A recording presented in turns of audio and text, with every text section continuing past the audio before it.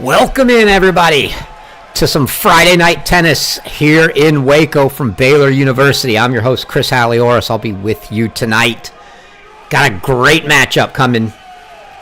Home team Baylor Bears hosting San Diego. San Diego been off to a tremendous start. Come into this match, the number 10 ranked team in the country. They went to Florida State kickoff weekend, knocked off South Carolina and Florida State. Got them propelled up to the number 10 spot. And your home team, Baylor, here, had a good early schedule facing some top teams.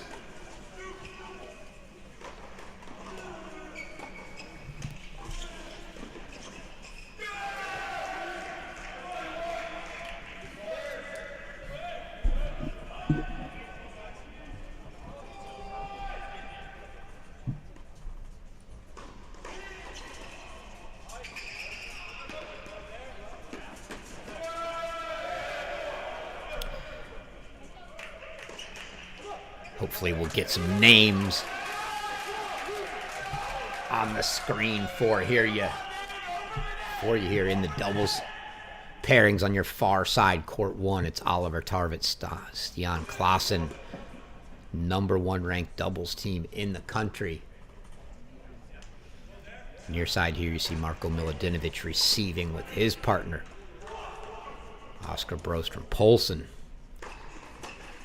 Rematch from All-American, I think, semifinals or finals.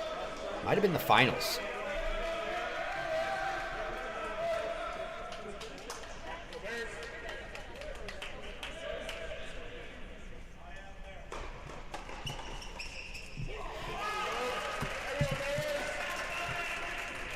Preview for both teams here for the upcoming indoors, national indoors.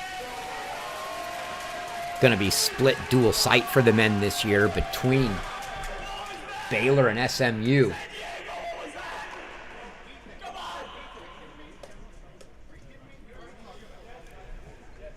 The teams have already been given their site selections, and San Diego will be at Waco, so a bonus for them if they had this match on the schedule.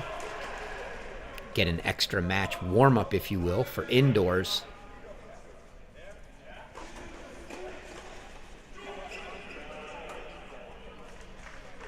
Quick 40 love start for Tarvit and Klaassen.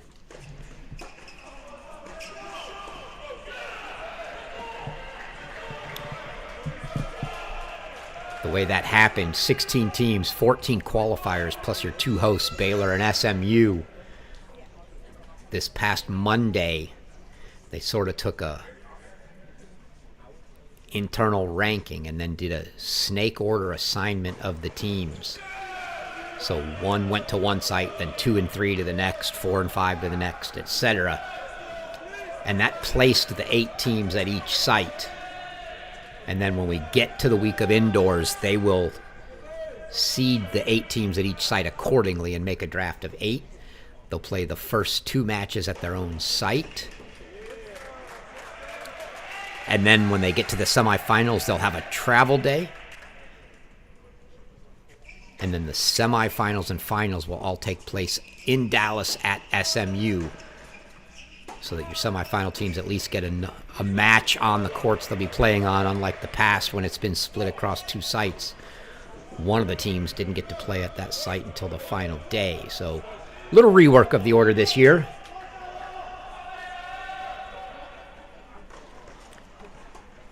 And we'll get Ozzy to serve here for Baylor. Good body serve.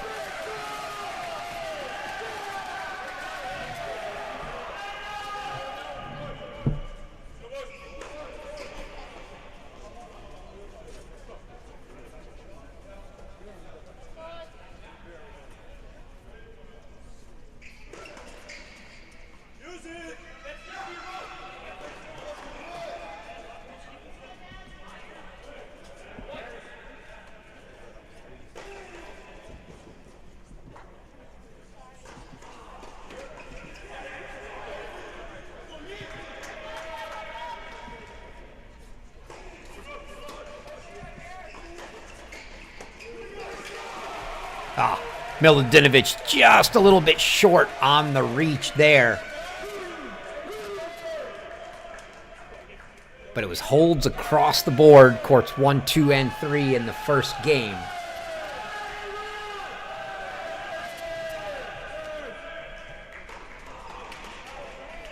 And it was San Diego serving on all 3 courts, so Baylor now serving.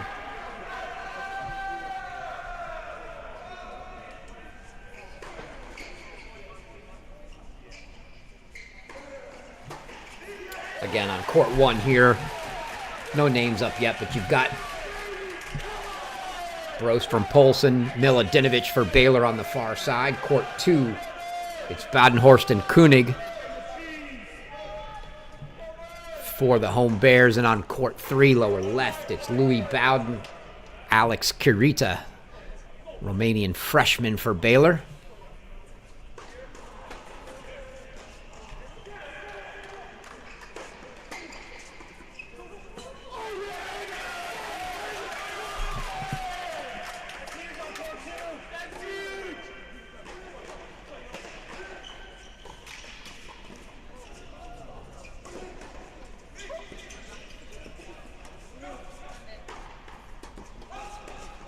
What great hands from San Diego, but it doesn't matter. You look at Broström, Poulsen trying to get the fans into this match early.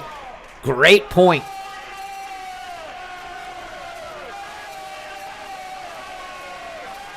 And great hands from the Toreros there. For San Diego, we talked about it. It's Tarvit and Klaassen, number 1 ranked doubles team in the country. Here on court 1, court 2.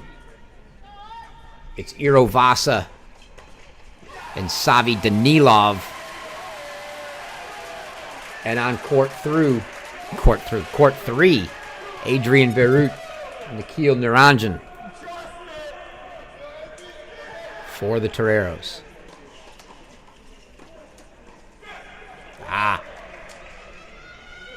Rough volley there from Poulsen, but you're going to see Ozzy's going to get very emotional and pull this crowd into it early.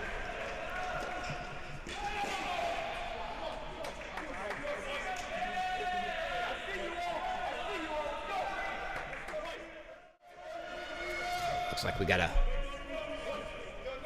Nope, we missed it, and it was a break for San Diego.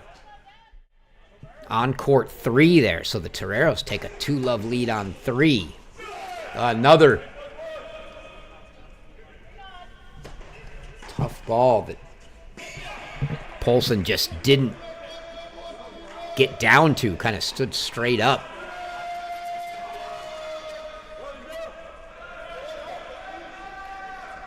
We are playing here tonight, if you're interested, with the Dunlop balls, which is what will be used at indoors. A lot of the teams going with a strategy of use the Dunlops until indoors. And then for most of the conferences that play the Wilson balls, and the NCAA tournament will be Wilson balls this year, they'll all switch after that.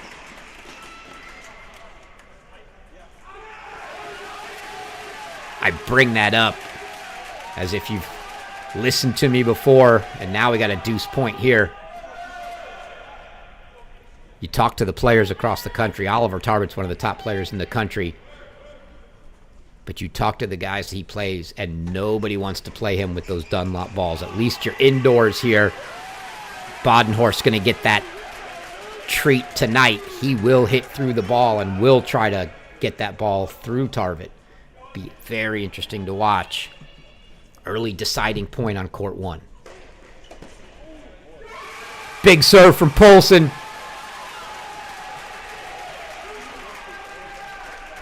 In a preview of that number 1 singles match coming, Poulsen gets the hold at deuce. So 1-1 here. We'll see this one through to the changeover and then rotate around.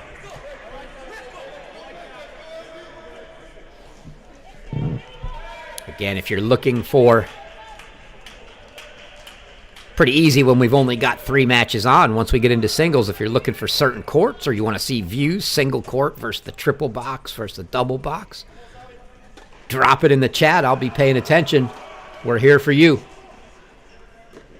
Oh, what a return. Body backhand chipped up over. Lands just in on the lob. First point of that service game to the Bears.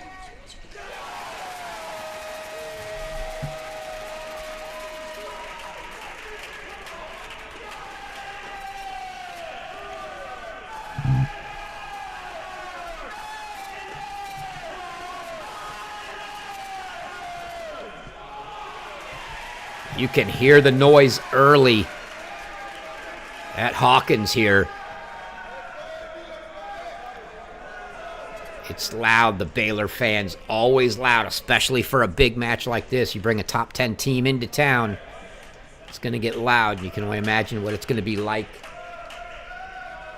in a few weeks when we have indoors here.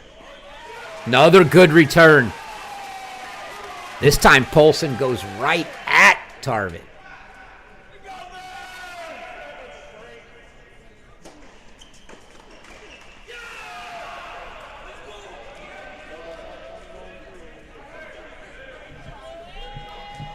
This duo of Tarvin and Clausen been together a few years. Outstanding last year, continuing where they left off.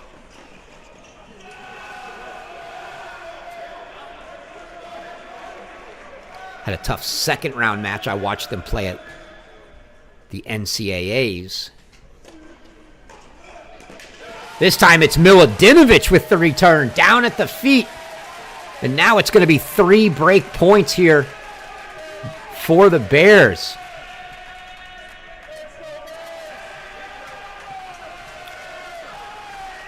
Saw both of these teams play at NCAAs. Clausen and Tarvin going out in the second round to the eventual runner-ups from Michigan, Ben Katay and Gavin Young. That team's been split now, Katay and Young, that is.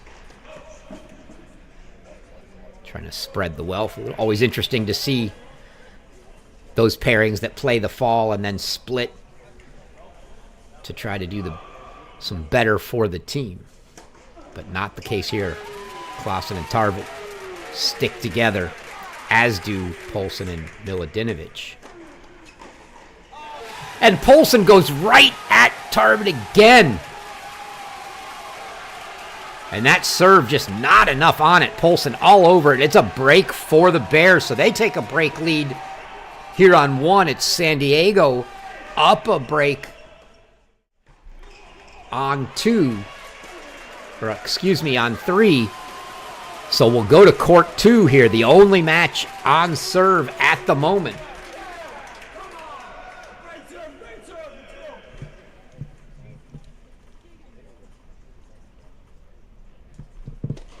So you see Coach Itzhak Vandermerve there.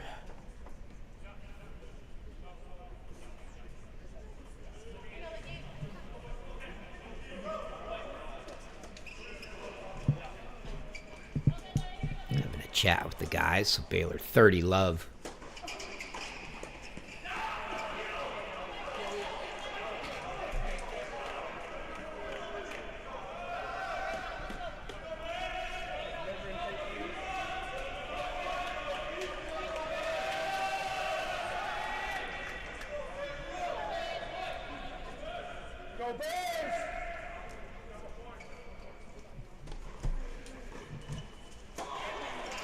Don't think it's an impact in this match, but if you're a college tennis fan around the country, it is Davis Cup weekend. So a host of our college players playing some Davis Cup matches.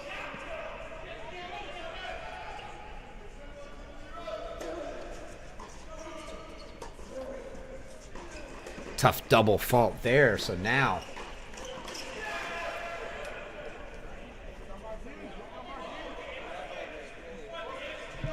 Badenhorst and Koenig.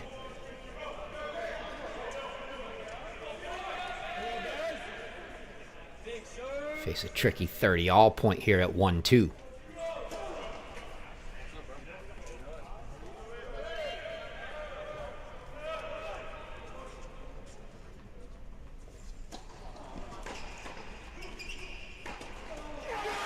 Some good hands at the net.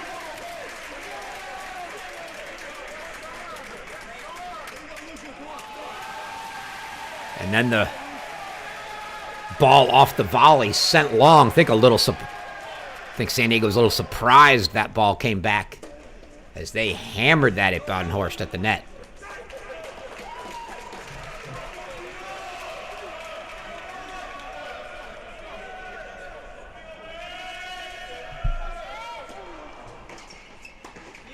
And that's a quick hold. That's how you put one away. Make it 2-all here on 2. Keeps it on serve. Still break leads on the other 2 courts, 1 each way. Coach Van der Merwe with a few words. Talked about the schedule Baylor's faced. They did not shy away from a tough early season schedule this year. Look, everything is at Baylor this year. NCAAs were at Baylor. All the regional action in the fall, for the most part, was at Baylor. We joked at one point the great start Timo Lagu at Texas got off to. Every single one of his matches, he was like 21-0, something ridiculous. All played at Baylor.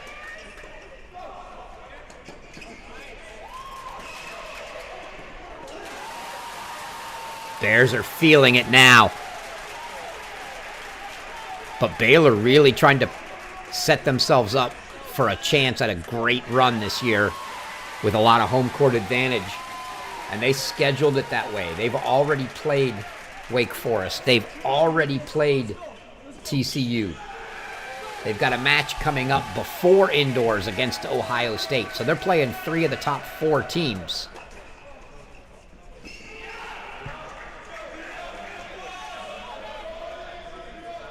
Before the national indoors. And the first year in a long while with conference realignments now, that no Texas on the schedule. The 2 teams in different conferences now. Texas departed to the SEC.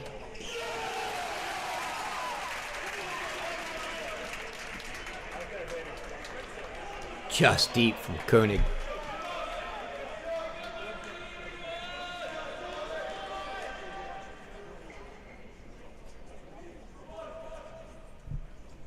Koenig, a 6'2" junior out of South Africa. Badenhorst, a 6'7" sophomore, also from South Africa. Got the South African duo here. Hence, we get Itzhak van der Merwe on the court with them, fellow South African.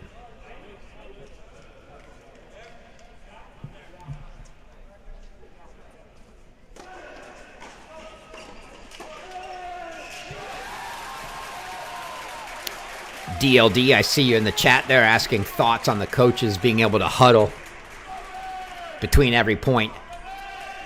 Not necessarily a huddle there, but you saw Coach Itzhak van der Merwe coming over, high fives and a couple words for the guys. I don't have an issue with it. The rules actually state the coach can do whatever, they can come on the court between points as long as they do not impede play. Obviously, that's an official's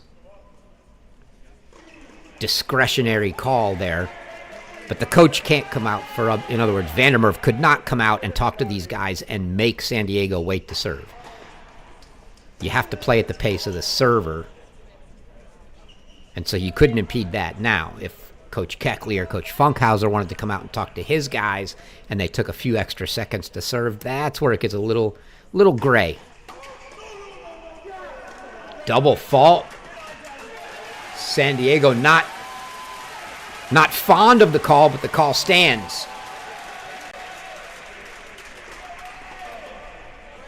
So now, with breaks on the other 2 courts, although a deuce point net stayed, Baylor held their break there. Baylor now has 2 break chances here on court 2 to go up a break on 2 of the courts. Tough break there for Koenig. If you're a first-time college tennis viewer, we play the lets in college. As I like to say, no lets, no ads. It's no-ed tennis, and there are no lets. So if the serve hits the net and goes in, you got to play it.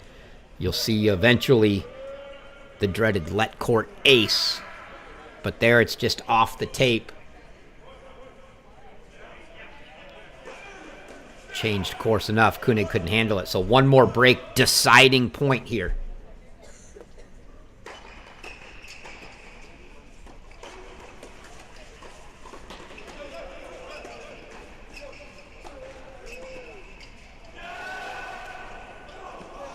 Oh, Badenhorst got to two of them. They couldn't put it away. But he couldn't do enough with the second, and it's a big deuce hold for the Toreros. As Vasa and Danilov keep that one on serve. And we'll slide down to court 3, get our first look here. Freshman Adrian Barut, Nikhil Naranjan for San Diego. It's Louis Bowden and freshman Alex Kirita for Baylor.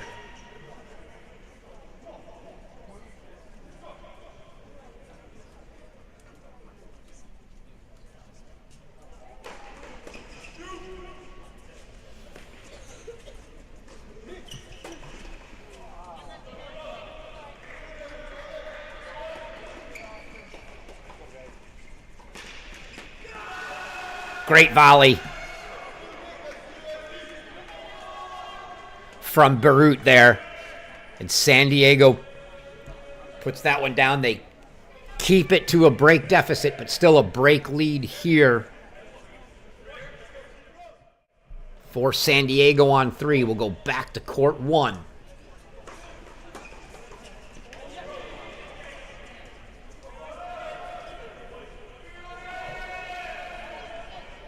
It's a hold, and they get to 3-2.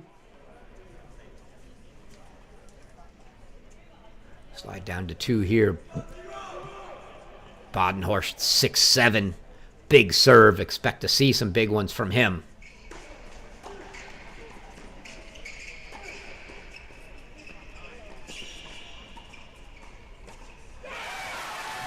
Love 4 at the net. That's doubles right there. Badenhorst comes in. Vasa, Danilov both in.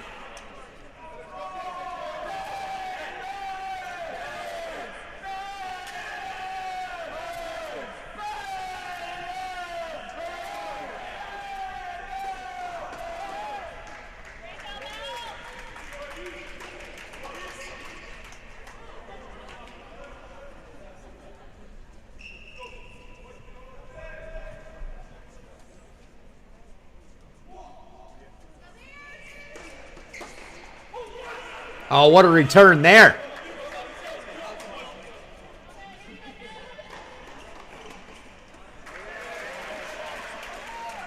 Savi Danilov down the line. Again, still break leads on courts 1 and 3. It's a break lead for Baylor on 1, a break lead for San Diego on 3. So this looks to be the swing court for now. Ah. Back-to-back return winners for the Toreros. First it's Danilov down the line. Then it's Vasa down the line.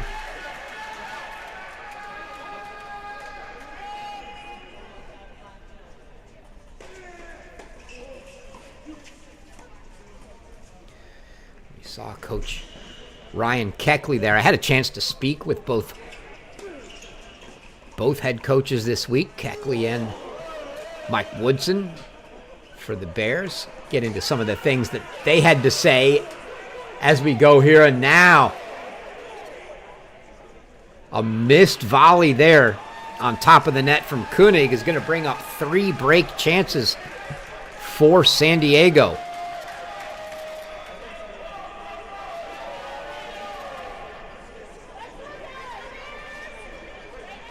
I know Coach Woodson and the Bears were really excited to see the rematch on court 1 that they had at All-Americans that they didn't come out on top of. I know Miladinovich and Poulsen are definitely eager for that. Badenhorst not liking that call, but he's got to get on with a second serve here.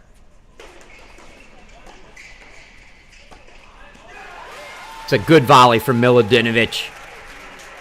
Decent pace, put it deep.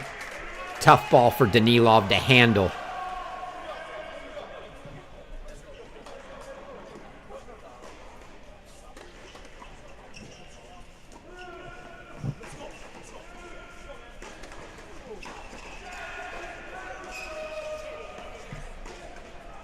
But still a couple break points coming for the Toreros. Danilov going to get a look at the second one here. Vasa asking to hold up for a moment.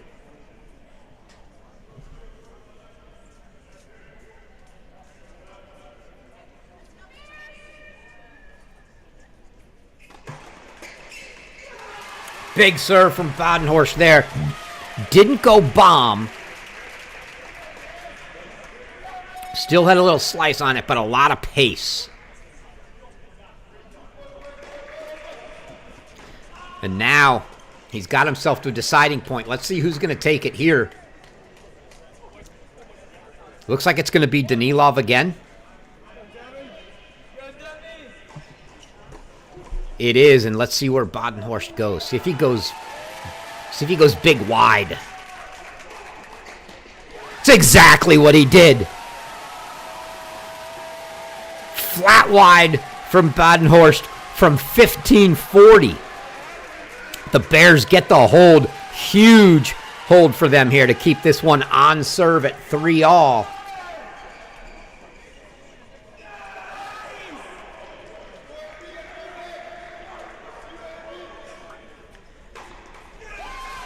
As we just saw San Diego get a hold for 5-2 on 3.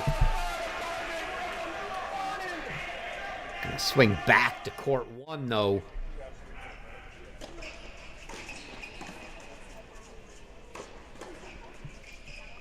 Staring at a 5-2 deficit on 3.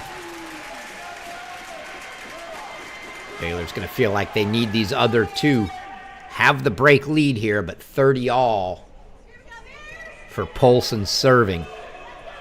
Polson, a transfer in year before last from Middle Tennessee. Outstanding doubles player. Good serve wide there. Makes it 40-30. Polson's got a younger brother. Just saw make the finals of a J300 juniors tournament. He's looking to come to college. Don't know what's on his list, but with big brother at Baylor, you got to figure they're at least in the running.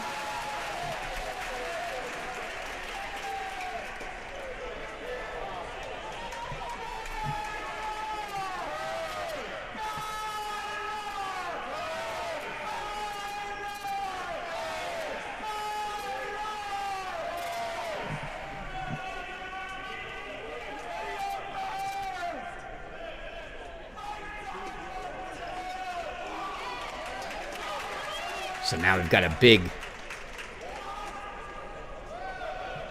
deciding point here on 1 for Baylor to try to keep this break lead. But you see on court 2, Baylor's open to love 30 start and a break chance there. But see what Polson's got on a second serve now here on 1.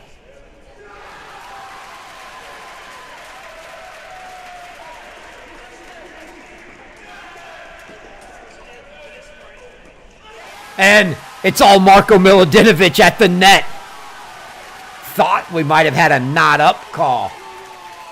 But Clausen did get to it. But Milodinovic just closed another half a step with each volley. Baylor gets the hold. Keeps that break advantage. And we swing to court 2 where now it's 4 break chances for the Bears.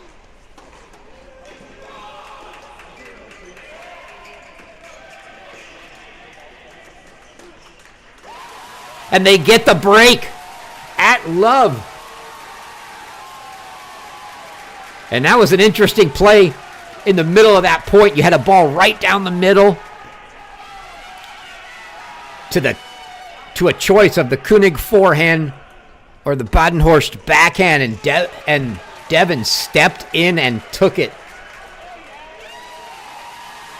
Baylor earns the break, so now the Bears have break leads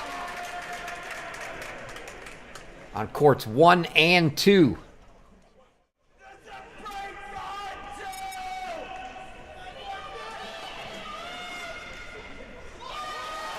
And it's a hold on 3, and they're going to make San Diego serve it out.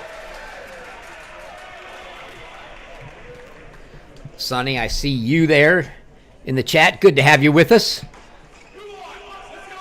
Partially with us. I know for sure you're keeping your eyes on that Ohio State-Virginia match. Big top 5 tilt going on in Charlottesville.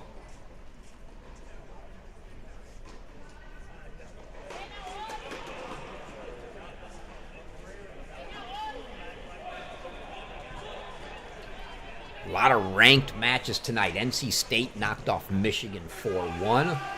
Ohio State leads Virginia 1-0 in that match we were talking about. But it's early in the doubles point here, and the Bears need a break to stay in this one, or San Diego will force them to take the other 2 matches. They do have a break lead in the other 2. So tough to say you wouldn't rather be Baylor right now. But if San Diego puts a quick set up here, it's a little iffy.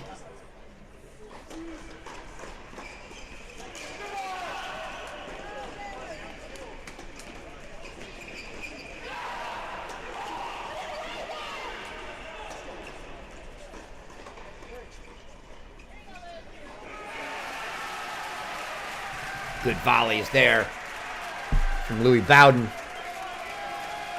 And you see Coach Gray Hamilton with the guys on court 3. Saw a lot of Gray in his playing days at Ole Miss.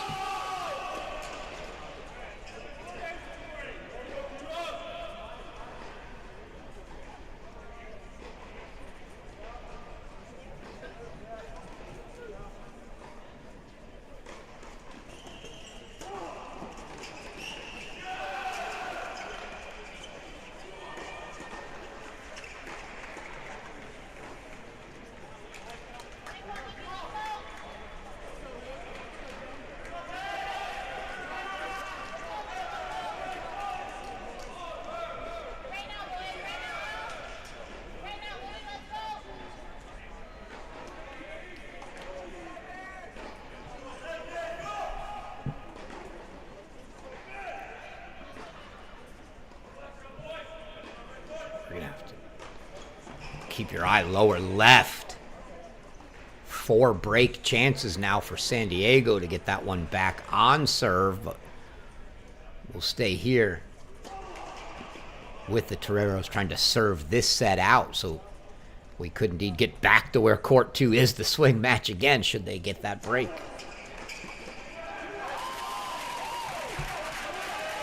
So 40-15 now.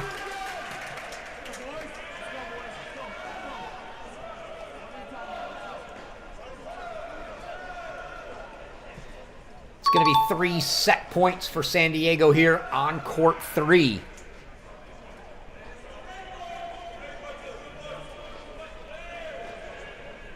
Koenig fought off the first break point on 2 for Baylor. Fights off another one. And that's a set. Court 3 goes to San Diego.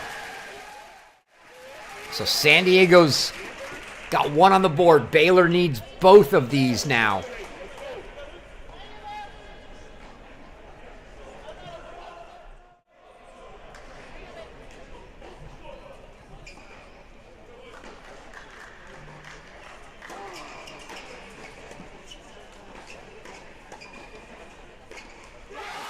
And from love 40, Koenig's got it back to a deuce deciding point.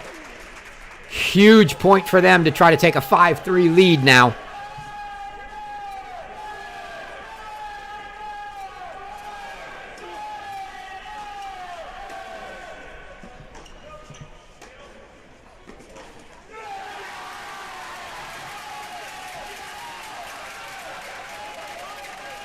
Never going to be a shortage of energy on court one with Miladinovich and Polson, and you see Coach Woodson with them there. So now, deciding point. Let's go full screen here. Big deciding point for Koenig.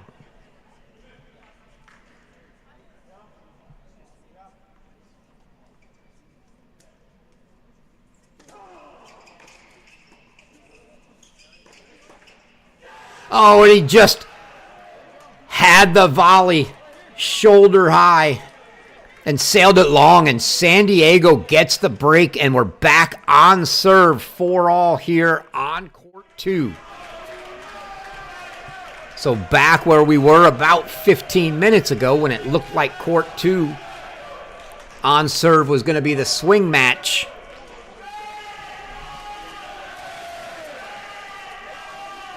We're right back there again.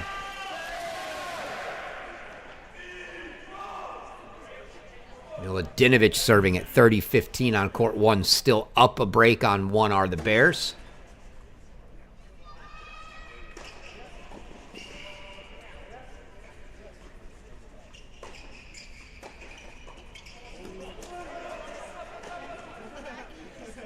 And that ball, we've got these two courts next to each other, both on screen and in the facility, as we saw that ball roll from right to left, right through the court, and they'll have to play a let. On court 1.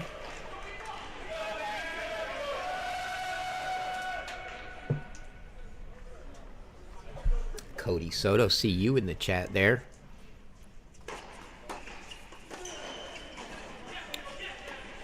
Reminder of some of our former Bears doing well out on tour. Matias Soto still playing, doing well.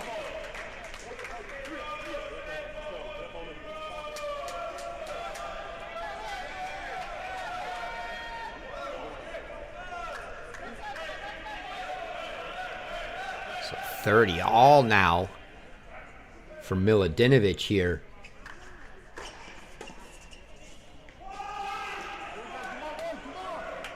Quick 40 love for San Diego on 2.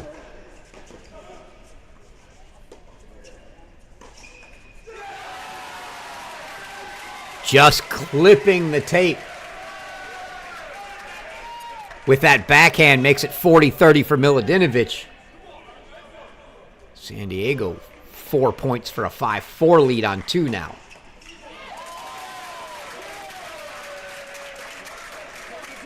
Good return from Koenig. Fights the first one off. Still 3 more game points there, but big point right now here is court 1. Baylor needs this hold from Miladinovich.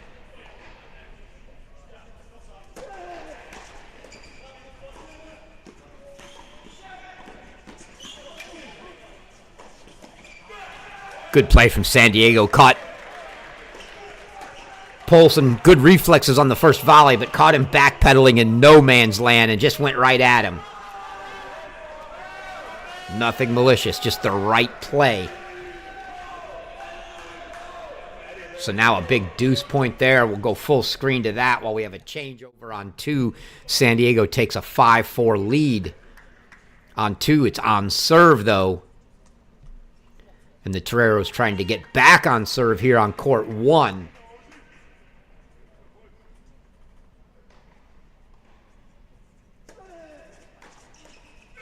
On the missed volley from Polson.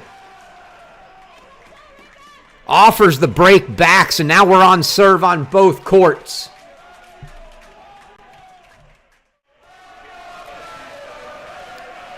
And now I'd say for the first time in quite a while, since very early in this doubles point, you could say you'd rather be San Diego. You've got a set on the board and you're on serve in the other 2 with a little scoreboard pressure on court 2.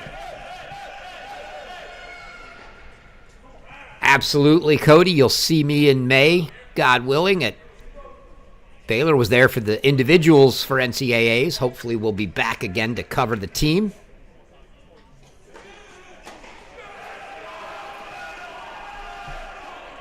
big cut from Poulsen there. He was going after a rip on the return.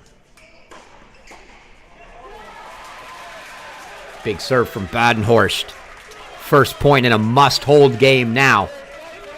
4-5. San Diego just needs one of these two to secure the doubles point.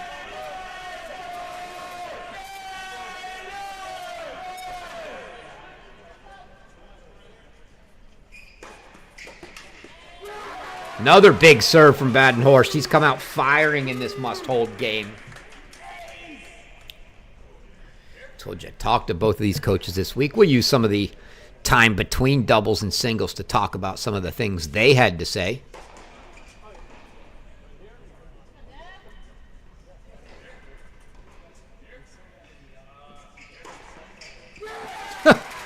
Talk about coming out firing. There's an ace at 30 love, so Badenhorst 3 quick points. They haven't had to play a ball yet.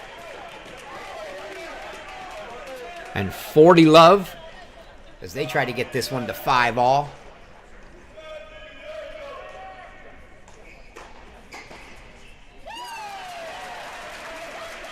Make it 4 straight. Off the Badenhorst serve. 5-all on 2 now.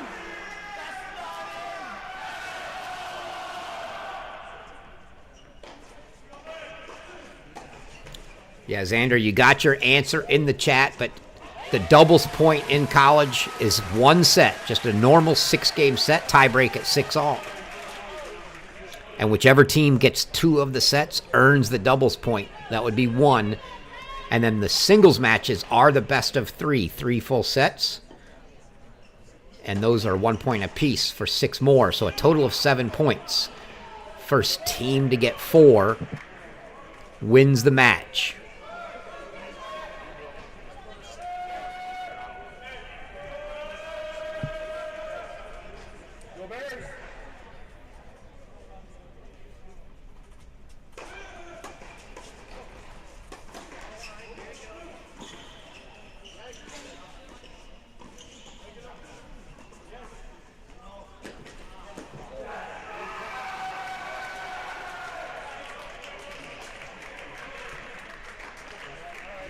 Torero's doing their job now. 40-15 on court 1.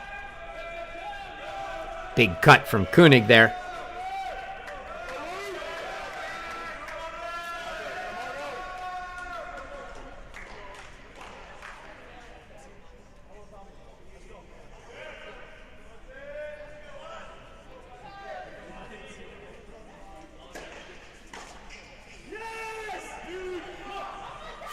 Love on 2, so San Diego doing their jobs on serve so far here. Late in these first sets now.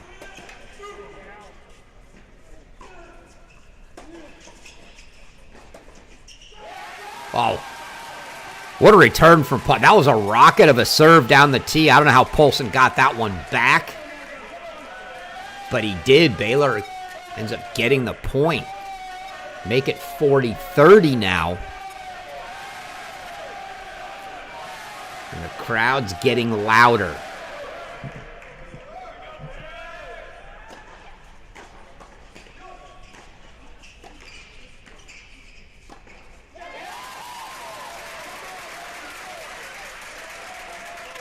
You know it's getting important late when it's 40 love and the crowd's still cheering loudly after each point. And now it gets a little tight here on court 1. A good return from Milutinovic deep into the backhand corner, and that earns the Bears a deciding point, break point. Let's see if they go back to Milutinovic after that return, or if they sort of stick with Poulsen. I think they're going to go Milutinovic. They are. It's going to be Milutinovic again. So a big deciding point. Hold for San Diego on 2. So we'll go full screen here. San Diego's up 6-5 on serve on 2. And a big deciding point here on 1.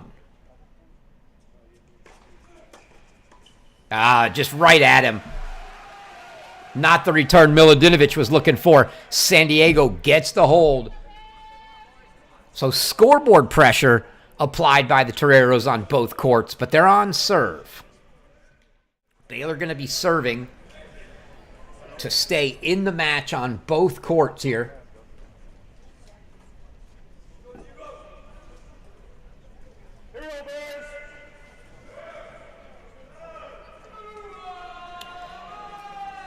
We did get back in November for NCAA individuals for some of the teams that were and players that were there. There was one day before play started earlier in the week on Monday, the practice day, where it was just raining until about 1 p.m. And so all the teams had their choice that had practice time scheduled in the morning to either take it indoors here at Hawkins or attempt to wait it out and get some court time later in the day outdoors. And a lot of teams chose to play indoors. Don't know. I don't think Coach Keckley was with him at the time. I asked him that question. He wasn't sure if Tarvett and Clausen played indoors then or not.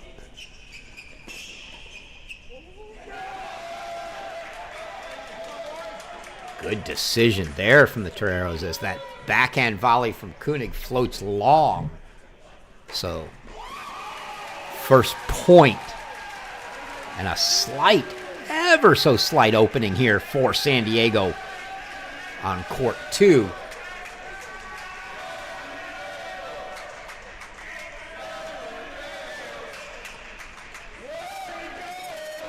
Well, that was a great pickup volley from Koenig, but an even better response from San Diego. And now that slight opening's a little bit wider.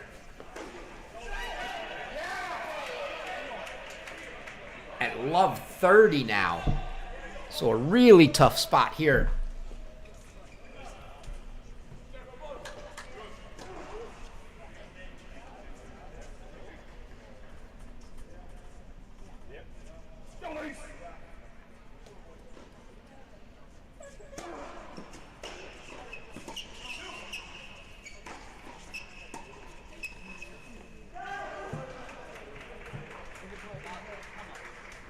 Confirmed long. So no, it was good. I certainly did not see the overrule from the official, and I didn't see a big reaction from the San Diego guys.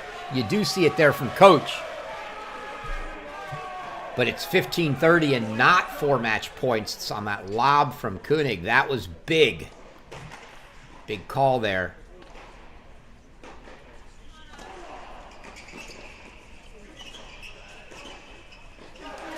And that one goes deep. That's the second great, very difficult. Koenig's making that look a lot easier than that is. That ball, little half volley off the short bounce. And he's keeping it low and flat, not popping it up. Well-placed half volleys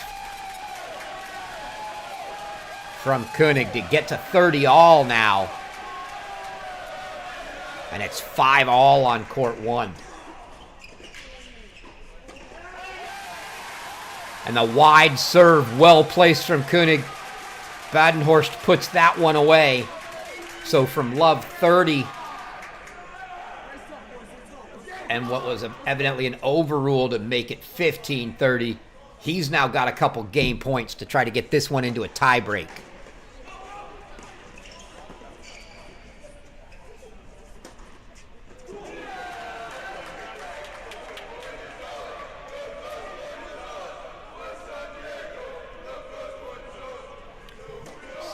Funkhauser there on court 1 for San Diego.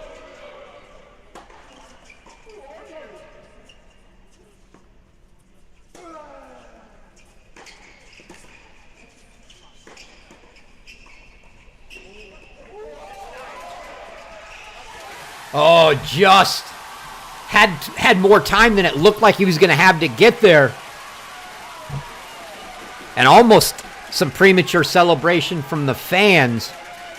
Luckily not from the players, as you can be awarded hindrance points for that. And that return down the middle, winner for Baylor on 1. But indeed, we go to a breaker on 2.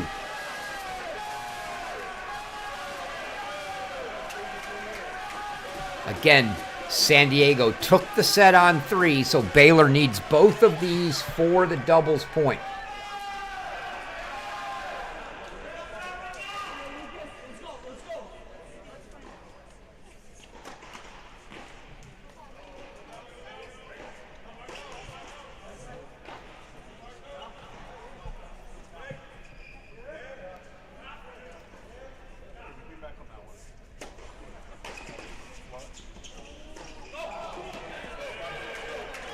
Just wide on the volley from Milutinovic.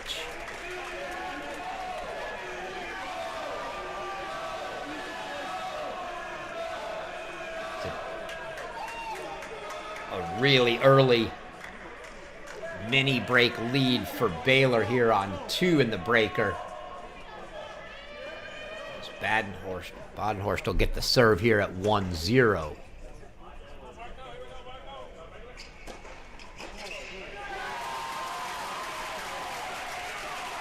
Quick 2-0 lead.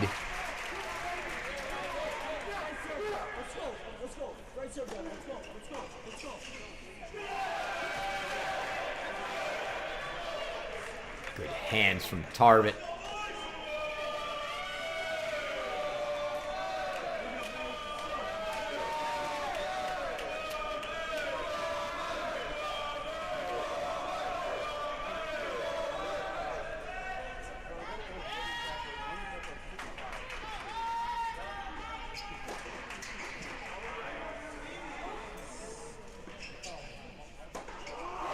Badenhorst goes big T.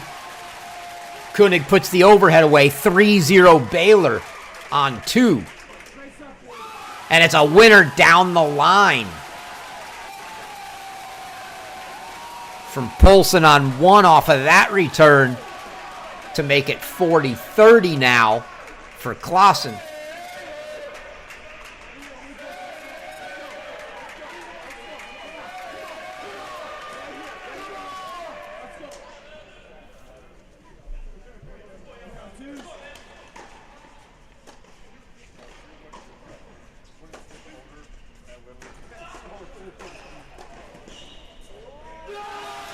That one goes long from Milutinovic, and now Baylor's going to have to find a way to win 2 tie breaks if they want to get this doubles point, but first they'll have to get a hold on court 1.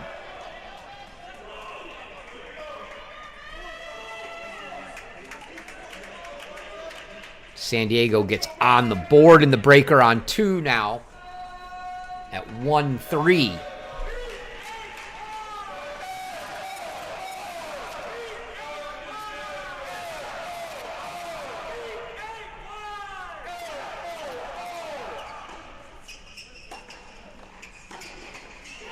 Oh, Koenig wanted that one. Got himself right in position and just put the backhand volley into the net. So Vasa gets both of his serves to keep it to just a 1 mini break lead that we started with on the first point. 4 holds since, and now Koenig's going to serve at 3-2 here.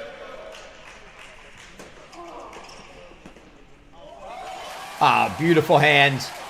Great touch from Badenhorst. They take a 4-2 lead at the turn. And Milutinovic now to serve for Baylor on 1 to try to get to a breaker.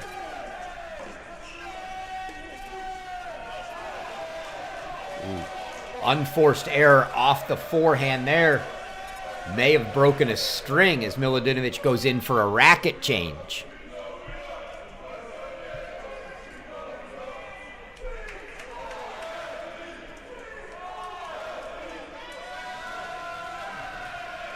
Milutinovic, the senior out of Serbia.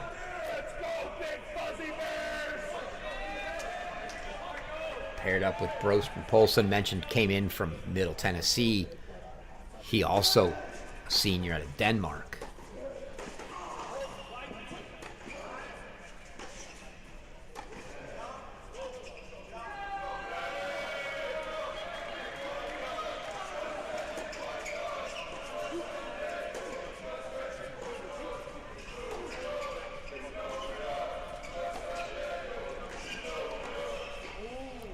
off the tape from Danilov, but it finds its way in. So back on serve 3-4 on 1 for San Diego, but the big news at the moment here on court 1 is Milutinovic is in a love 30 hole on a must-hold service game. Oh, great hands there from Poulsen. He was moving to his right, just able to stop and lean back to the left to put that backhand volley away. So 15-30 now.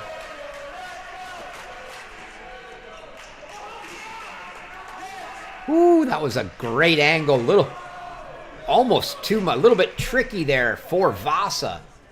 But on the Danilov serve, they get it back to 4-all. Milutinovic now 15-30, needing obviously a must-hold to try to force a breaker here.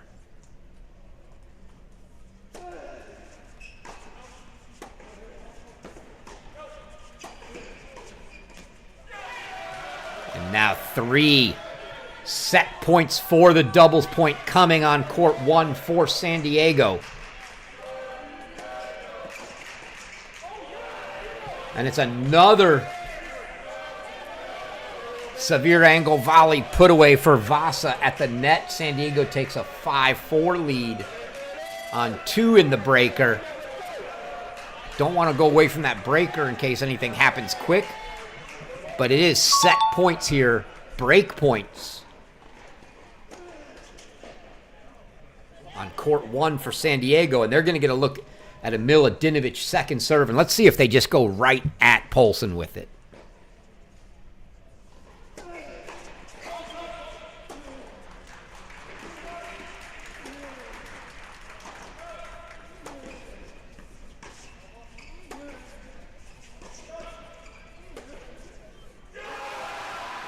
And that ball is long from Milutinovic. And San Diego takes the doubles point. Very tightly contested doubles point. San Diego trailed much of the way. From about 4 games in, Baylor took the lead and San Diego comes back. They were down a break on 2 courts. They get them both back. And they prevail and will take a 1-0 lead. So we'll see what we come out with in singles here. I don't expect, we didn't see Zsombor Velch in doubles. I don't expect to see him in singles. It might be just a little bit before he's back. So I would expect we see a lineup pretty similar to what we've seen the past few matches for them.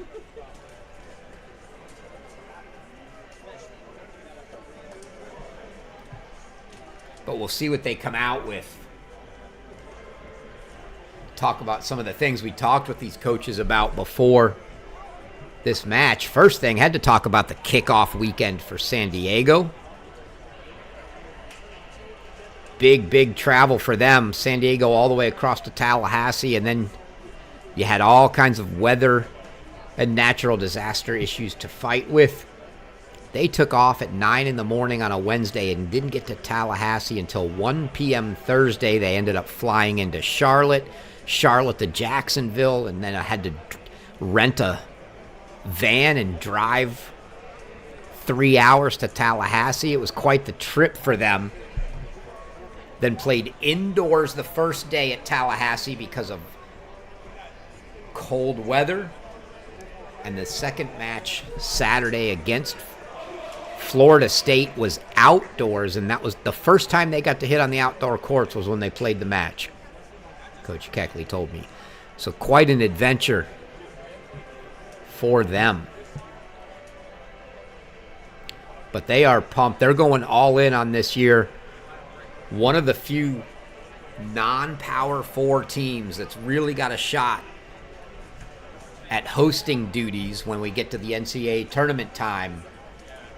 And they've scheduled well enough, and now that they're going to indoors and going to get 3 matches there against quality teams. And this could just be a preview with both of these teams at this Baylor site for indoors. They could be playing again in a couple weeks. Could be just a preview for them. Baylor certainly hopes they get Zambor Velch back by then, but good prospects. Talked to Coach Woodson about the start to their year. Talked about the scheduling. Already played Wake Forest. Already played TCU. Have Ohio State coming up. And look, the scoreboard in those matches may not have been particularly close. 4-0 loss to Wake, 4-1 loss to TCU. But the guys, he said, took a lot of confidence out of that. They don't feel like they're that far off of that level. And there's no lack of confidence from the players. I asked him point blank, what's the expectation? Are we shooting for a top 16 and get to host the first 2 rounds and see what can happen? You know, and I wasn't asking Coach Woodson what he was thinking. I was asking him what's in the players' heads. You know, what are these guys thinking? And he said, no, without hesitation, he said, no, these guys think they can win a national championship. Now, he understands nobody else in the college tennis fandom, if you will, thinks that's a reality, but these guys don't think that that's out of the question. They know they just have to get better. He said they're working to get better every day for 2 months here. And if they can keep improving, they don't feel like they're that far off. So it's interesting. There's definitely no lack of confidence there. And they're really looking forward to this one as a good barometer of where they're at right now. San Diego's arguably right about where their ranking is. They're not one of the top. There's a clear top 4 right now in college tennis, and then it's wide open after that. In whatever order you would like to put them, you've got Texas, TCU, Ohio State, and Wake Forest. Those 4 teams are your top 4 teams right now, and then it's the wild, wild west for 5 down, and that's for a long way. Any number of teams could be in there. San Diego's fighting for that, but you've got teams that could go anywhere from 5 to 15 at this point. And San Diego's one of them, and Baylor thinks that they can be right there with these schools. Obviously, the record this early is not going to look good because of the fact that they've played Wake Forest and TCU. They had a nice 4-2 win over SMU. And then a couple routine wins, as I would call it, over Lamar and Abilene Christian. And then 4 more matches after this one prior to indoors, where you would expect them to win matches against New Mexico and Rice, and then a potentially slightly tricky match at Nebraska on next Friday night. You want to be the team you think you are, you got to win that match, but that one has the earmarks of something that could be a little tricky. And then the big one is the tilt next Sunday in Columbus at Ohio State. Almost impossible to win at Ohio State, so that is going to be a huge, huge test, and another one where these guys will get to see where they're at.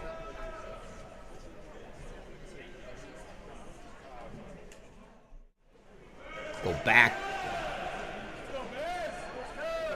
to our triple box here.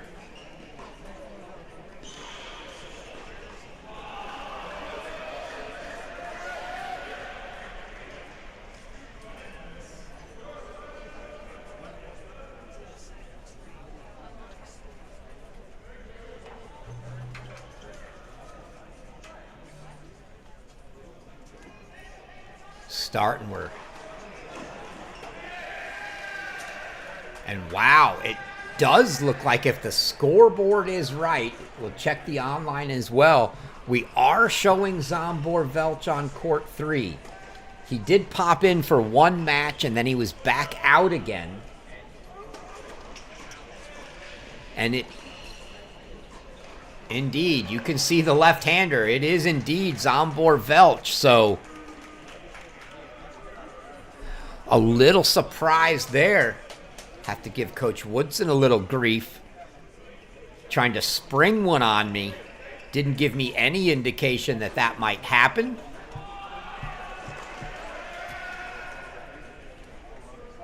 We'll see if we have a fully healthy Z here, but that makes this one a lot more interesting. But we'll start here on one and what's going to be a big contrast of styles.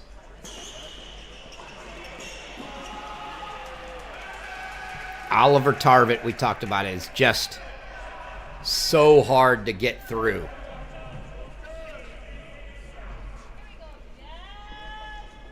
He can grind with the best of them. See if we can clean that score up a little to cut not quite so much off the mat, off the court there. But Devin Badenhorst is going to try to play through him. He's going to bring the pace. We'll see how much coming forward he does, or if he just tries to hit bigger from the baseline. But he's not going to want to get in a rally game from the baseline with Oliver Tarvett. And his success will probably be with how well he can execute pace and hitting through Tarvett from the baseline.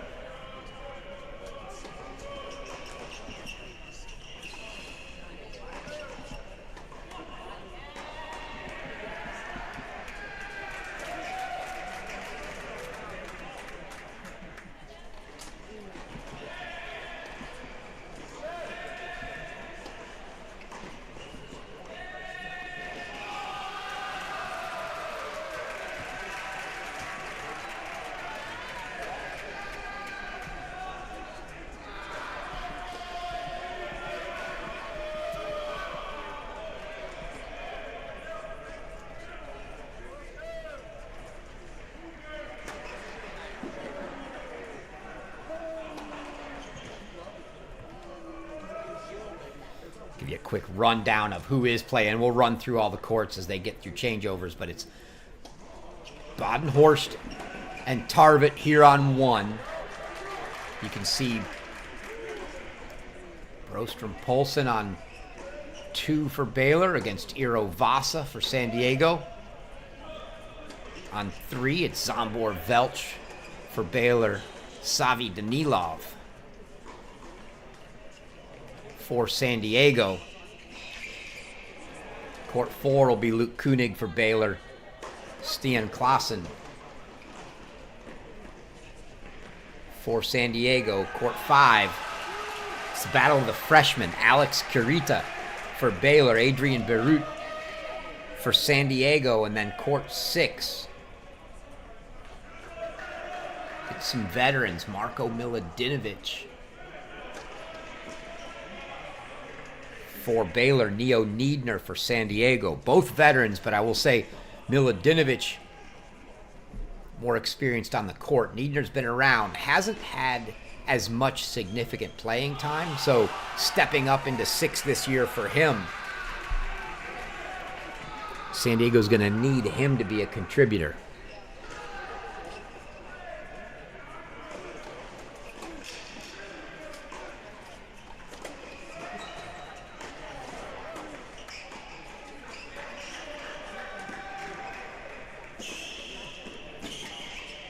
Oh, some good action at the net there. First game.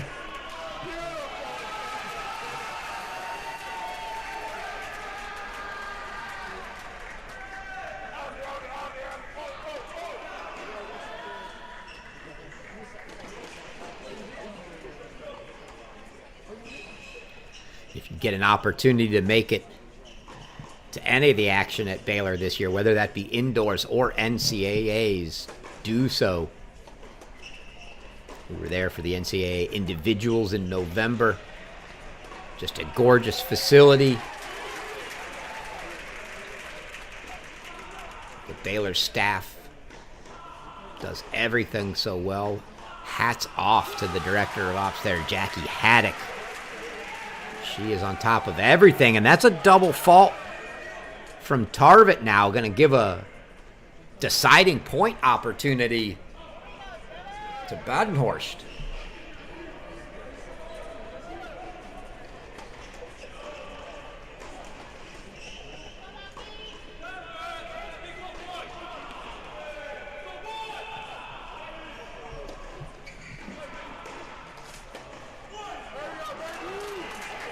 So you can hear the crowd, and the crowd is right on top of the courts here indoors. Obviously you can't see them, but from where this camera is, they are sitting directly above that position, a couple rows of seats there. Oh, beautiful pass from Tarvit.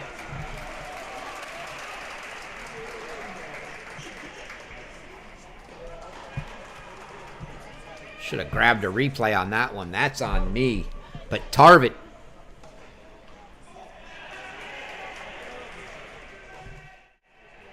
gets the hold.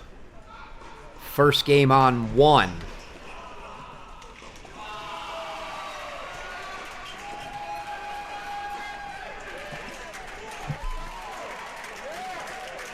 So we'll start getting the run down through the courts.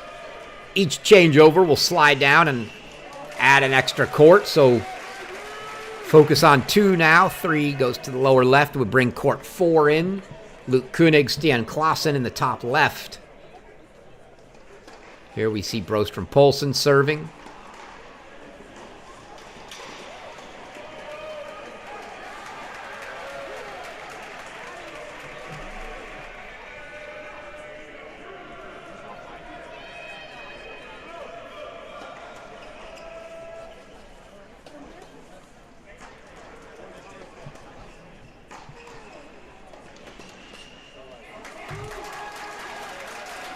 Mentioned Poulsen, one of the seniors on this team last year for him.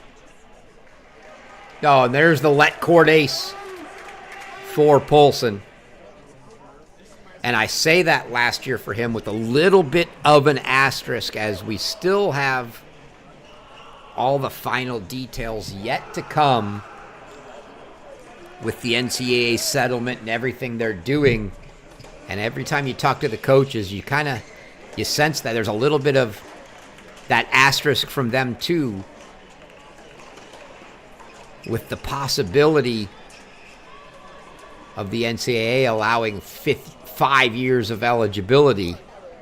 And every coach will tell you, it's a little sarcasm, but they say, unless they have 5 years of eligibility. So we'll wait for those details to come out.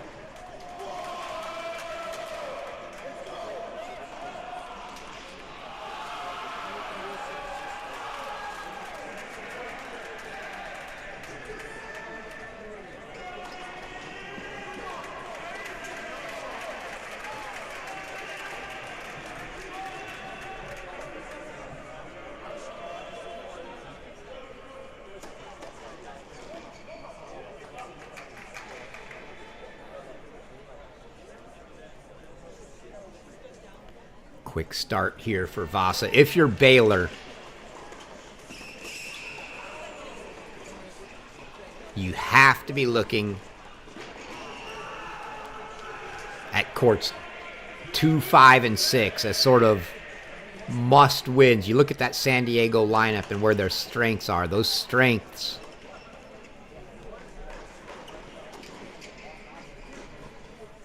are going to be courts 1, 3, and 4. So if you're looking for match calculus for Baylor, it's 2, 5, 6, and then they've got to find another one now that they've dropped the doubles point. San Diego, the math is pretty simple. You got the doubles point. You take 1, 3, and 4, which are your strengths, and you're done.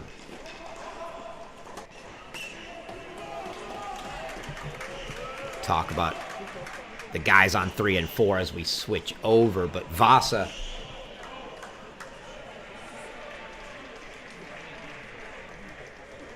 is about 500.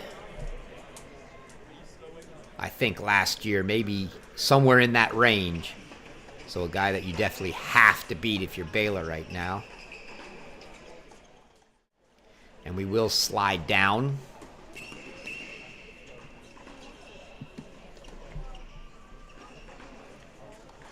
Check in here on Savi Danilov, San Diego on the far side. Zambor Velch for Baylor. On the near side,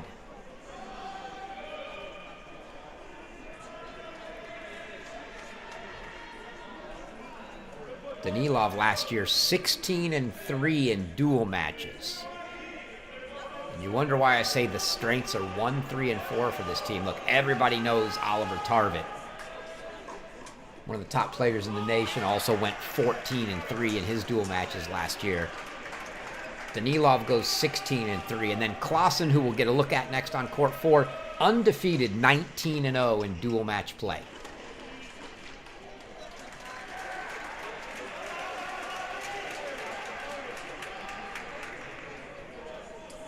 So 49-6 in dual matches for those 3 guys last year, and that's why I say that's the strength of this singles lineup. So Baylor is going to have to bring something special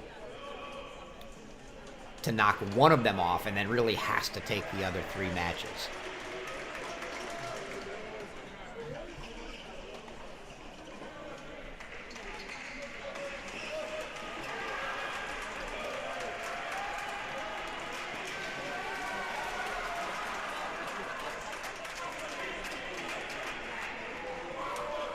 Velch has played in 2 of the Baylor matches so far this year in the dual matches.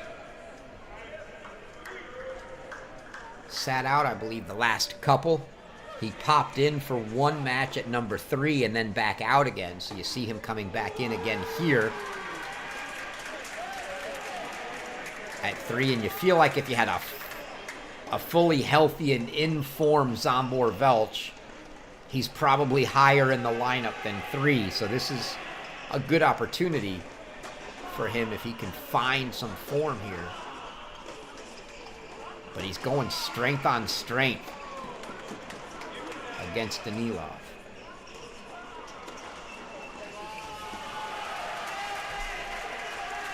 Velch 11-6 overall in singles play on the year, including the 1-1 dual match. 5-2 against nationally ranked players. The level is there. The question right now for him is going to be, is the form there?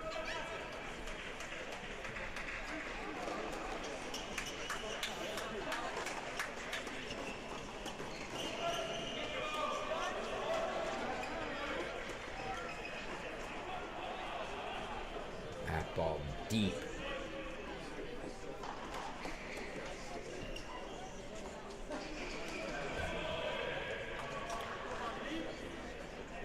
Velch, a junior out of Hungary, so another year left for him.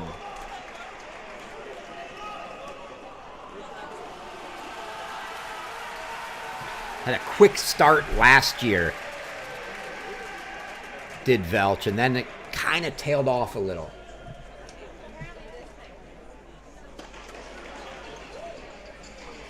Started 6-1 to open the year, finished 14-14 in singles.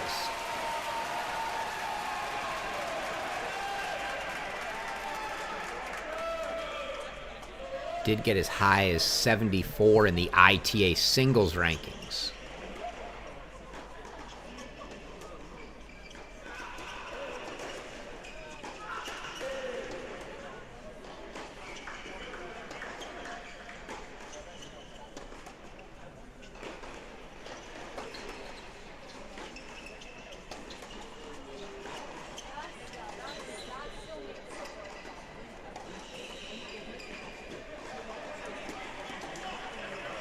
Oh, thought the one ball might have been deep from Danilov, but you see him just out-rallying Velch from the baseline there, and he's earned himself 4 break points now.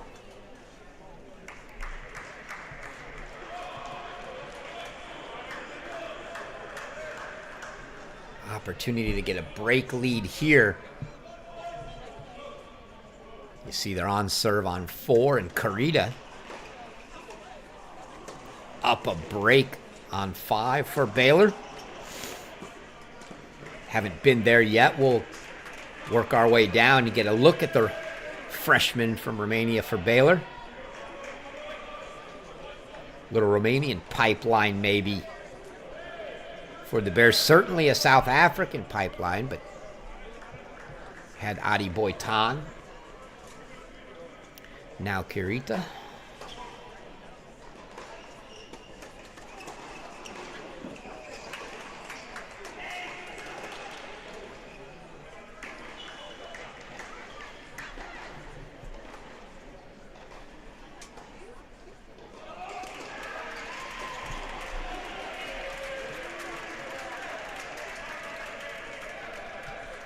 First 2 break chances fought off by Velch.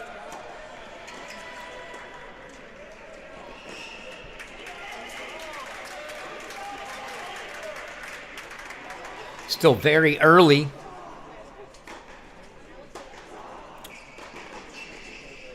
But it's break leads on 1 and 5 for Baylor and a break lead on 6 for San Diego. On serve everywhere else. But again, 4 games in most sets here. That was beautiful from Velch. Danilov knew where he was going.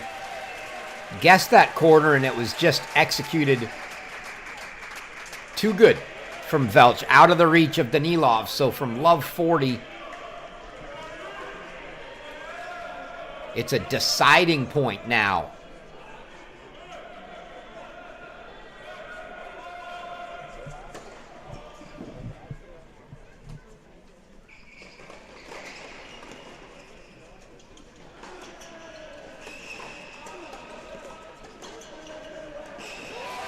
Oh, beautiful from Zsombor Velch from love 40. If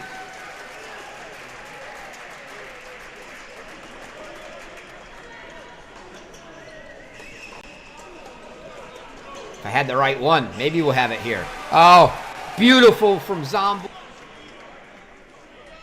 We just missed it. So Velch gets his hold.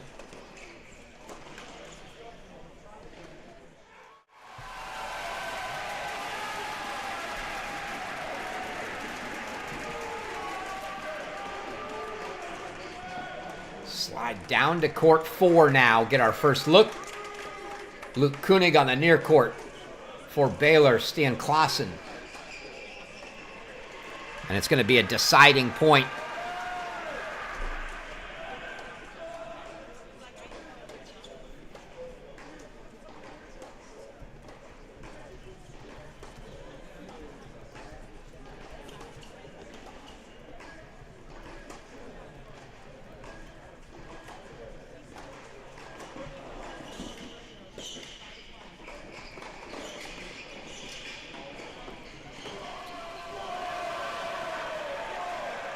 Extra breath there for Koenig here. Deciding point at 2-all.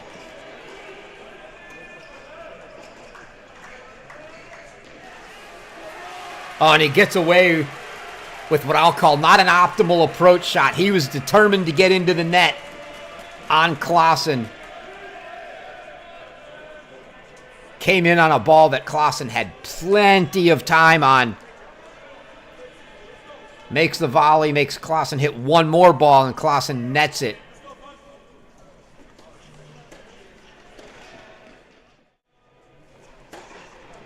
So they'll go to a changeover with Koenig 3-2 up on serve. And Barut has gotten the break back here on court 5. It was 3-1 Kurita serving.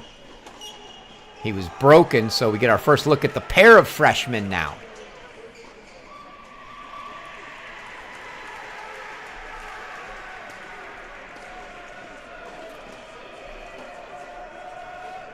Mentioned Carita being the freshman from Romania. Barut, freshman from Switzerland for the Toreros.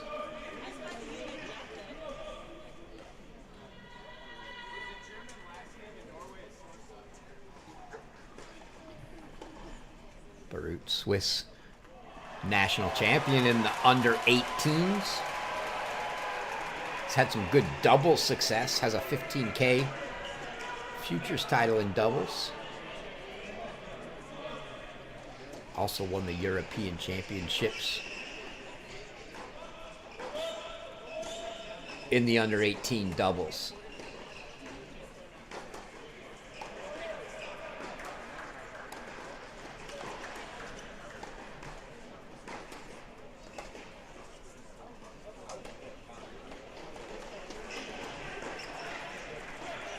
So 4 game points here for Barut to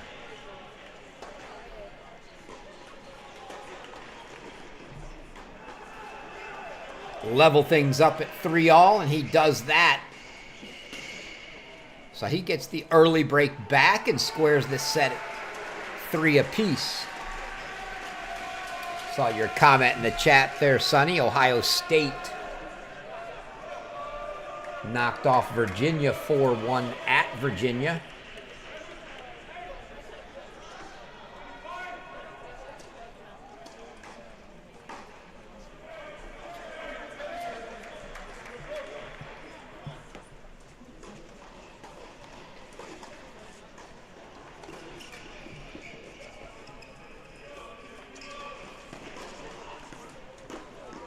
Good volley there from Barut to start off this 3-all game. Baylor, though, making a push on the courts we don't have on screen. It's the top 3 courts.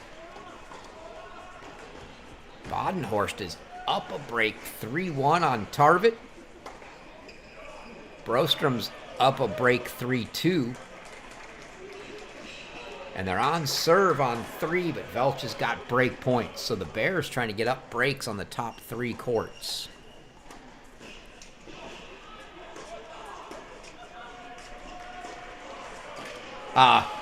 Beautiful forehand from Carita there. Caught Barut wrong-footed. He was definitely on his way to the backhand corner.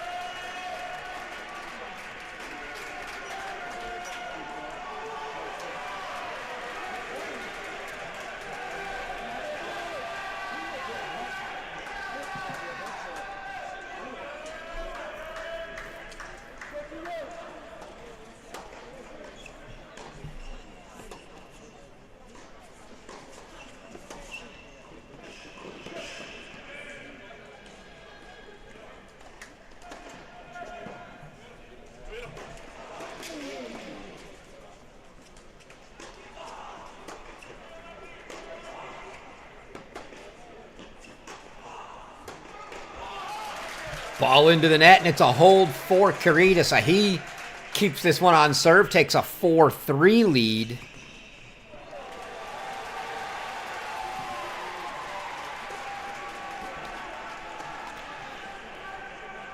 And we'll move one more court down, get our first look at court 6. Neo Niedner here serving for San Diego. Marko Milutinovic on the far side.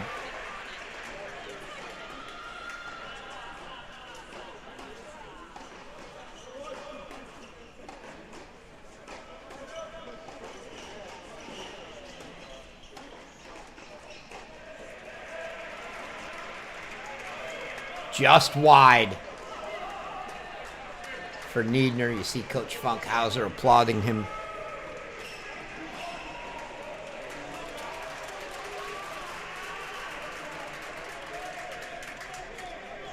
And now we'll start keeping our eyes on the other courts as we've made our way through to court 6 here, and it looks like our cameras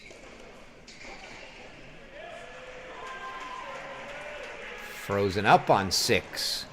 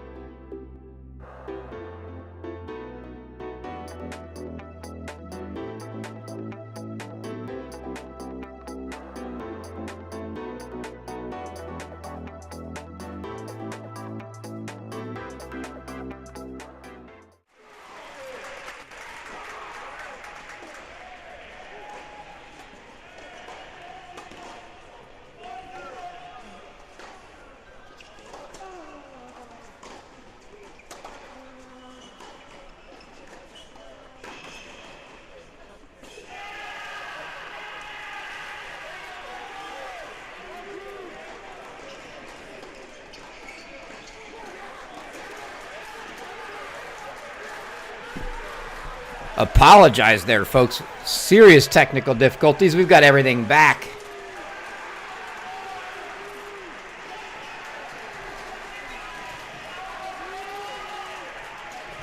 And Baylor serving. Well, not serving, but receiving. But 5-2 and 5-3 on a couple courts for first sets now. Bears trying to make a push at 4-all here on 4 with Koenig and Klaassen.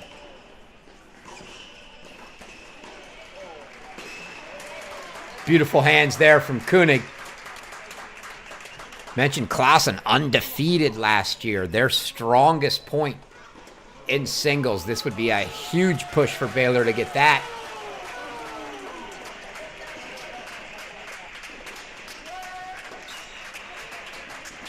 They go to a changeover on 5.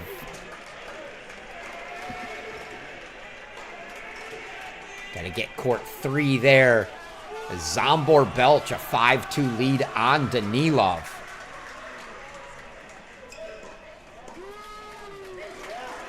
And there's a hold for Koenig. Koenig takes a 5-4 lead.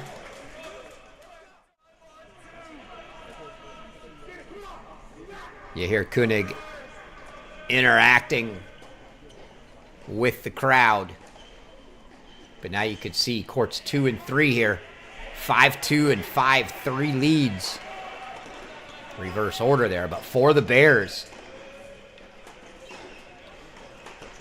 5-4 Kurita on 5. 5-4 Koenig on 4. So lots of opportunities here for Baylor to take some first sets.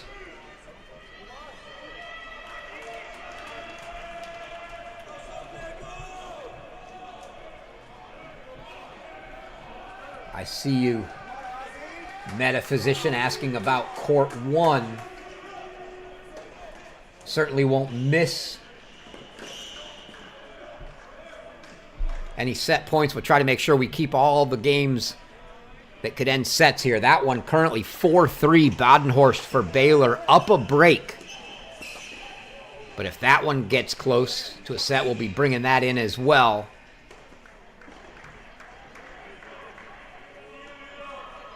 As we have set points here.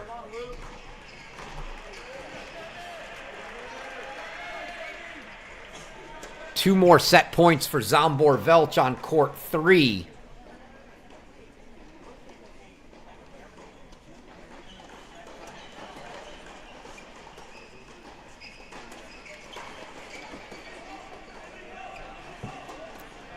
So a good start to singles for Baylor if they can finish off some sets. Make this very interesting.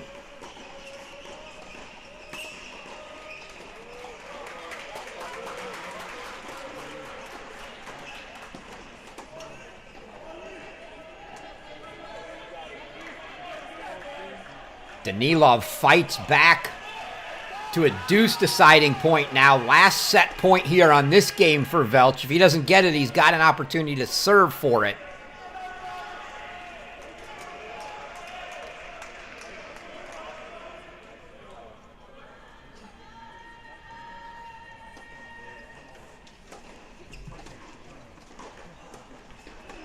Change over there, so we'll put court 1 up lower left for you there, Metaphysician.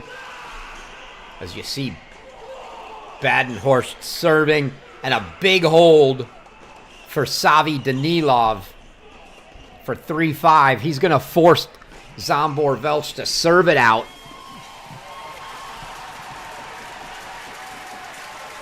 So Welch now serving at 5-3. Brostrom going to get to serve at 5-4, it looks like, on court 2. Karita and Koenig both up 5-4, but on serve.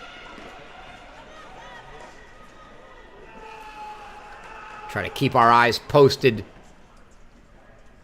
for set points. Try not to miss any. But Zambor-Welch here going to serve for the first set. On 3.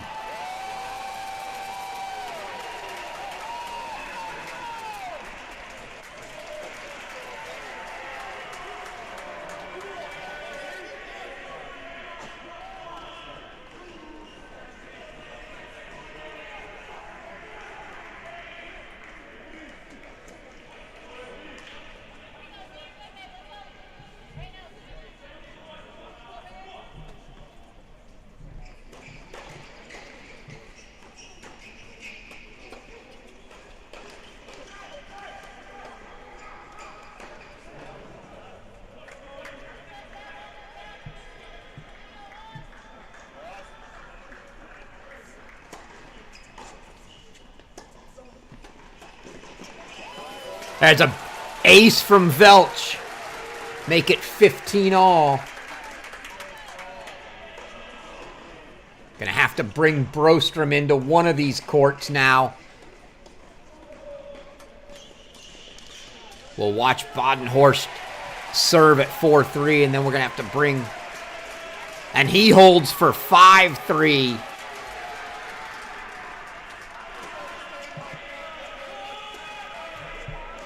We're going to bring Brostrom in, as you see, 5-4, 30 love, 2 points from a set for the Bears on court 2. It's Baylor everywhere in singles right now.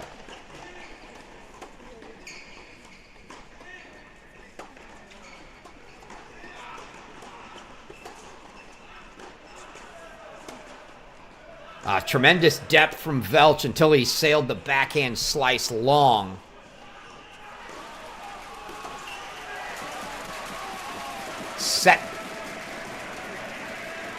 Set point for Koenig now. It's a deuce deciding point on 4. Break point for him. We're going to put that one back in the big screen as it's a set point.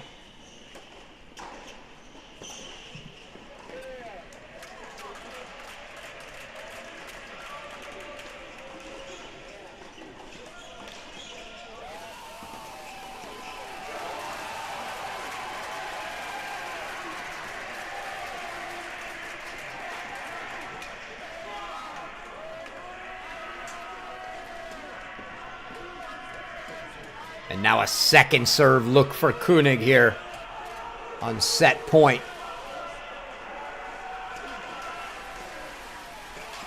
It's a return winner for Luke Koenig, and that's a first set for the Bears.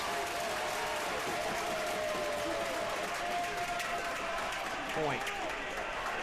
Take another look at this return.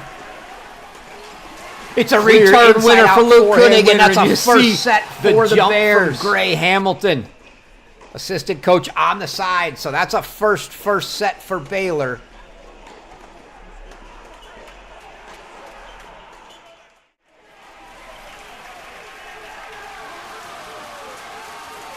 We'll bring Velch back in, serving for it, but he's now down a couple break points.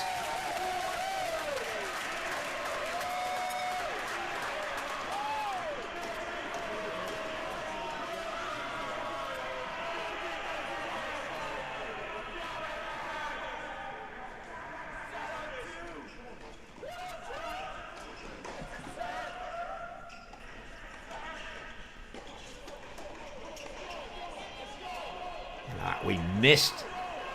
As we switched, we missed Brostrom on 2, so Oscar Brostrom-Polson gets a set on 2 for Baylor.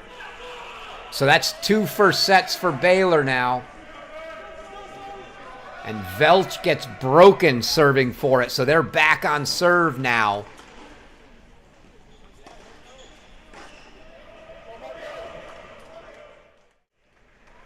Bring court 1 in the big screen. As Tarvett now serving down a break at 3-5. Worst case for Badenhorst is he's going to get to serve for a set. Going to have to bring court 5 in as Adrian Barut from down a break is now up a break serving for a set for San Diego.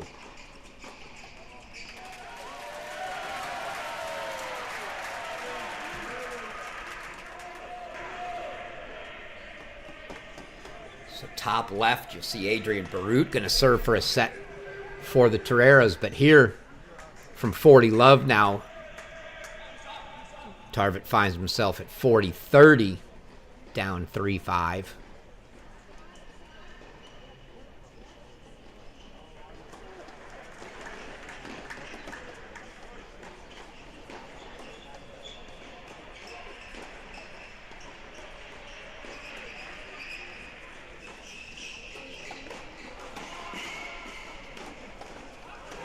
And there's a long ball, and 40 love becomes deuce, and now we've got a set point for Devin Badenhorst here. And Baylor looking to put a third first set on the board. Again, dropping the dubs. They would love to see at least 4. Can't get to 4 until you get 3, though. Oh, what a pass down the line from Velch, and the clap from Danilov. See if we get a replay of that one in the lower left. Can't get to 4 until you get point 3 here, though. Badenhorst. Oh, what a pass down the line from Velch, and the clap from Danilov.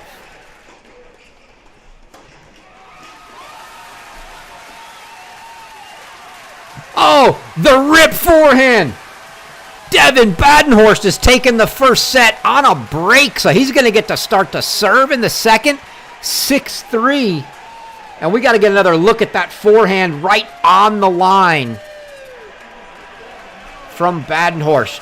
Here comes this one right here. Oh, right on the line, and you see Tarvett can do nothing but shake his head. And one of the fans in the crowd holding his hand out with the good sign. Make it 3 first sets for the Bears.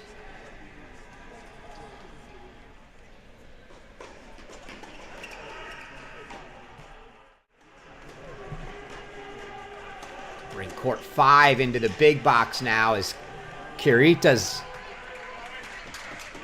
in need of a break to get this one to a breaker. Barut trying to serve for the first set for the Toreros. Danilov, meanwhile, top left, trying to serve to get things level at 5-all, and we'll have to put court 6 back in.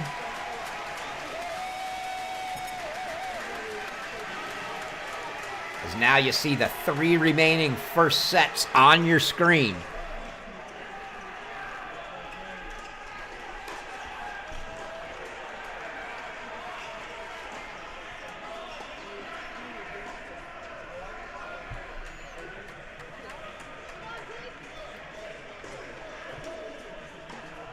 Miladinovich and Niedner must be playing a grind as they're only at 4-all.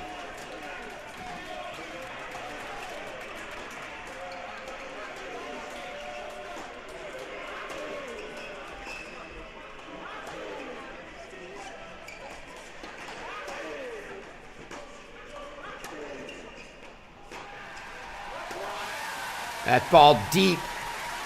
And now Kurita's earned himself 3 break chances after getting broken at 5-all. He's going to try to break this one back. A few words from Coach Woodson and a 5.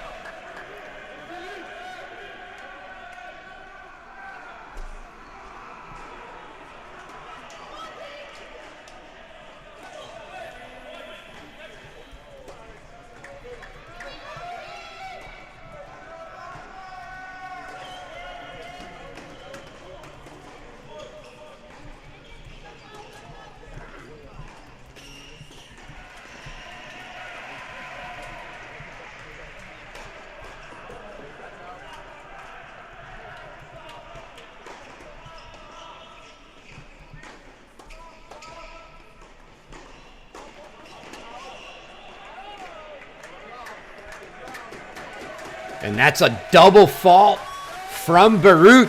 So it's a break for Kurita, and they're going to head to a breaker. So 3 sets for Baylor, and these 3 left. 1 in a breaker, 1 at 5-all, and 1 at 4-all. Really tough question of the who would you rather be right now. San Diego's got the point on the board. Baylor with 3 first sets and 3 sets that are all squared. Still got to take the point on the board, but I don't dislike the position I'm in if I'm Baylor right now.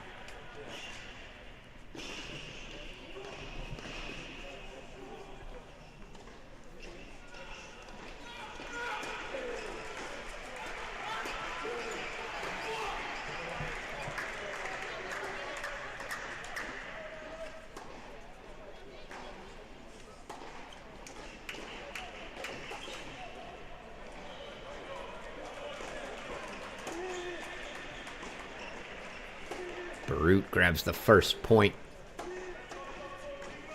in the tie break here. It's an early mini break lead.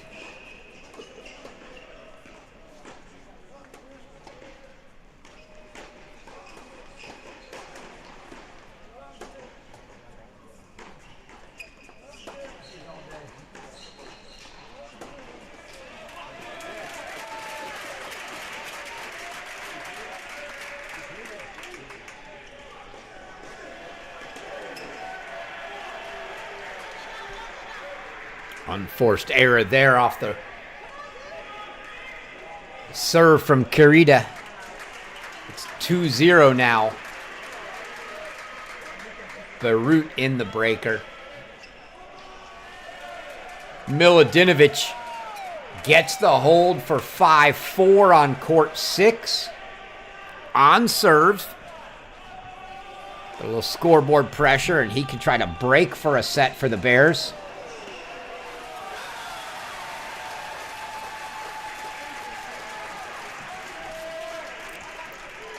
Hear the crowd getting loud, trying to guide these home team Bears to at least a couple more first sets.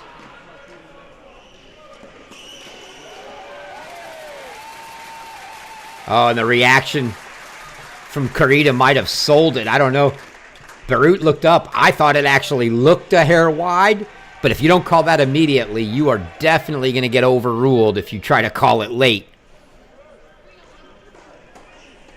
And Kurita sold it with the fist pump immediately. No call from Barut, so it's 2-1. 1-2 back, mini break back for Carita now at 1-2.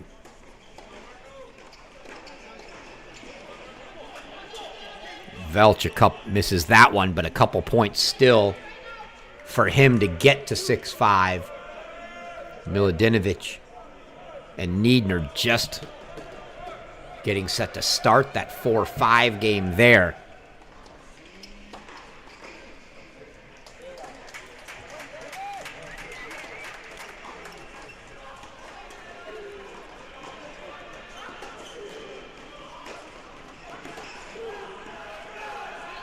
Just deep from Carita. 3-1 for Beirut.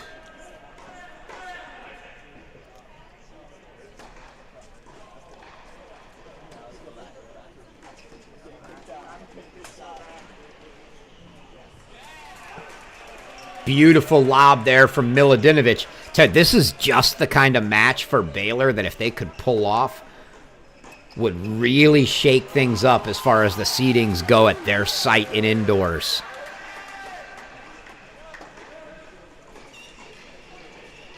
Unranked, figuring to be, at the moment, the 8 seed.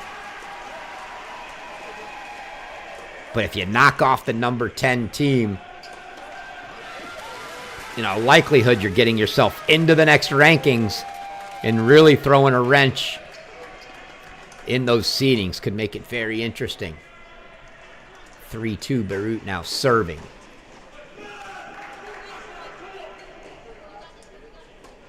Four 2 missed return from Carita, so they'll go to the change.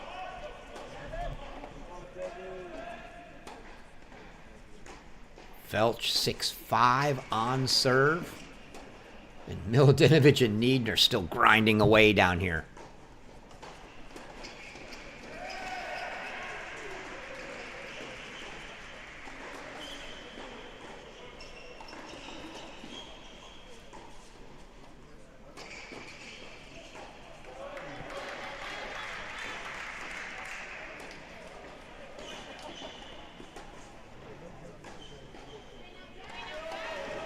Niedner outlasts him there. Was talking to one of the coaches this week and said, look, we've heard a lot of talk about the differences in these Wilson and Dunlop balls. Just how big is the difference? And the immediate response I got was, they're just dead. The Dunlop balls are dead. You get midway through the set, and it is so hard to hit a winner.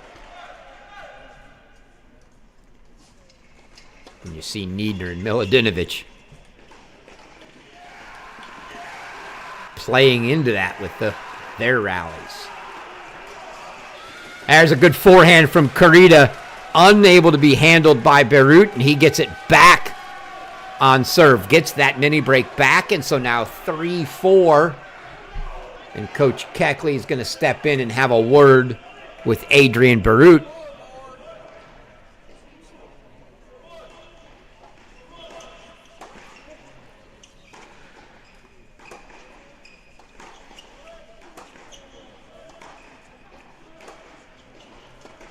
Court 6 looks like it's frozen on us.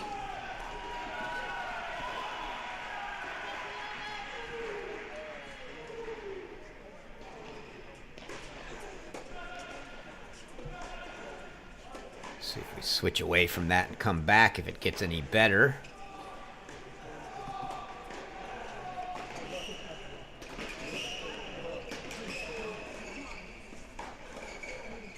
Oh, Carita got away with the first one that he hit right at Beirut, but the second one he puts away, and so now 4-all there.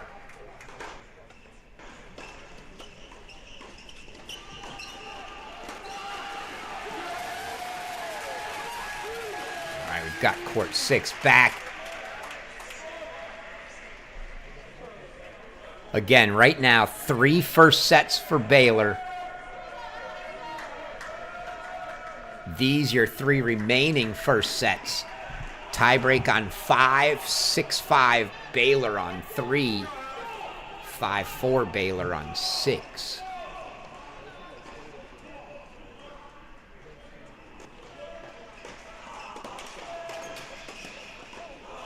Oh, what a forehand down the line from Carita. So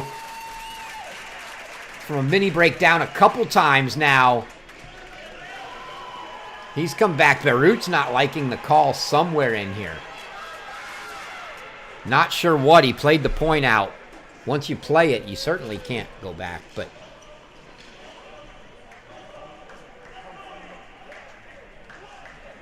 that'll make it 5-4 Carita on serve. Danilov serving top left 30-15 to try to get to a breaker. And 30-all. You can see why that sets at 4-all. They are playing long points on court 6.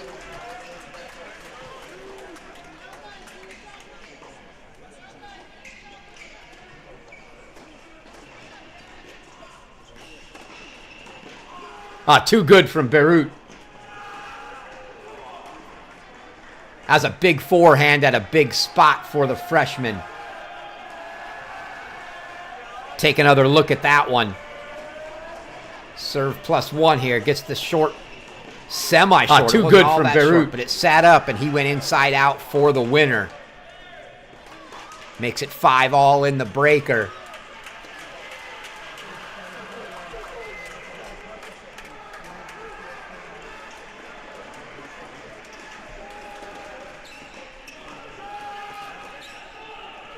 Miladinovich now.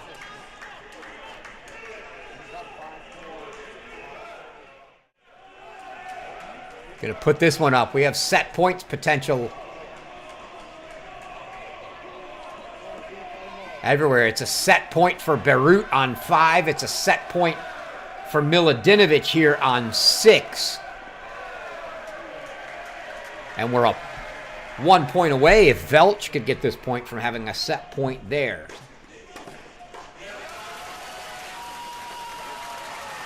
Carita gets his serve to make it 6-all, and they'll change ends. Niedner throws in an ace. It's a big serve from Neo Niedner. Make it deuce, and it'll be a deciding point. One more set point coming, and indeed, it's now a deciding point, set point for Zsombor Velch as well. So deuce deciding points for the Bears receiving on both 3 and 6 simultaneously here. Niedner serving to get to 5-all on 6. Danilov serving to try to force a breaker on 3.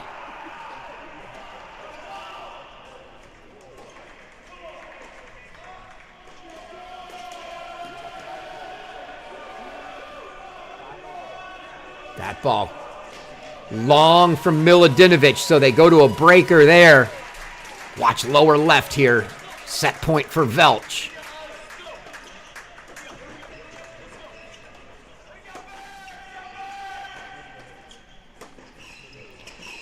Set point for Carita, top left.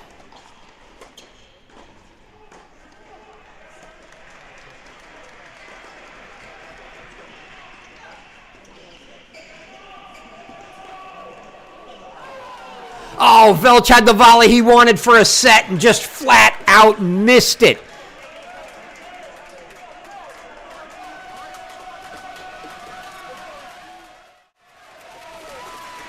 Court 6 just freezing up on us. But set point for Alex Carita here for Baylor on court 5.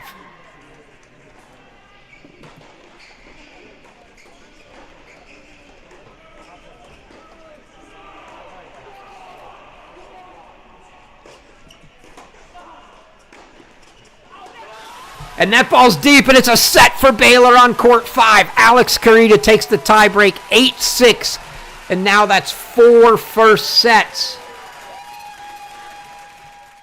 for the Bears. And we'll go double wide with our last 2 first sets to go.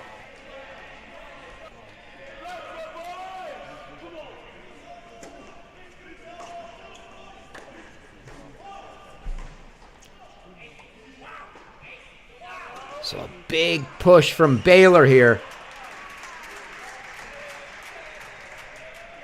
dropping the doubles point, but 4 first sets and 2 to go. San Diego has nothing on the board in singles yet. Going to make this very interesting for the 10th ranked Toreros.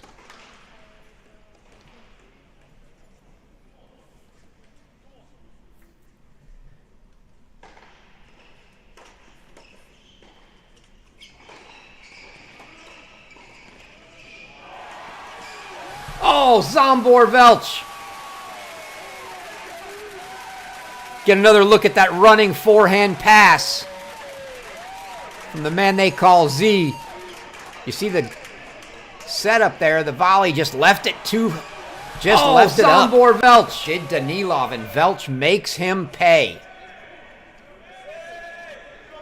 So Zambor-Velch 2-0 in the breaker, and Baylor trying to put a dagger into San Diego here. But I'll tell you what, this is no stranger of a position to San Diego. They did the same thing their opening day of the kickoff weekend in Tallahassee, facing a ranked South Carolina team. San Diego took the doubles point and then dropped 5 first sets and came roaring back to win the match 4-1. So they're no strangers to this position. They're not going to be down and out, but boy, would Baylor have them on the ropes here with another set or 2.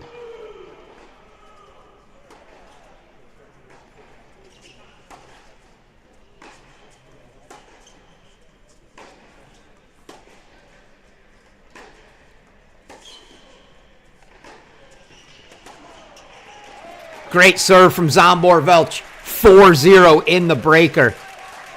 And this was something that Coach Keckley talked about specifically when I spoke to him earlier this week. He brought up, obviously, he certainly wasn't hoping that was foreshadowing to tonight, but he brought up the fact that they took that doubles point and dropped 5 first sets to South Carolina, and the guys never doubted themselves, never phased, came right back with some 3-set wins and a 4-1 win.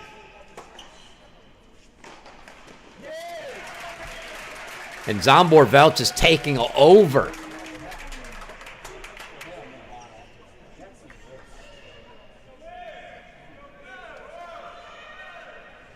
Talked about the strength of this San Diego team being 1-3-4. Well, Velch is on the precipice of making that first sets on all 3 of those courts for Baylor.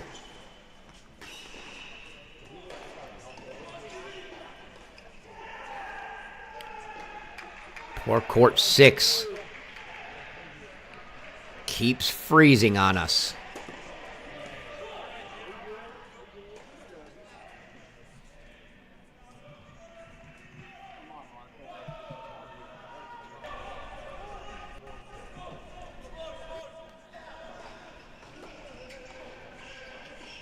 So 5-1 at the turn for Velch. Miladinovich, a love 30 start to the Niedner service game. And now a look at a second serve. Interesting question. Does Miladinovich, who's clearly playing the grind game here, does he go after a second? I doubt it. Doesn't need to. He gets a double fault from Neo Niedner.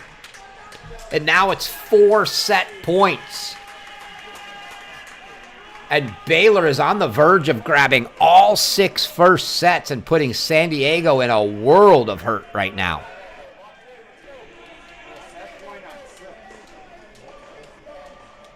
Love 40 for Niedner on the right.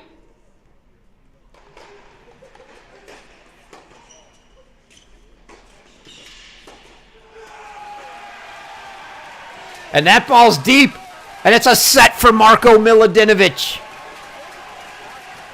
And we're down to 1 first set remaining. 5 first sets in the books for the Baylor Bears.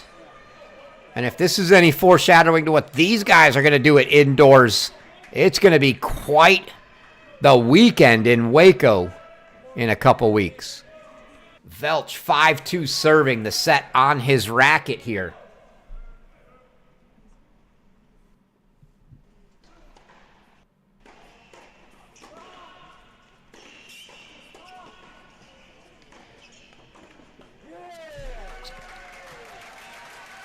Great forehand down the line from Velch.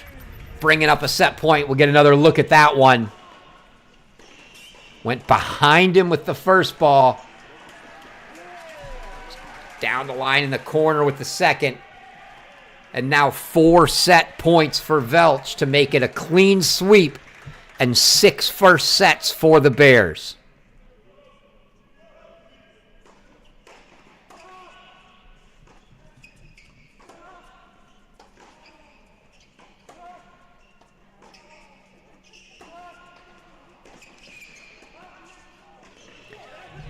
Danilov fights the first one off, and now he's going to get a couple serves on his racket. Not out of it yet.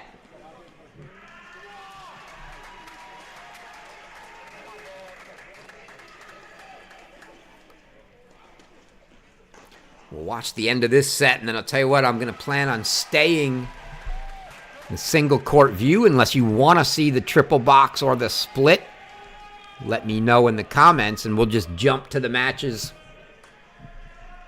and points of importance. Kind of like the big screen view myself. And that's a set for Zsombor Velch. 6.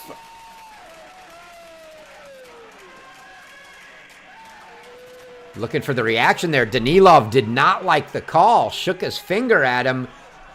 And then nodded his head. Not sure if Coach Keckley said something or what that was, but see if he says anything as he walks by.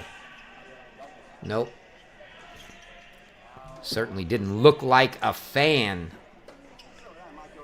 of that call, but let's go back to the marquee match now.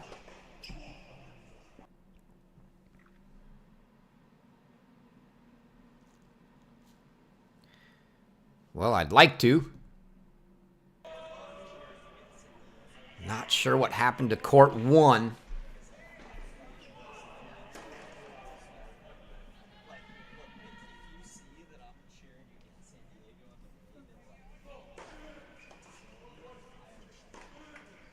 Looks like the court 1 camera is down at the moment. Maybe it was just frozen. We'll try it again here in a moment. But we get a look at Oscar Brostrom. We mentioned this was a must-win.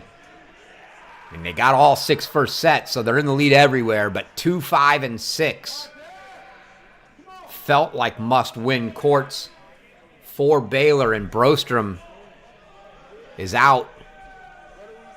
6-4, 3-1, and 3 break chances here on Irovasa. And that's a break, and Polson's going to let you know. We get another look at that on Irovasa. Vasa comes in, Polson down the line. That gets the break, so now it's a 4-1 double break lead. Let's try one more time, see if we can get court 1. There we go. Oliver Tarvett. Did not expect him to go down easy, and you can see him for love here in the second on Badenhorst.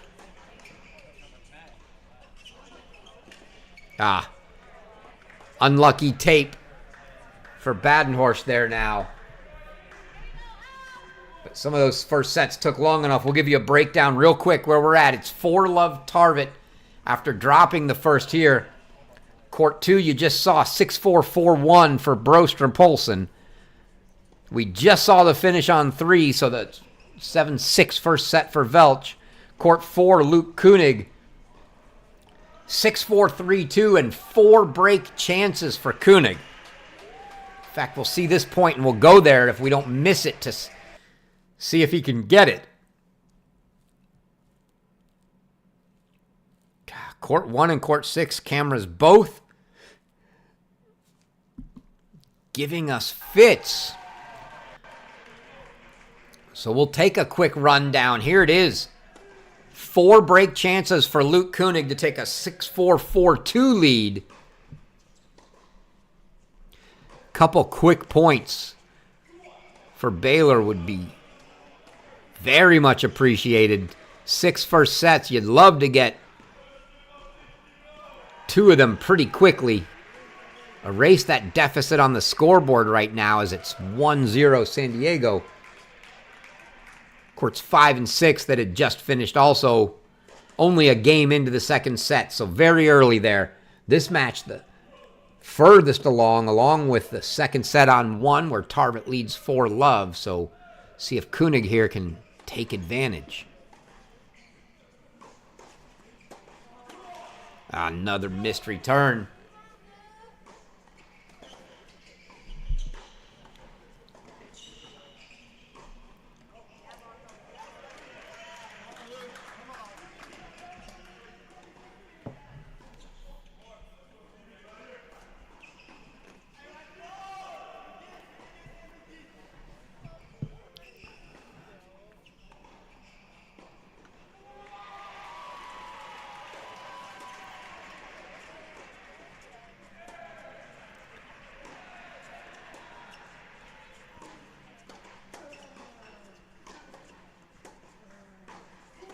Oh, 3 chances gone now for Koenig to get this break lead. Gray Hamilton going to come out with a word for Koenig.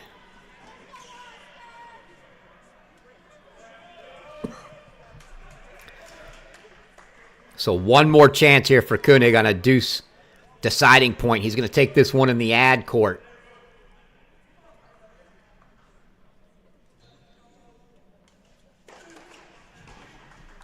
Get a look at a second serve. Badenhorst got a hold for 4-1 on court 1. Tarvit still in command in the second set there. Badenhorst took the first.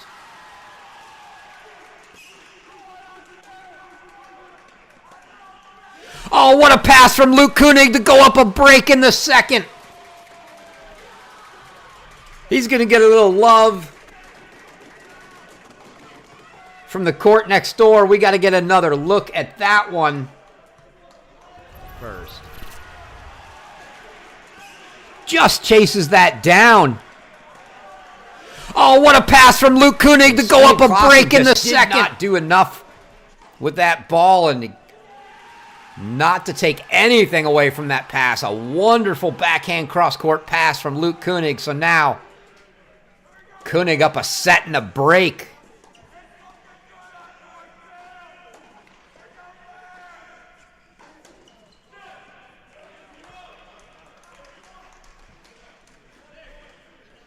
Klaassen,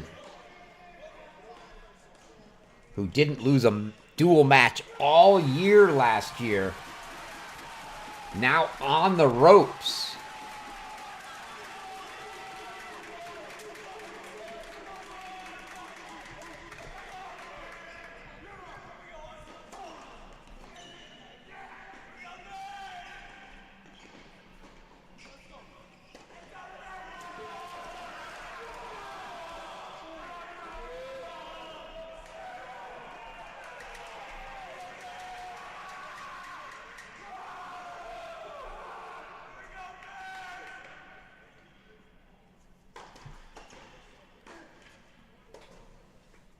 It's been 2 years since for Klaassen. Klaassen undefeated last year, 2-0 so far in dual matches this year. Luke Koenig looking to hand him his first loss in quite some time here.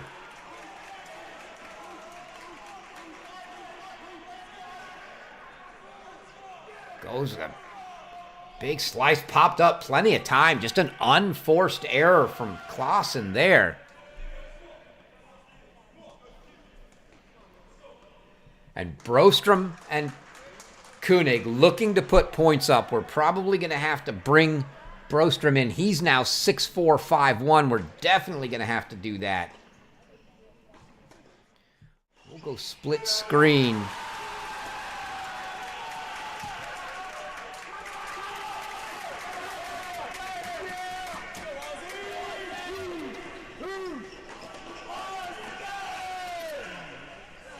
Good eyes from Koenig as he goes up 40-15. Brostrom now 30 love in his game.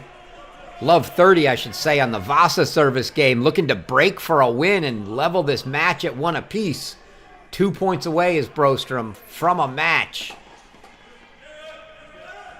Court that felt like a must-win court from the start. Brostrom trying to do just that.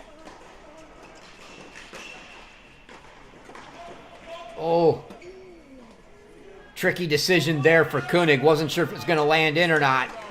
Takes it out of the air instead of letting it bounce and misses just wide. Still a couple game points for him. And the pass from Brostrom brings up a match point. One more look. At that point, that's going to bring up a couple game points for him. And the pass from Brostrom brings up a match point. And we're going to go full screen to match point here. Even though Koenig, you can see them right next door, has got a deciding point now, but match point for Brostrom.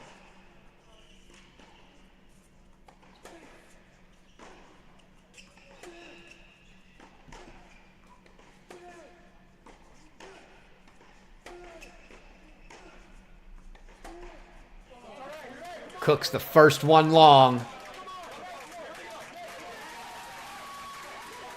And that looked like a clean winner for a hold for Koenig next door. Indeed it was. And Luke Koenig goes up 5-2 next door on the right of this, but it's another match point here for Brostrom.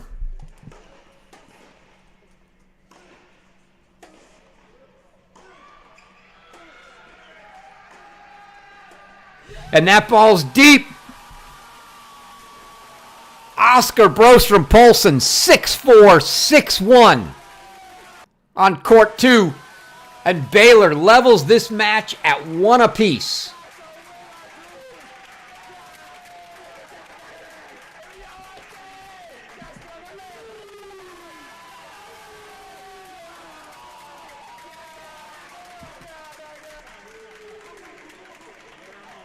We'll go back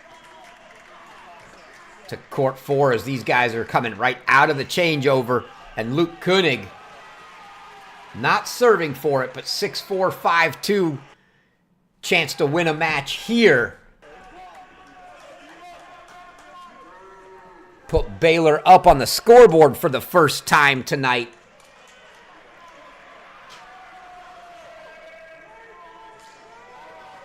But a lot of work left for Baylor. Tarvitz up 4-1 in the second on 1. Barut's up 3 love in the second on 5. So San Diego not done by any stretch of the imagination here.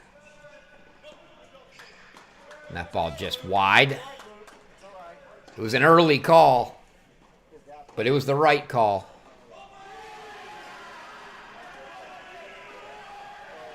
You see Miladinovich next door get a hold for 1-all in the second.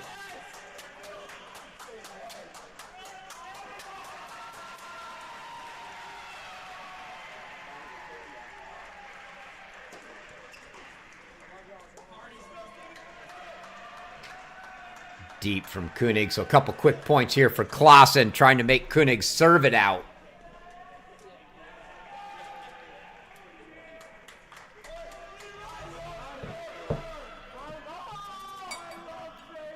You just got to figure San Diego's not going down.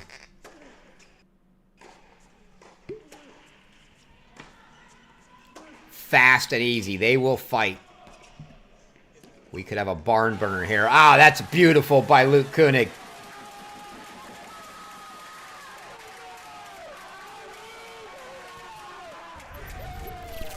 Another look at that. Fast and easy. They will fight. down the line there.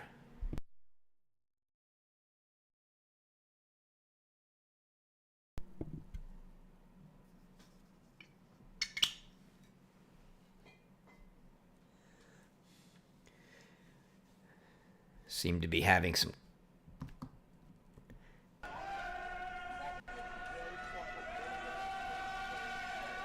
camera glitches on us here. We'll slide down and get a look at court one. We'll keep an eye on that if Koenig manages to get close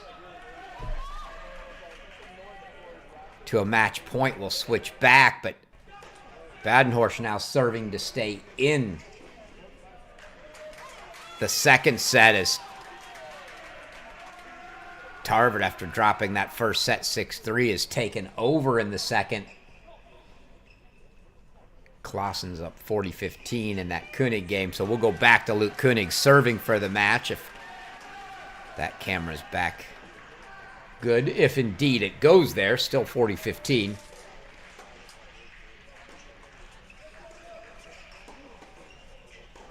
No other second set close to finishing. It's just here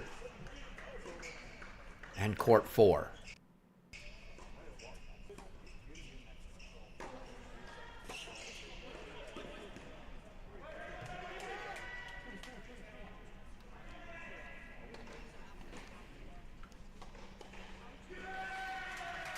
You just sense a little bit of frustration for Badenhorst right now, trying to find something, but he's going to have to let it go if indeed he doesn't get back into this set. Meanwhile, though, Luke Koenig did drop that game. Claessen held, so Koenig's going to serve for his match at 5-3 and try to get Baylor the lead.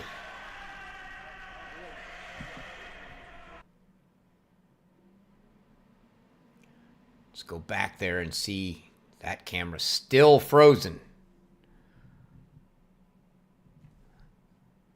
Unfortunate.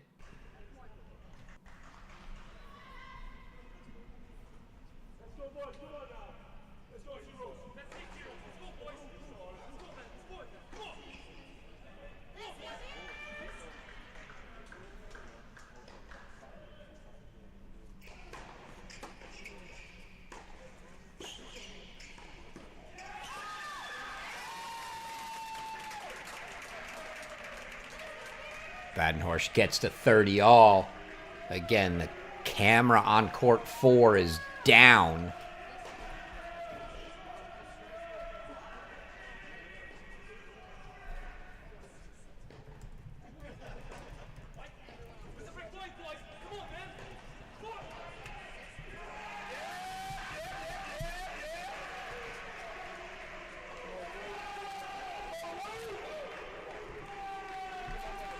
Keep an eye on that score on 4, but I'm monitoring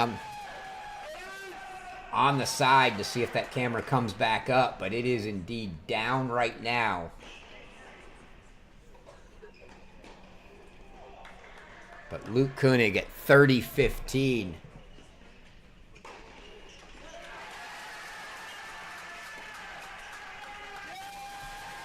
Badenhorst gets the hold.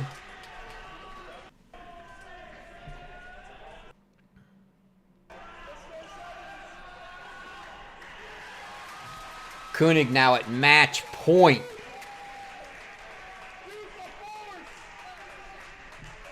See if we go to 6, if we get a view out of it on the left side.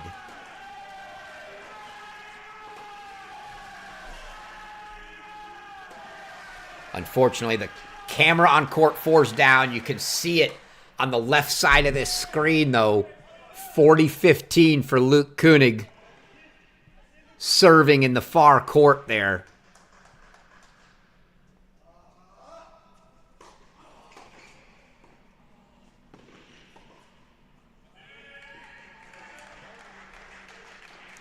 Claessen with the pass. Gonna leave it here just so we can have this view of court 4 with that camera down. We'll take what we can get.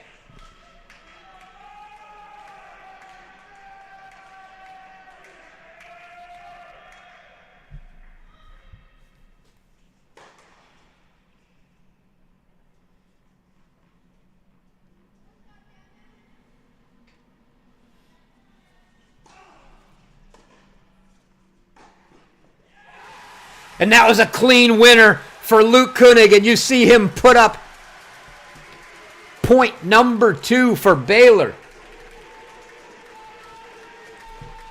And that was a huge point for the Bears. We said their path was 2-5-6 and find one. Well, Luke Koenig just found one.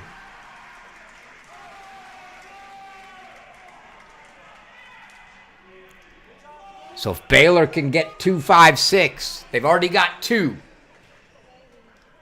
So now it's Miladinovich here on 6, Karita on 5. Can they be the answer? And don't forget, Velch and Badenhorst took first set, so they're still in it too. They're just facing the strength of that San Diego lineup. Miladinovich, though, down a break here in the second. Tarvit serving for a set on 1, so after this point, we'll go back there.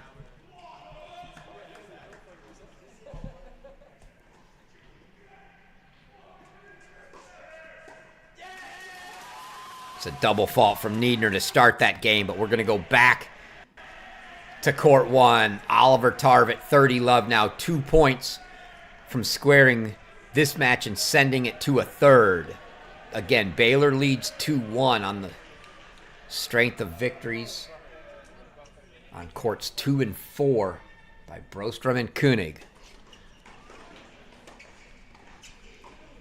I can't overstate how big a win that was for Luke Koenig. Stein Klaassen has not lost a match since at least sometime a dual match, that is.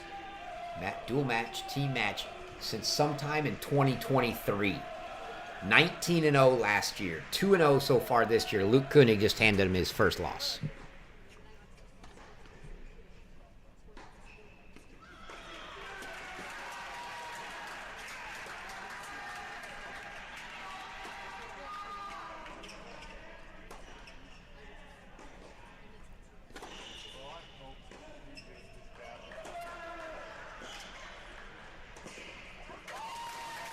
Good play there from Badenhorst, getting aggressive. Look, Tarvit's serving up double break. You can afford to take some chances here.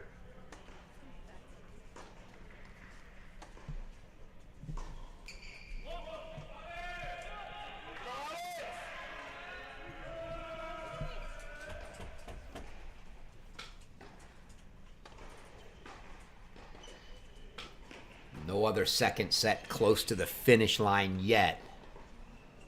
So we'll have some choices after the end of this one. That's if it ends sometime soon. Badenhorst looking for a break here to extend it.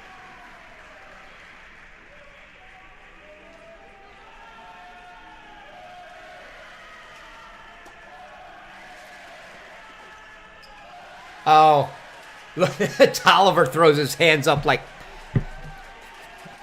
I don't even know what the, almost like, oh, come on, that's not fair. 30-all, at least it wasn't 30-all in a 5-all game. It was 30-all in a 5-2 game. Nevertheless, a big point for Badenhorst as he earns himself a couple break chances now.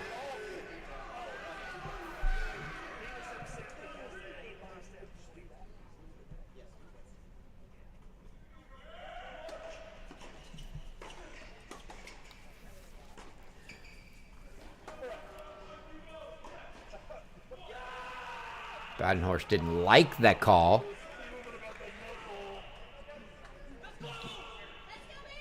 Looked like the chair confirmed it. So now it's a set point for Oliver Tarvit. Break point for Badenhorst.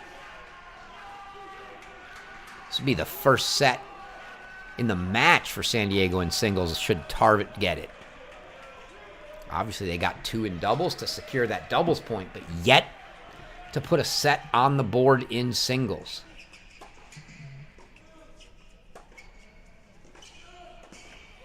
And that's it. It's a first set on the board for San Diego and Oliver Tarvit Gonna let the rest of his teammates know about it.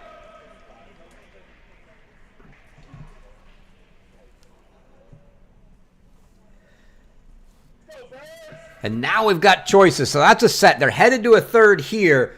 Nobody else particularly close, but 3-all on 5 seems to be the place.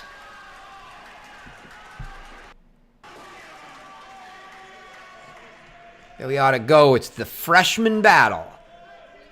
Alex Carita for Baylor, Adrian Beirut for San Diego, both freshmen here. Played a super tight first set. Doing so again here so far in the second.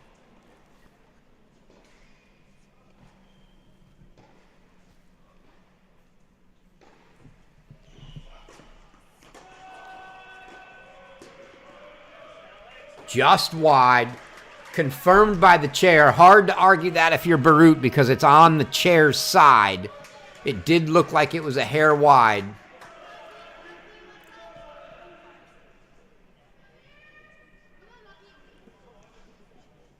That gives a love 30 start to Carita here.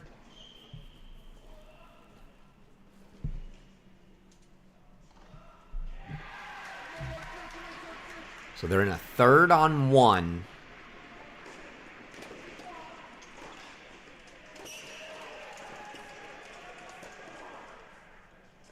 No, that tape was oh so kind to Beirut there.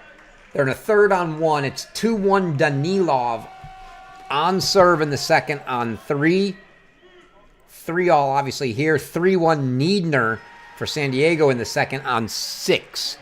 Don't need to tell you who won the first. Baylor took them all. 6 first sets to the Bears. They just need to find 4 of them in the second. They didn't get it on 1, so they got 5 chances. 2 of them are already done. Oh, just out. Coach Woodson won it. He's still questioning. He wants it, but it did look wide. Just popped up with a little too much air for Carita. Make it 30-all.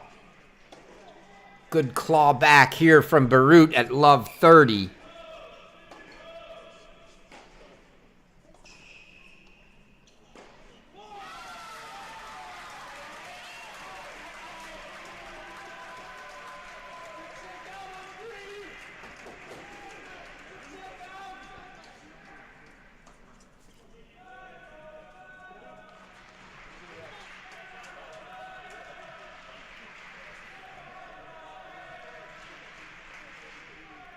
You see the line of chairs on the side there.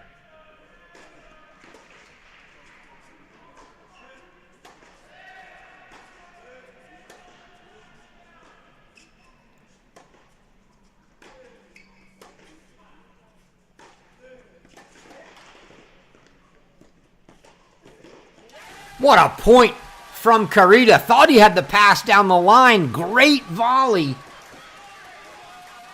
from Beirut, and then Carita gets the backhand down the line. I'm not sure if I grabbed that in time or not. See if we can get another look at that. There's the first one. Great volley from Beirut, but the second one just as good as that backhand down the line, and you see Luke Koenig loves it. I was mentioning those chairs on the side. Those chairs for the bench players and or in this case players that have finished their matches until you get a couple courts opened up next to each other. So a great spot for Carita to have his teammates right next to him on the court cheering. And now it's a couple break chances for Alex Carita to go up a set and a break here with Baylor having a 2-1 lead.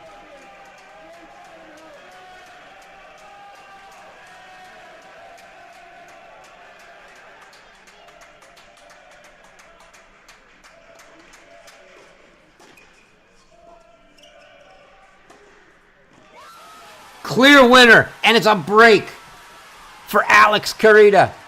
Coach Woodson's pumped. Even more so with the freshmen. You got to get those guys enthused, and we'll take another look at that ball from Alex Carita. Gets a short one back. Goes forehand into that inside-out corner. Clean winner, and it's 4-3 Carita. Up a break now. He's going to have an opportunity with a couple holds to get a third point on the board. We'll go check in with Marko Milutinovic and Neo Niedner here on 6, as Niedner's been holding this break lead in the third for San Diego, as he's now serving at 3-2.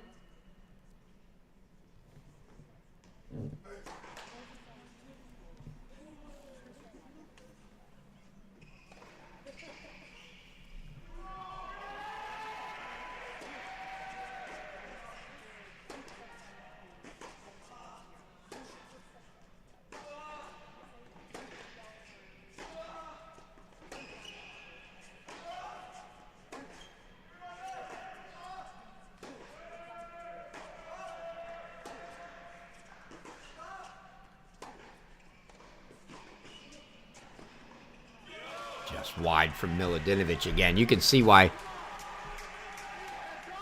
the first set here was the lengthiest one on court.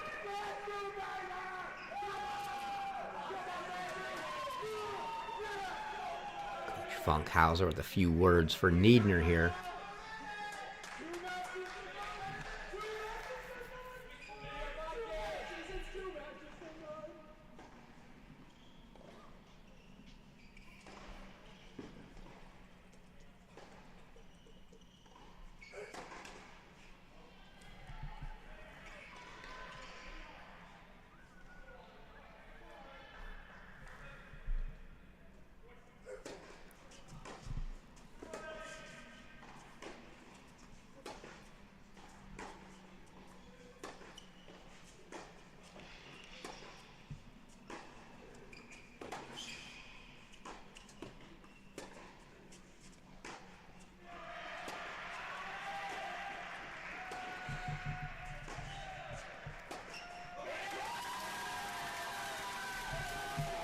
Team getting behind Marko Milutinovic, trying to find this break.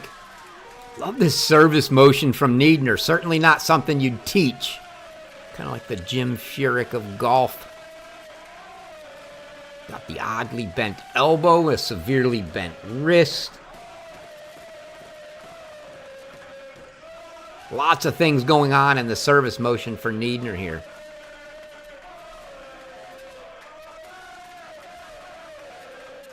Milutinovic with a very slight opening at the moment. 15:30 here.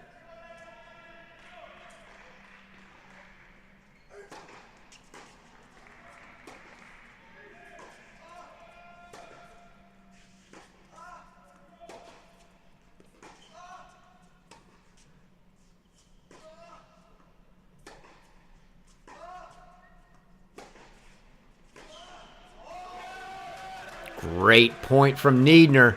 Gets it to 30 all. Fighting the crowd behind him. The Baylor team out in front of him on the court next door.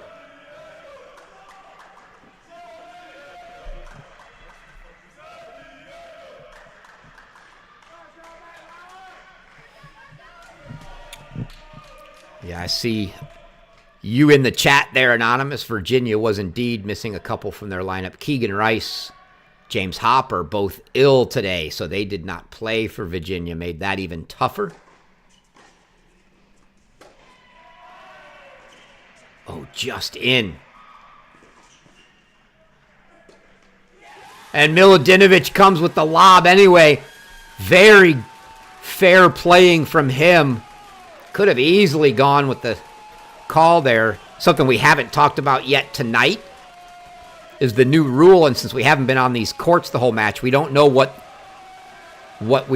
kind of shape we're in terms of overrules. But last year, you got 2 free, and the third overrule was a point penalty. They've taken one of those away this year, so you only get 1 One freebie, one overrule, and after that, the point penalty system in effect. First one's a point, second one's a game.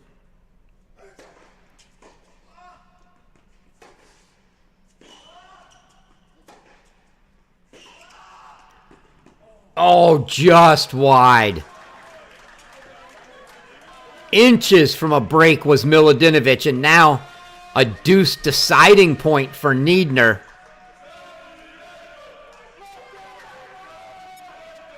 Gotta take this one in the deuce court.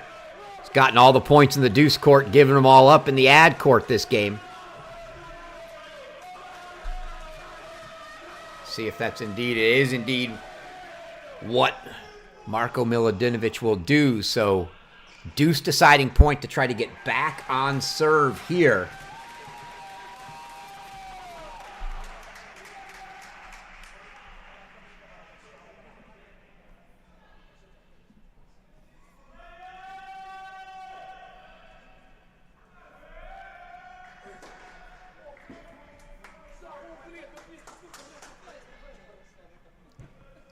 Karita got his hold for 5-3, so he's trying to close in on a match.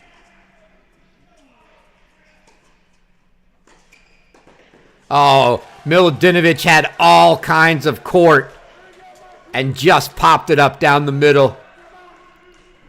Niedner, great close, puts the ball away. He gets the hold, keeps the break lead for 4-2.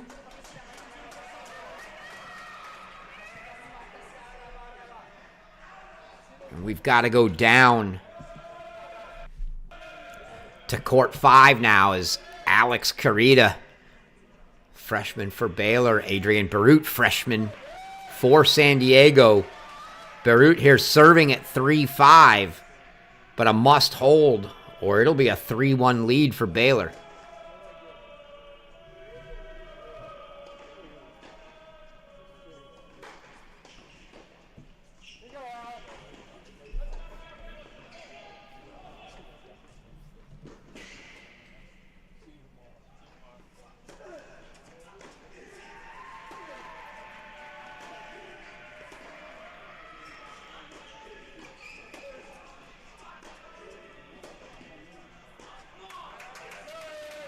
Just deep from Barut, and now Love 30.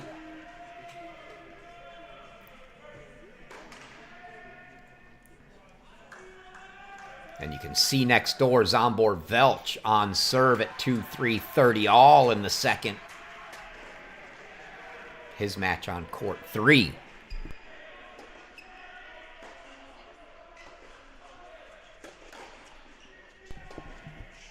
See what kind of nerves Barut's got now. This is a spot where a freshman could certainly get tight. 3-5 Love 30 second serve.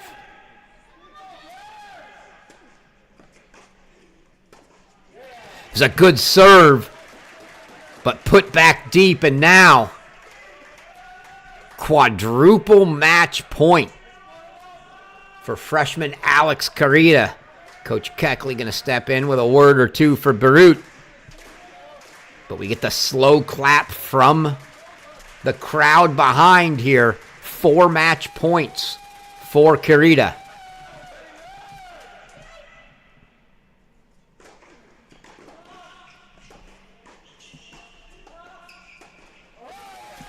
That's it. Alex Karita, 7-6, 6-3. And Baylor has closed out 3 straight set singles wins. And they now lead 3-1.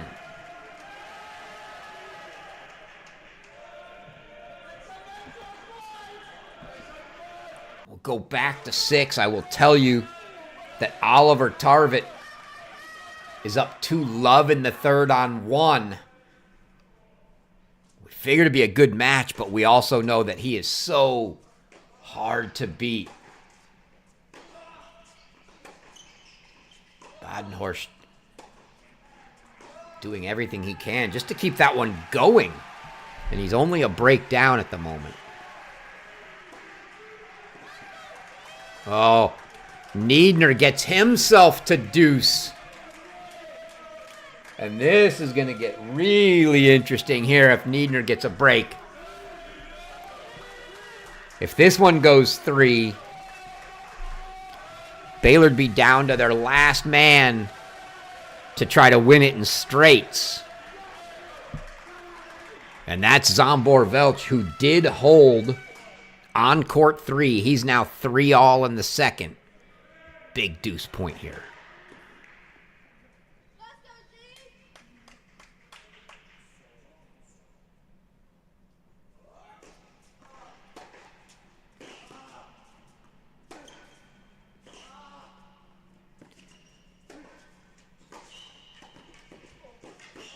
Oh, too good from Neo Niedner. Niedner gets the break, goes up, double break. Get another look at that one.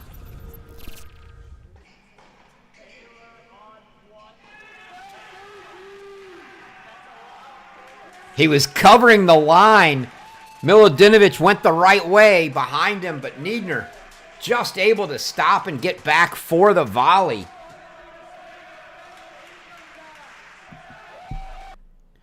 So we'll go down to court 3.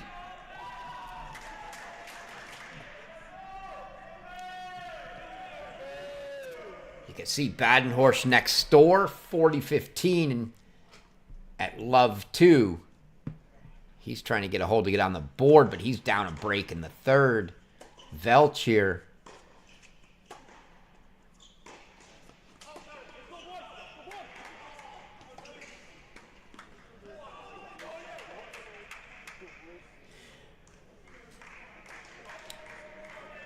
From the points we have seen in this match, I will say I don't think either of the two is particularly fond of the other's calls.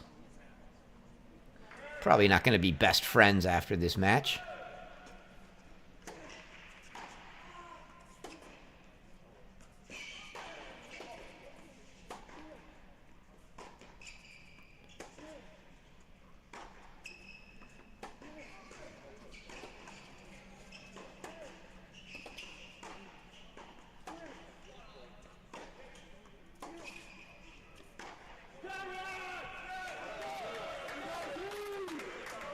Danilov battling. Must set for San Diego now.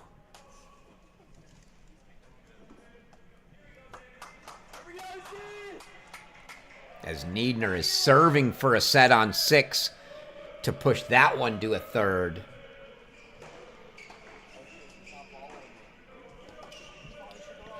If he gets to a set point, we'll go there.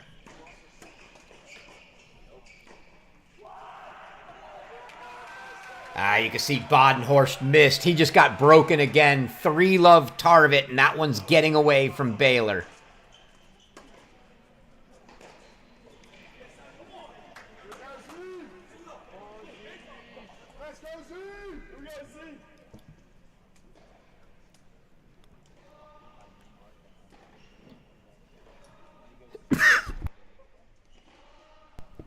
So it would seem like with a double break lead on court 1 that Baylor's down to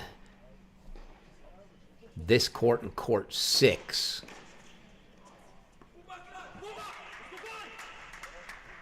It's a hold for Danilov. So we go back to 6 where Niedner is serving for the set. Double break lead for Neo Niedner here.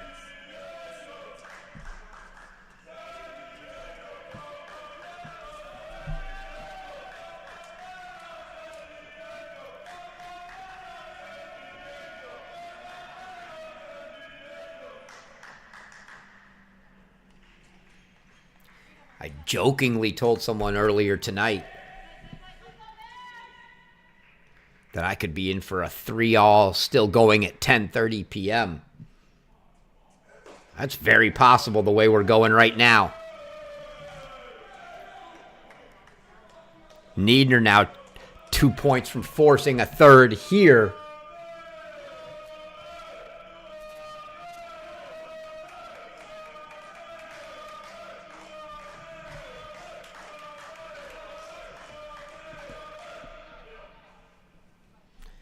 expected a good match. We've got a good match. Can't ask for any more than this.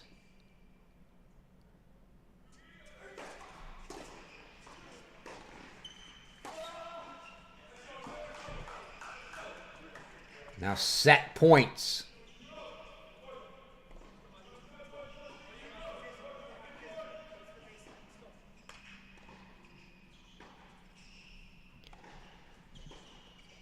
Three set points for Neo Niedner to push this one to a third.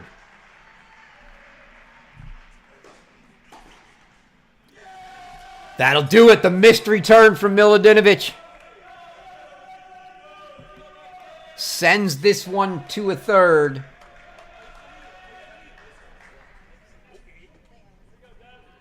Get a quick look in on court one before this one gets away. Badenhorst badly in need of a break, down double break already. Got to get one back almost immediately.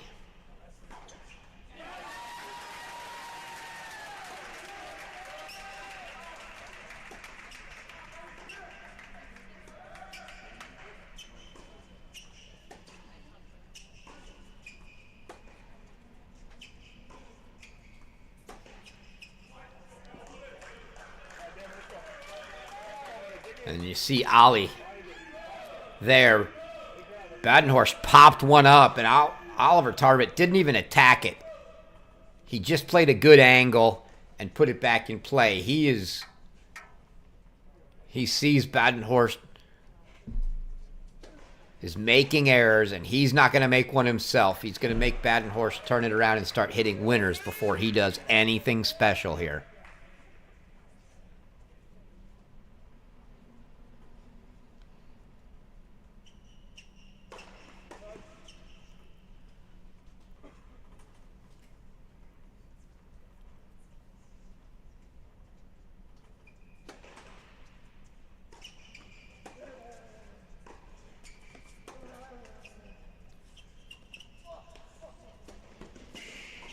Oh, good wheels to get to it, but Tarvett really shut the angle down on him.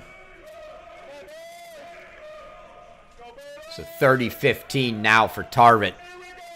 2 points from consolidating the second break and a double break lead. And we'll get back to Velch after this game. You see him serving at 3-4 left side of your screen. At the moment, that is the critical match on court right now.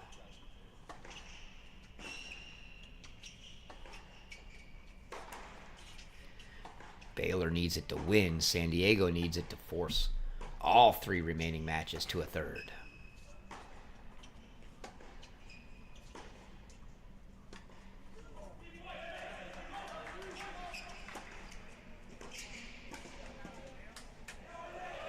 Badenhorst trying everything, mixing it up.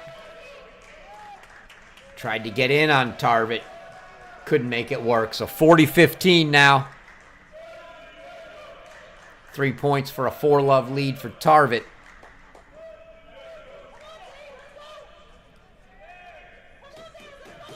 In the set break, you know Miladinovic is getting a good look at this and seeing that this is starting to look like a 3-2 match, and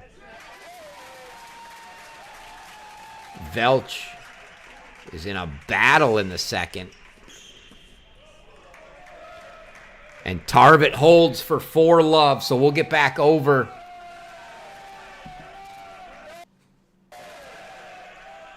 to court 3, 30-all now, Zambor-Velch. Last hope to close this out in straight sets for the Bears.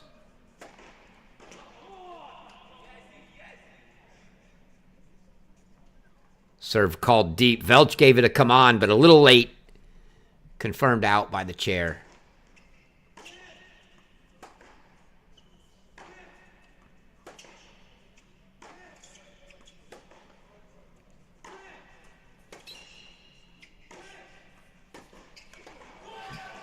One of those balls looked like it skipped off the line. But Danilov now, a couple break points. Big, big spot for Zsombor Velch trying to keep this on serve. Or we could be looking at a third three-setter. San Diego needs them all. Baylor just needs one.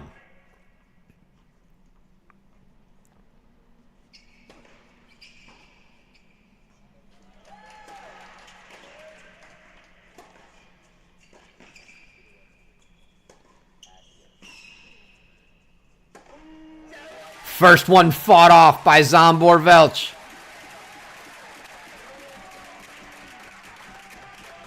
Brings up a deuce deciding point now at 3-4. See how much serve.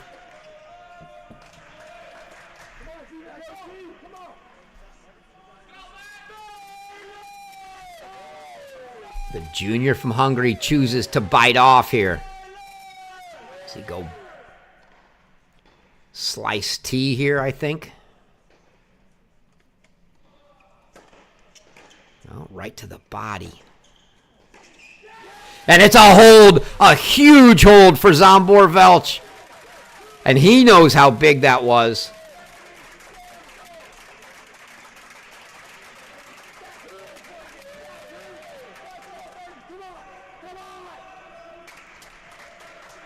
Four all. This set's starting to look a lot like the first set.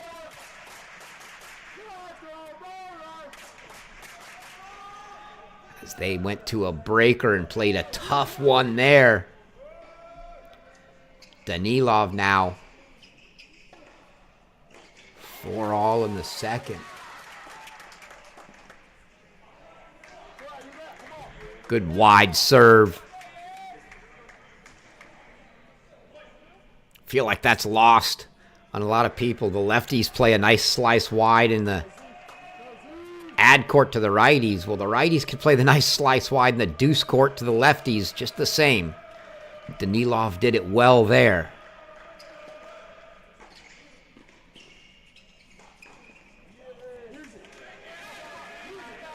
You hear the crowd use it. It's a double fault from Danilov to make it 15 all.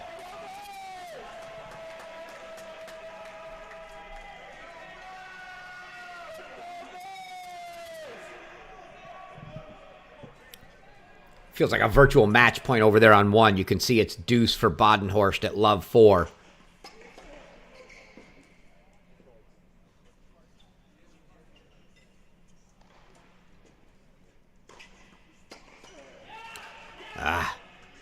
You see Velch you just can't miss second serve returns. And not that badly.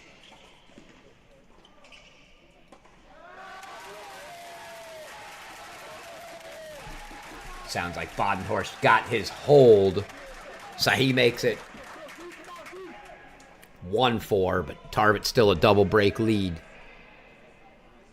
All eyes here on court 3, 30-15 Danilov.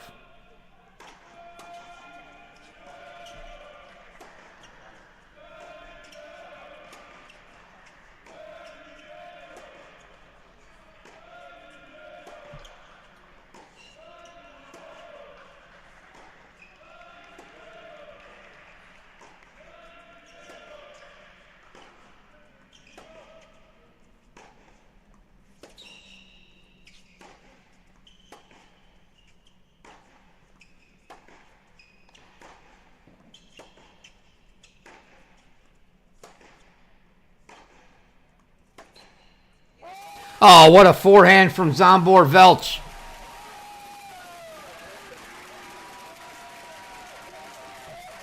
Take another look at that one. See Velch hitting a lot flatter on the backhand, getting a lot of spin on the forehands, and then he just gets through one a little more. Right down the line, and Danilov doesn't even make a move.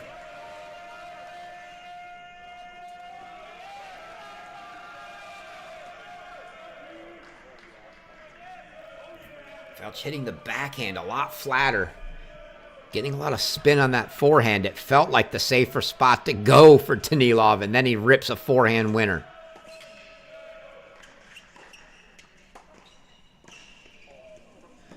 Oh, that was beautiful. So So well played from Danilov on a great ball down the line from Velch. You look at that. Into the corner. Velch, look, that 80% of the time, that's a pass right down the line. Danilov just covers it well and keeps it short enough that Velch can't get there. So Danilov now a couple game points here. But again, Danilov went out wide. Sliced wide out to the lefty. Very effective.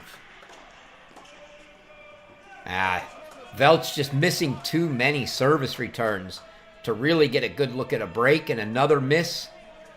Danilov gets the hold. 5-4.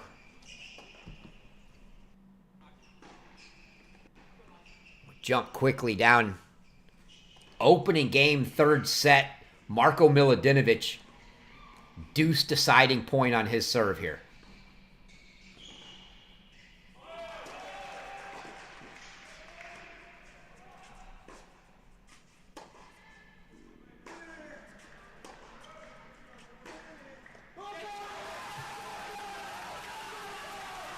Just listen to Marko. He'll tell you what happened.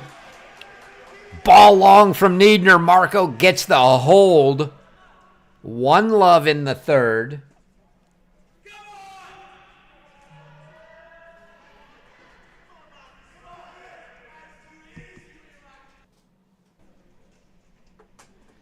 Check back at 3. Not out of the changeover yet. So jump over to 1 is Ali Tarvit now. 4-1 double break serving.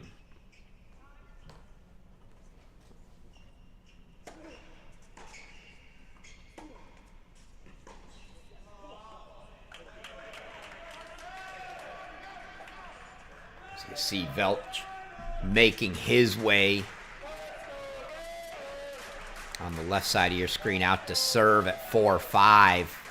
He's going to try to keep that second set alive.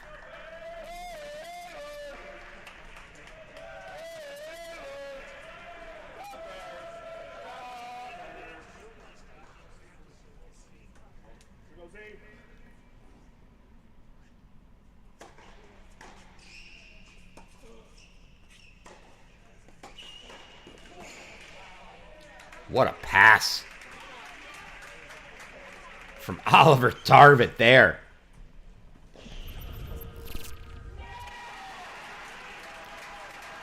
Not a horrible approach from Badenhorst. Not superb, but Tarvit rips that forehand deep in the corner. 3 game points for a hold here.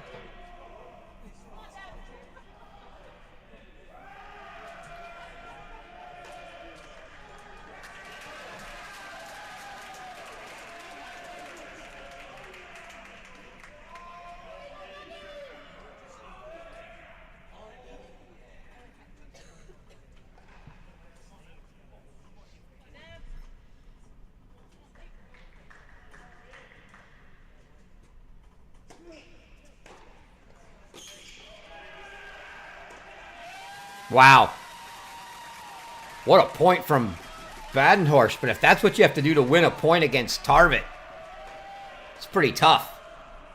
Should have been a return winner down the line. Tarvit gets it back, makes Badenhorst hit a ridiculous backpedaling overhead 2/3 of the way deep in the court. Which he does, to his credit, but that's tough.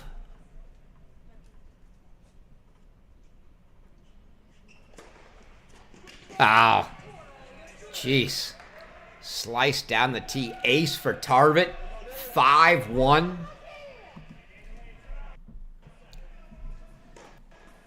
Go back to 3.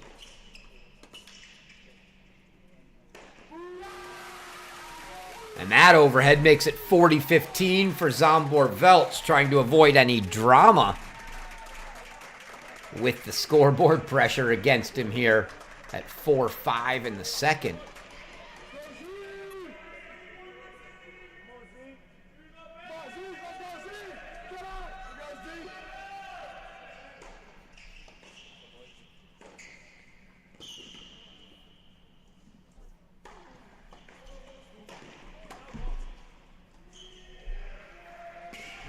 Appreciate everybody tuning in. Again, if you have comments, desires, things you want to see, drop them in the chat. That ball deep. Oh, I thought it was deep. Guess it was not. The way Velch backed off, I thought he had called the ball out. I think it was just that he knew he hit his long right away. So now 40-30.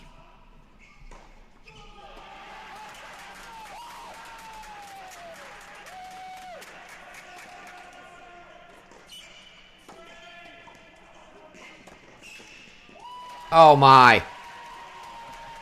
Instead of going to the open court, Velch went behind Danilov, who stayed home. One more look at that, and now a set point, break point. For that ball right there, Velch should have just gone open court. Waited one ball too late to go there, and Danilov makes the pass. And now a huge deciding point on the Velch serve again. Had to do it last game, is going to have to do it again.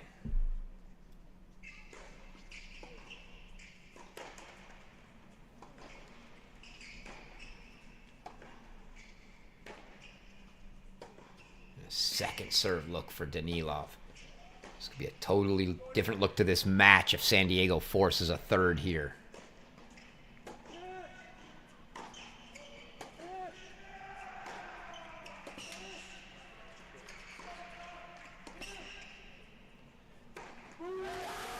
Velch gets the hold. You can see why he likes to go down to that line to backhand corner of Danilov. He just doesn't have the pass that he does on the forehand side. He knows if he goes open court to the forehand, Danilov's got that running forehand. And he put it back behind him again to that backhand corner. Made Danilov give him an overhead that he puts away for 5-all in the second. Keeps the hopes alive of a finish in straight sets here. Milutinovic now 3-love in the third on 6. So things looking very good for Baylor.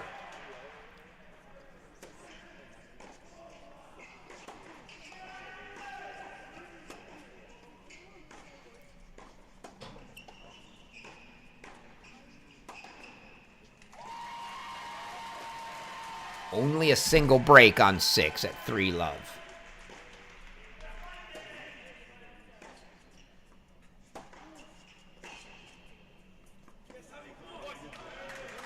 That ball deep, and you see Badenhorst held for 2-5 in the third, but Tarvit's going to get an opportunity to serve that match out and try to make it 3-2 Baylor.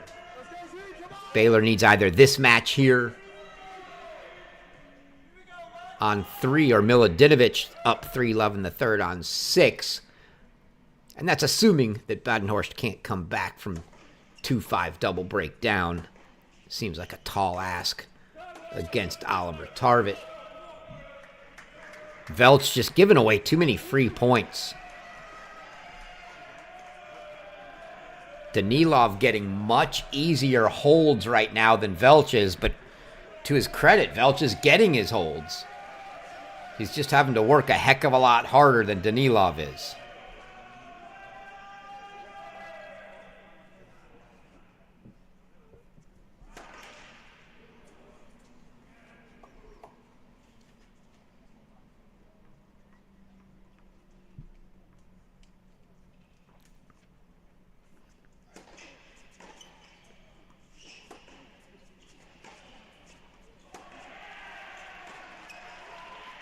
Again, just free points. Unforced errors from Velch here. And he's going to have to find a way to not let that bleed into his service game. He's not winning a ton of free points on his serve, so got to find a way to stay in these rallies. Keep our eyes next door on Tarvit serving for the match.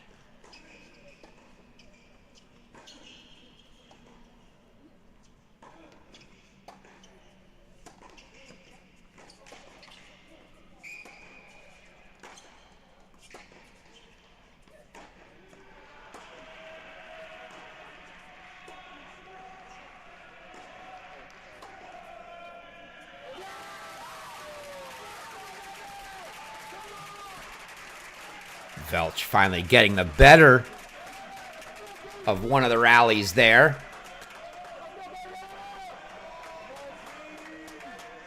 Miladinovich, though, a love 30 start to the Niedner service game.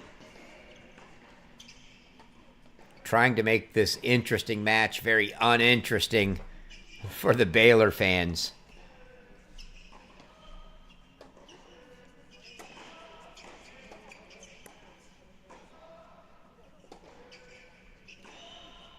Oh, that ball might roll into a let on the next court.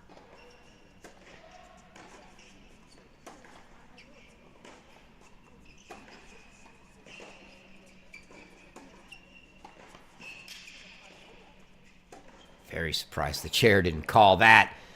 Ball pulled from Velch, and Danilov gets his hold for 6-5.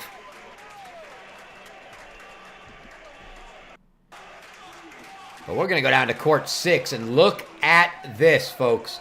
Marko Miladinovich, after a grind in the first, got pretty beat up, to be frank, in the second. But now he finds himself 3-love with 4 break chances here in the third.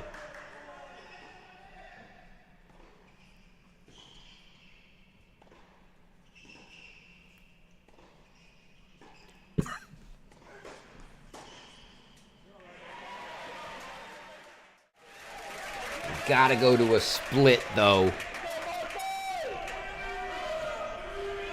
As if Oliver Tarvik gets to a match point, we do not want to miss that.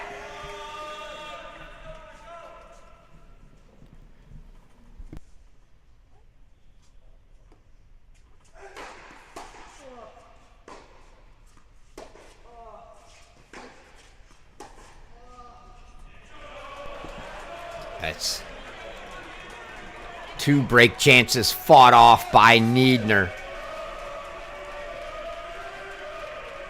And in the long rally games these guys have played, 1 break is nothing. 2 breaks, a little tough. So it's a huge second break opportunity for Miladinovich.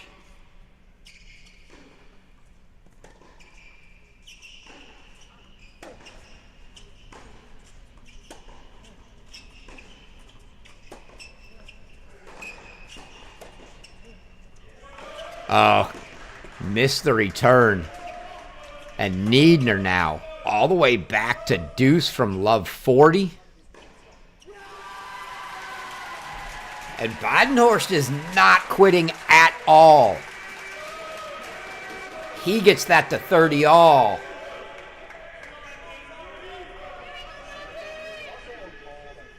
But this deuce point on the left side of your screen is the big one right now. Neo Niedner fighting to keep it to a single break deficit for San Diego.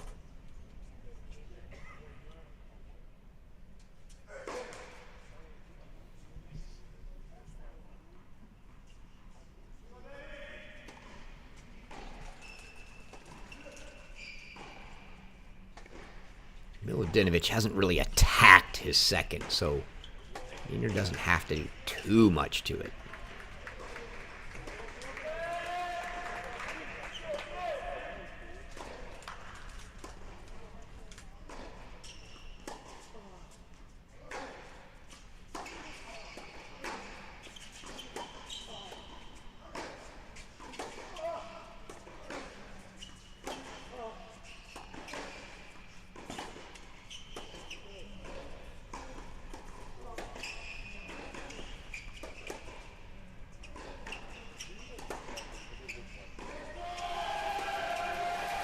It's an overrule. Unbelievable. Miladinovich looks straight at the chair. The chair calls it good.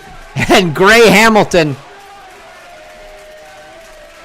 I don't know what Gray runs. I'm going to give you all of 5'9", Gray. All 5'9" of Gray Hamilton got 6 feet in the air, jumping for that overrule.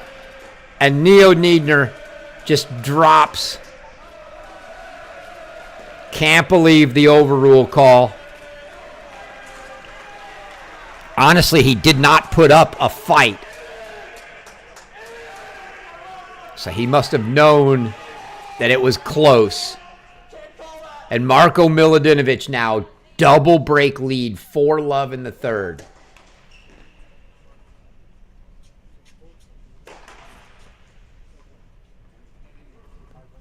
Match points. Tarvit. Let's just go full screen there.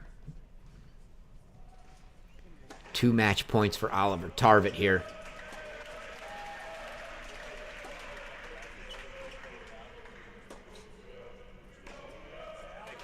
Just wide. So a deuce deciding point now. Let you know Velch 30-15. And you can see him next door on his service game trying to force a breaker. So Velch still in the second set there. Milutinovic 4-love in the third. Even though you got to like Tarvit's chances here, there's zero doubt if you're picking sides. You want to be Baylor right now.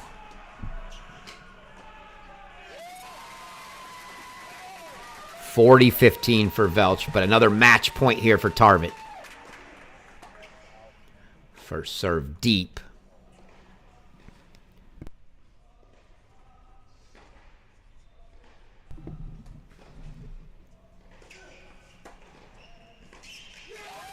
And it's a break for Devin Badenhorst. He's not going down that easy.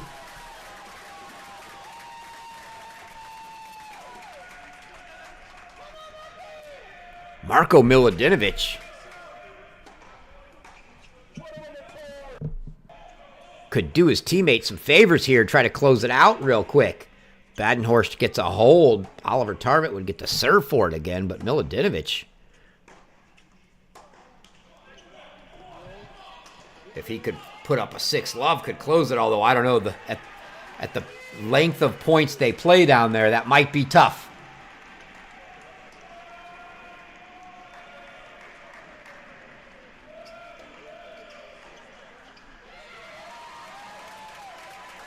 Velch now 40-30.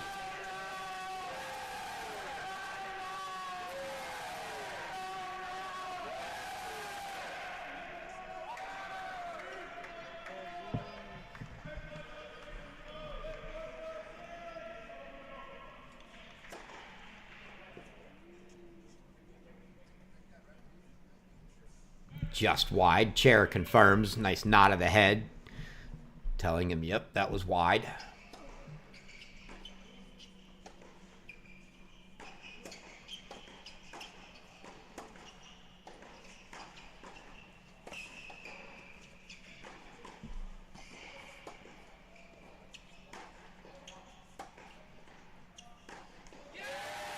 And that's a hold for Zsombor Velch. So they'll head to a breaker. He's got a chance to close this match in a breaker. Milutinovic has a chance to get his. We're now deuce on the Milutinovic serve.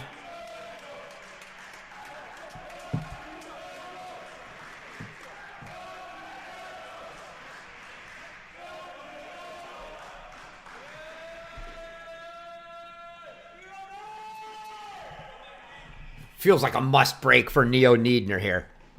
Down 4-love. And he'll get a look at a second serve. See if he has the appetite to go after one.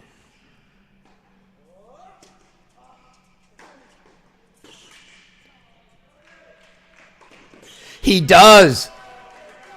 And Niedner gets the break. So Neo Niedner gets one break back. It's why I said one break on this court is nothing. 2 is a little different story, so it's a good thing for Milutinovic that he had that second break.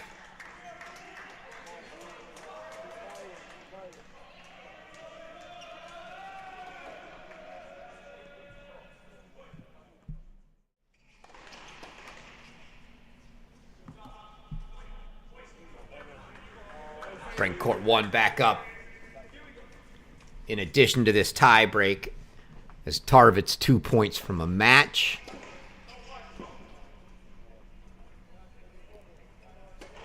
And that double fault makes it match point for Oliver Tarvit.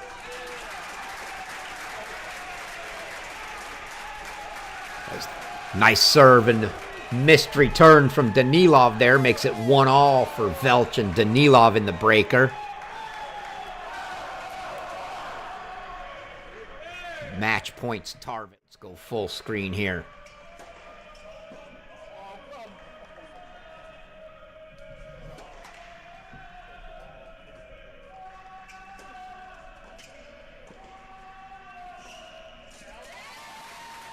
Good serve and volley from Badenhorst there.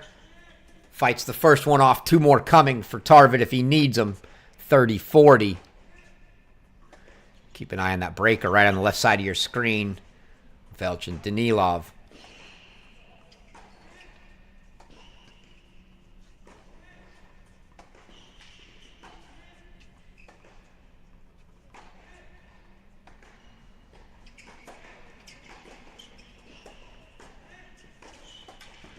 Beautiful pass from Oliver Tarvin. We'll get one more look at that one.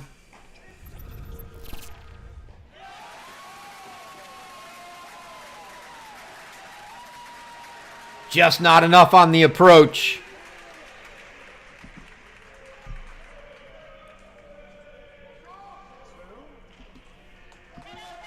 Oliver Tarvin makes it a 3-2 Baylor lead, cutting into that deficit just a tad.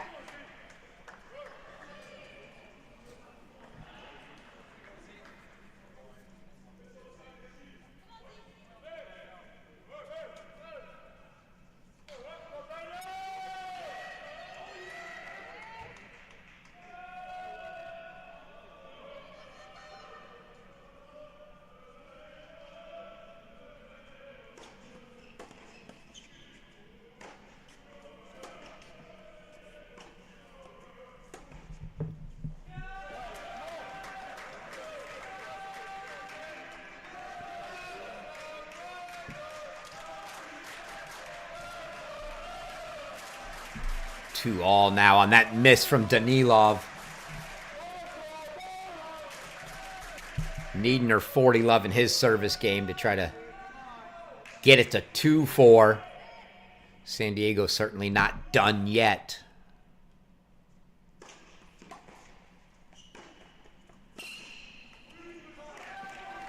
Good backhand from Danilov.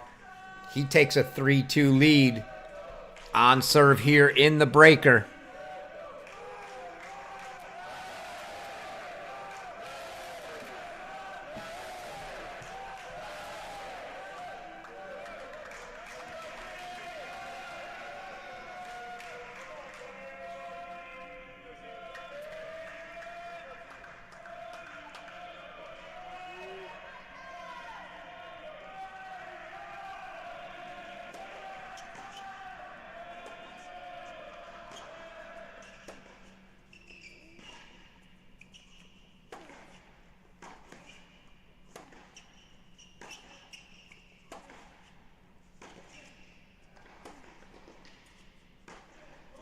Danilov went for the inside-out forehand and just put too much on it.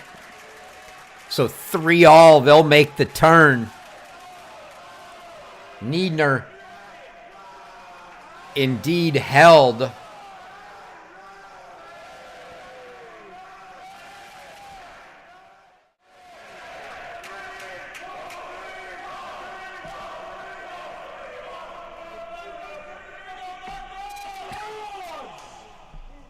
We'll go to the double box. Big points either way. We'll just go full screen, but keep our eyes on the last 2 matches remaining. Obviously, San Diego needs them both. Miladinovich from 4-love to 4-2. Niedner fighting back.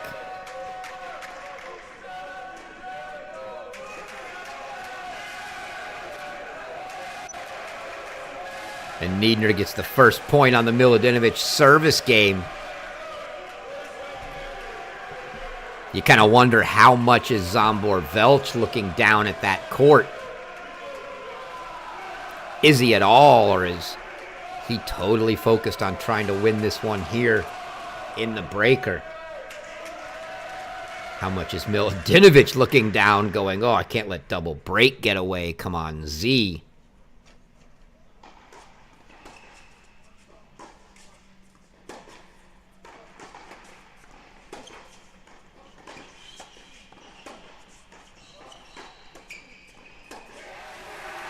Danilov sails the forehand long, so Velch gets both of his serves. Look at that ball from Neo Niedner.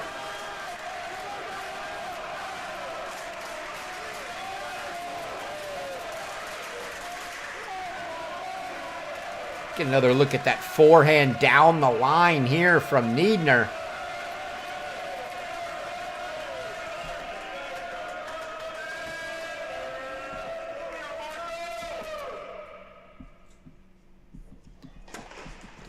We had the game score cut off this Milutinovic match, so we'll get that on there.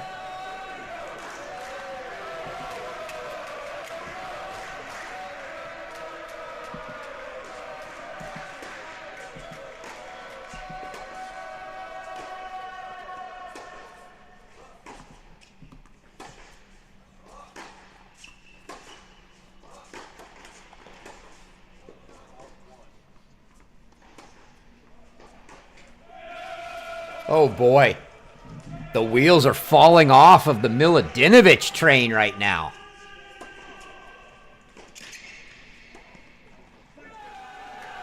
Danilov gets his two. All holds for the servers for a little bit here. And he takes a 5-4 lead, and this one's getting interesting.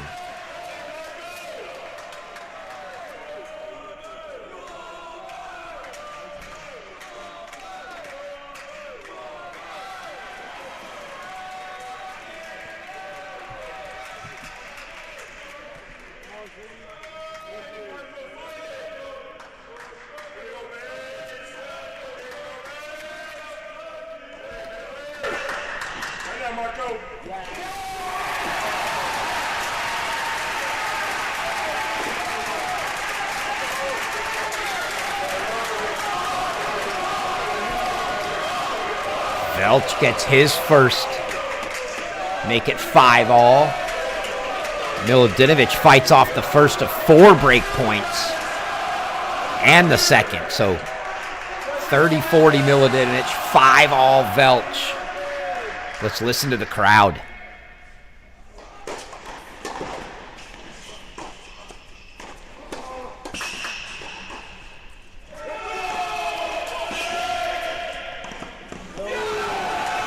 Oh, Zsombor Velch set it up beautifully, but missed the volley. 2 devastating points simultaneously for Baylor. Velch goes down a set point. Milutinovic gives the second break back. So set point now for Danilov. And they're back on serve on 6.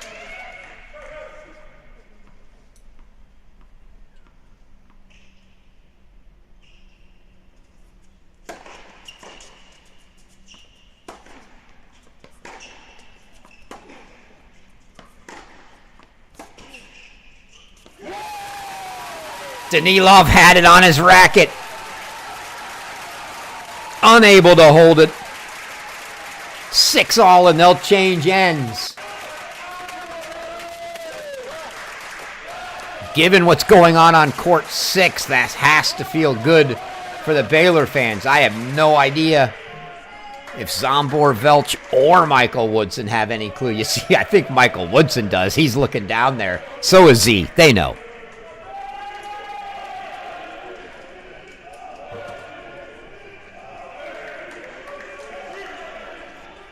Woodson telling someone to get down to that court. He's focused here with Zsombor Velch. Velch potentially 2 points away from finishing this.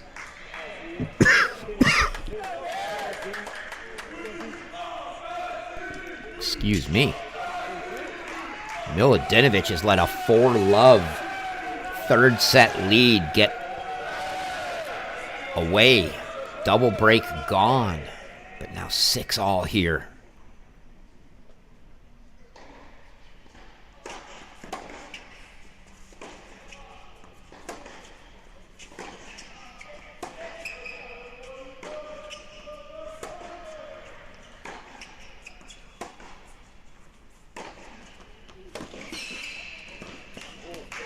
Good coverage from Danilov.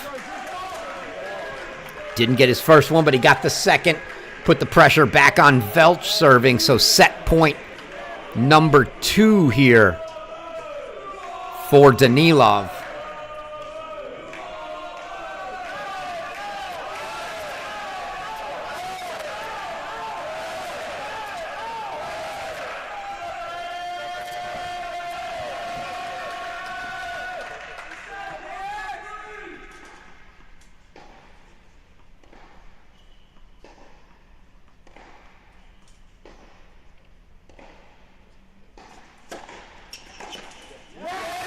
Oh, did Zombor Velch need a freebie like that?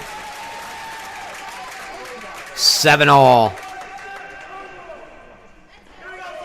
There's a world where we're still here in an hour, folks. If Miladinovich can't close from that 4-love and Danilov takes this set and they've played 2 breakers, we might be a while.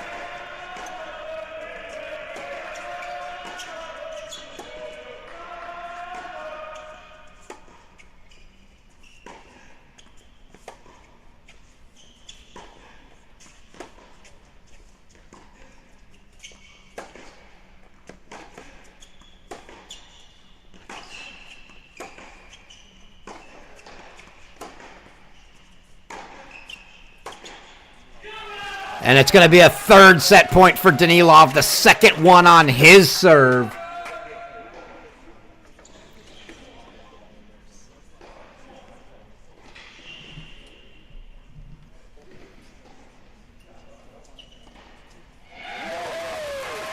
Oh, and the crowd tells us something good for Miladinovich has happened.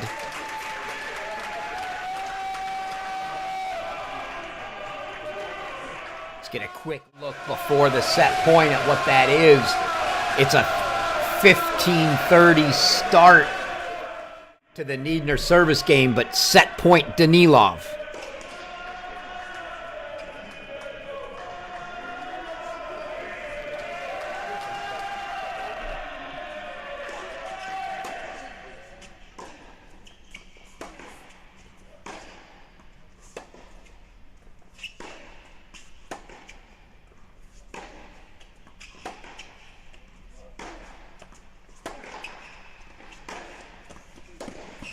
And it's a set for Savi Danilov. And San Diego will send this one to a 3rd.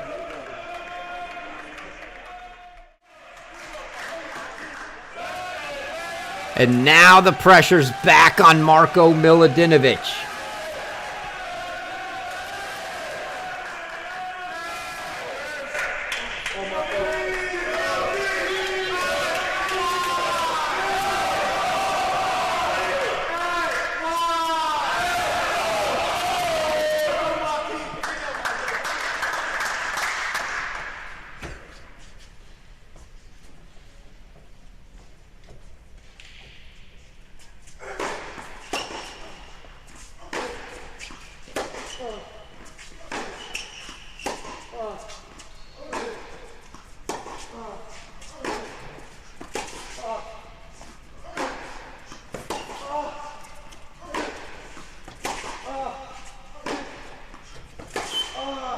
Oh, Miladinovich sails it long, and it's going to be a couple points to hold for Niedner and get to 4-all.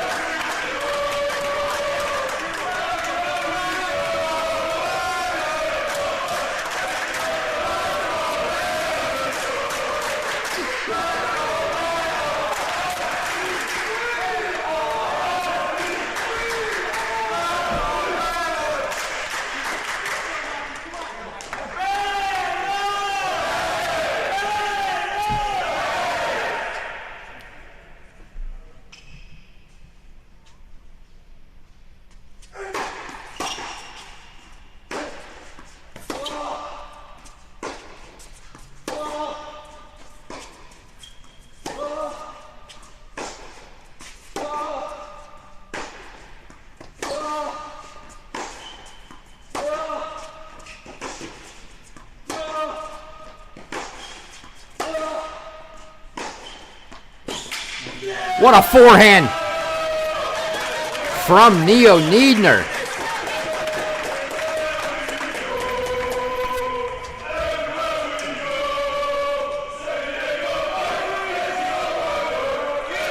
Both guys struggling to find winners with the pace.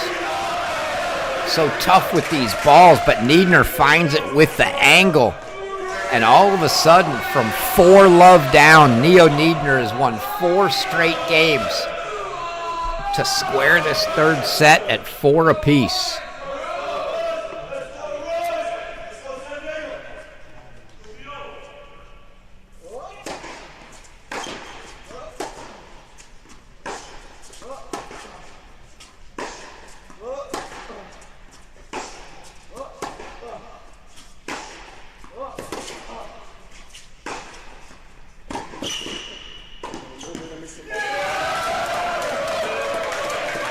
And Miladinovich just seems to have lost his way.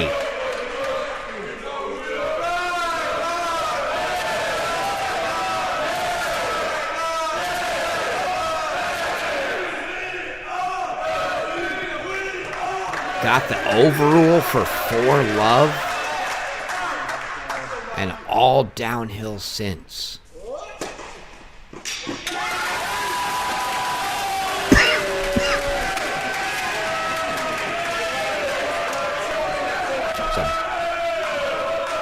Big slice tee there, right on the line for Miladinovich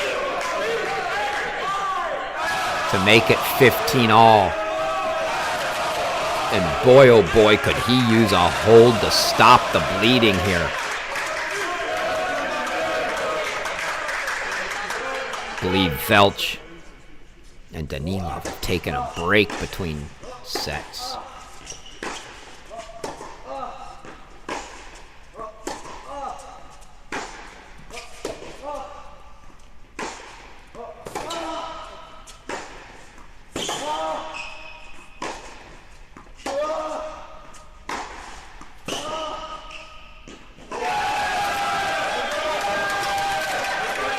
Niedner definitely the more aggressive of the two right now. I don't know that Miladinovich has got the power to get too aggressive. Niedner just a little bit more pace and going for a little more. Really getting Miladinovich on the move. Miladinovich almost letting Niedner win it or lose it. And he'll take the freebie. A much-needed free point on serve for Miladinovich.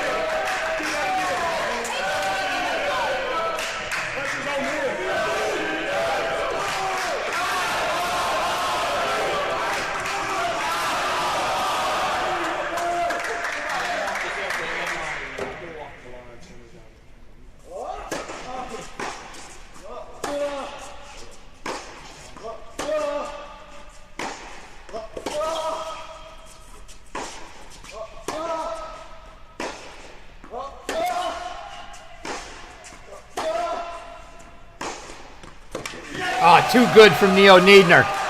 Miladinovich just sat it up for him. One more look at that forehand.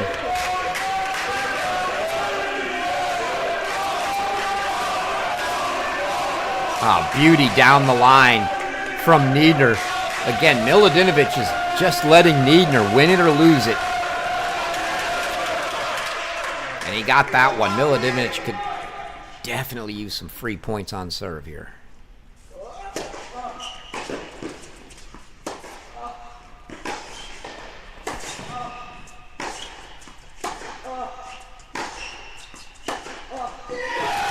It's another break.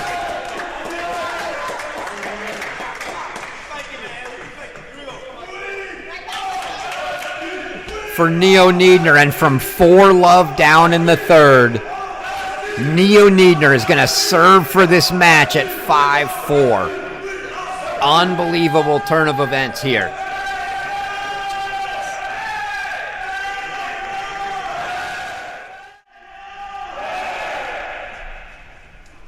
Check back in on Velch and Danilov now. They've just started the third. And if Niedner can serve his out, San Diego will seem like they came from the depths of nowhere to get back in this.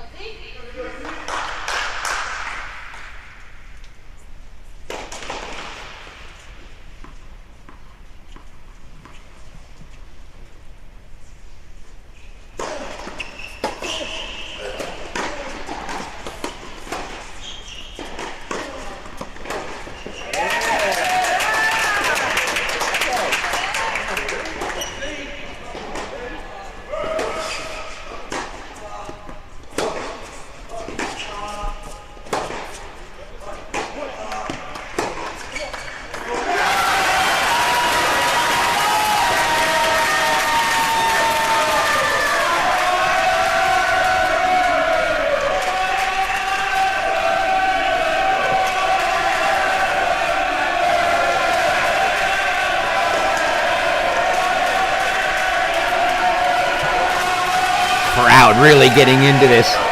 Niedner hitting that ball long. Milodinovic just doesn't have anything to hurt him. Niedner's either winning the point or losing the point right now.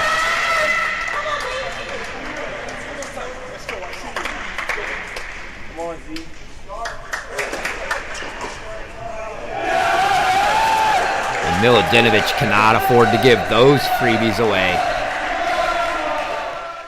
Velch holds for 1-love in the third. Stay here and see if Niedner can serve this out or if Milodinovic can get the first game in the last 6. Because Niedner's on a 5-0 run here.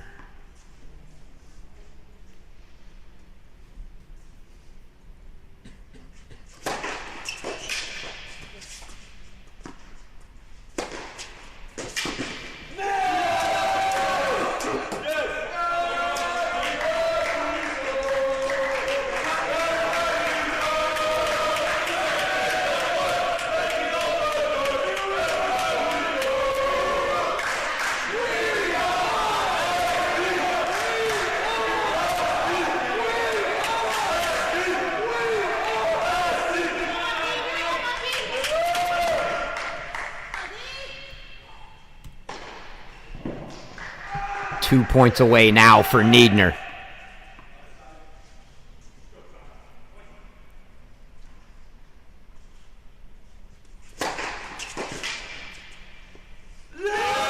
One point away for Neo Niedner from 4-love down in the third.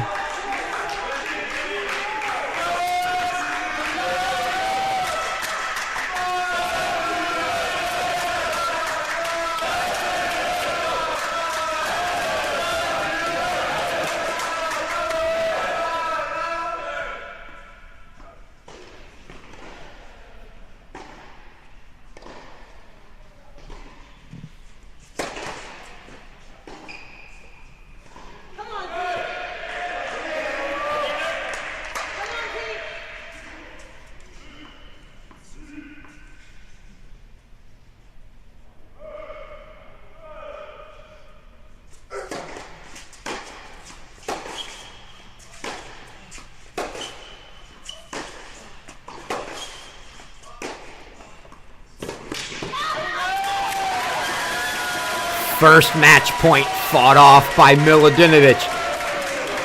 First point Milutinovic has won outright on his own in quite some time. It's been Niedner, the aggressor, either winning or losing the points. He's got 2 more chances here. 40-30 still.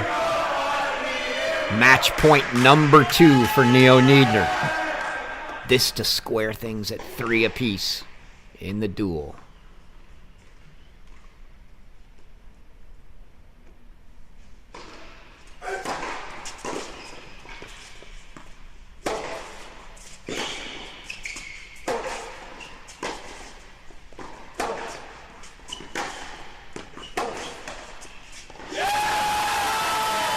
Just stays on this side of the tape.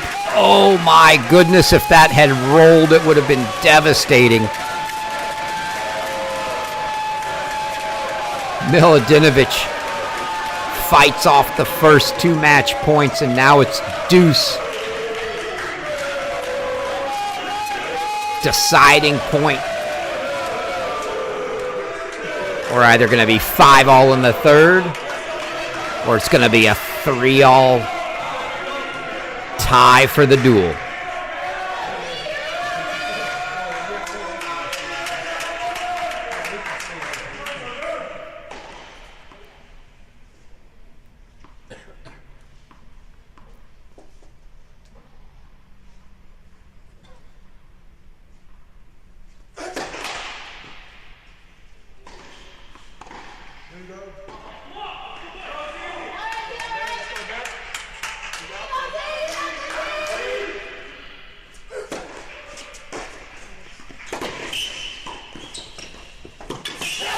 Unbelievable. Marko Milutinovic fights off 3 match points. He let Neo Niedner go from 4-love down to 5-4, 40-15, and decided he'd get back in the match. Game on now.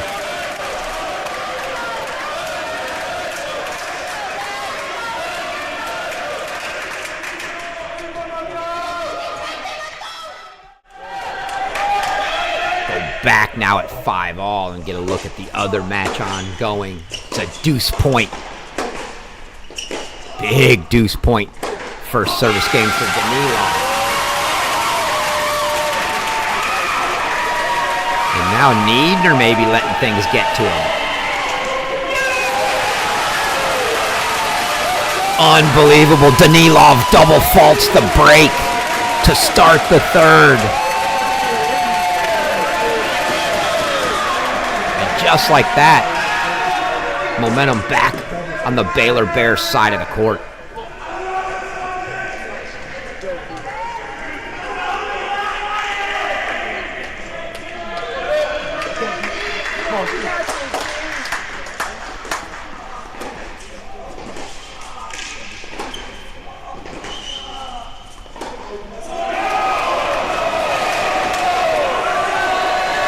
Instantly confirmed by the chair on 6.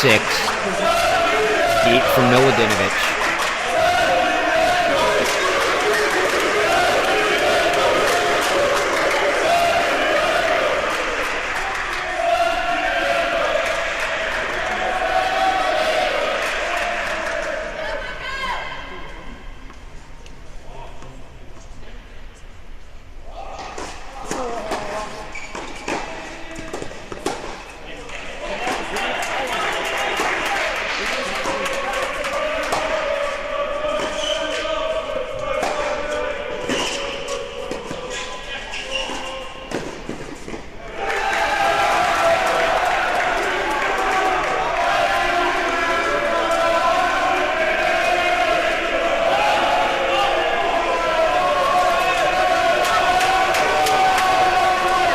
Niedner back, putting pressure on the Milutinovic service game again.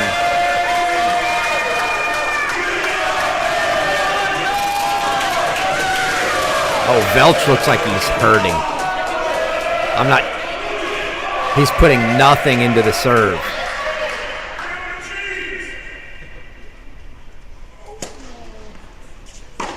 Oh, he's cramped.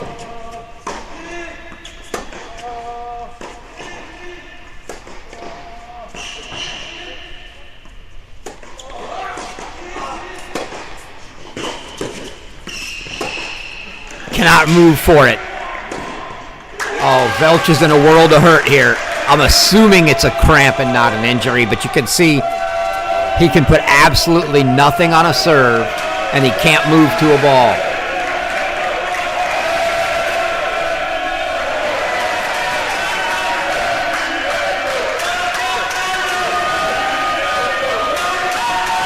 He may be up a break, but he's down love 30 and hurting, and Milodinovic is facing 3 break points.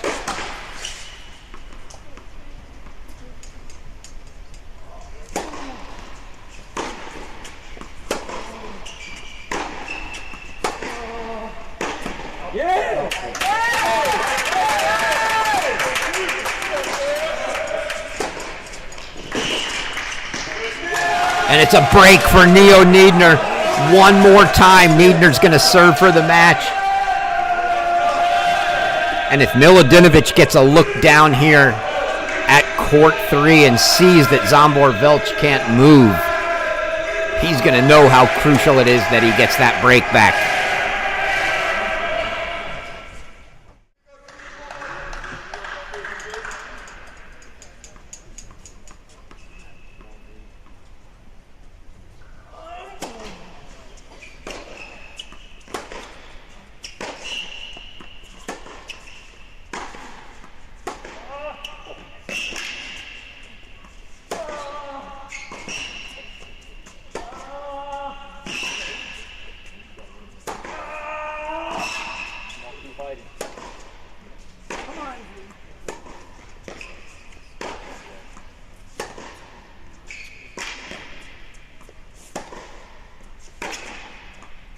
Yeah, great play by Velch just to stay in it, but he cannot move.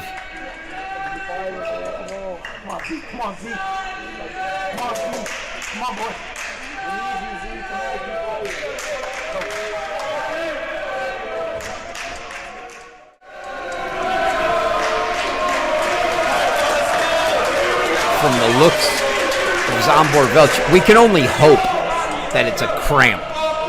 And maybe he can buy some time. He's got a 2-love lead in the third. Even if he gets broken here, he just needs to buy a little time, some changeovers, maybe work through the cramp. But Milodinovic has got to find a way to get this one to a breaker for Baylor.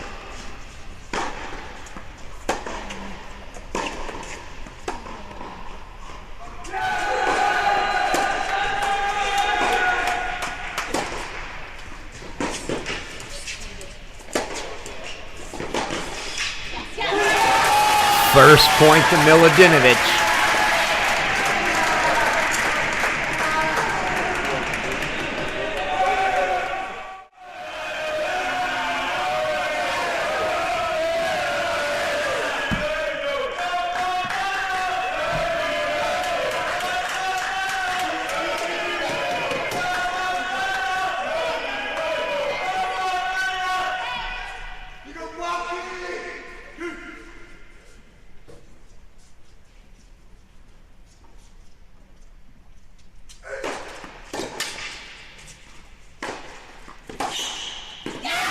What a pass from Marko Milodinovic. Take another look at that.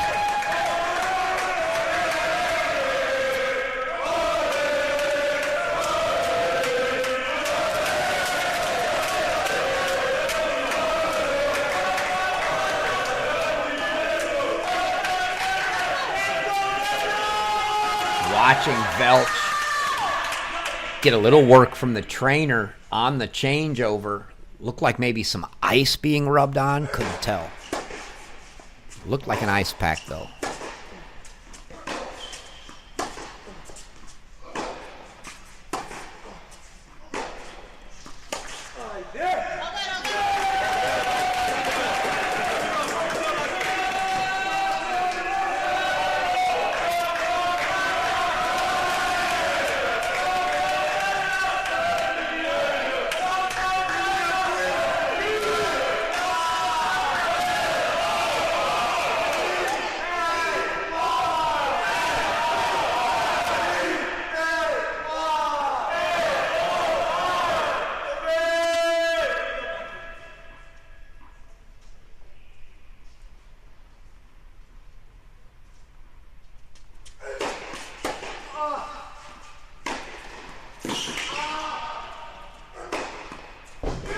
Oh, beautifully executed by Niedner there.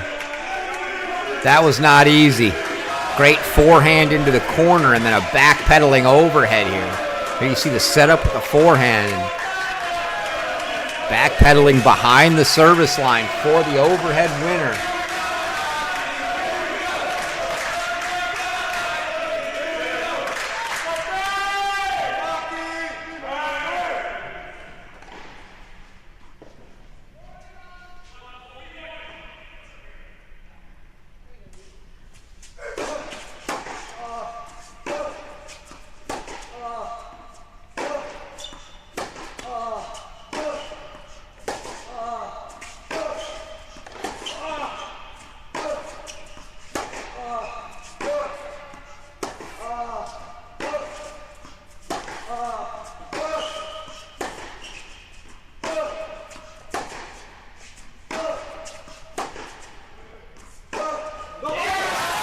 Pulled wide, or deep, or both. It was a quick hold at love for Danilov. Velch still struggling to move.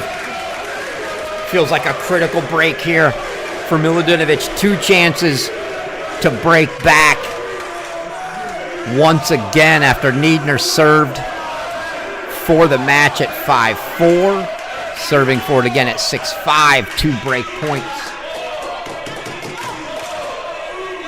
Going to keep it full screen here, but I'm watching Velch try to stretch out.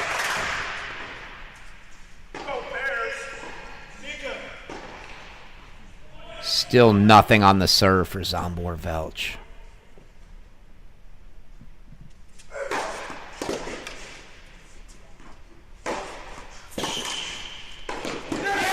Into the net, unbelievable.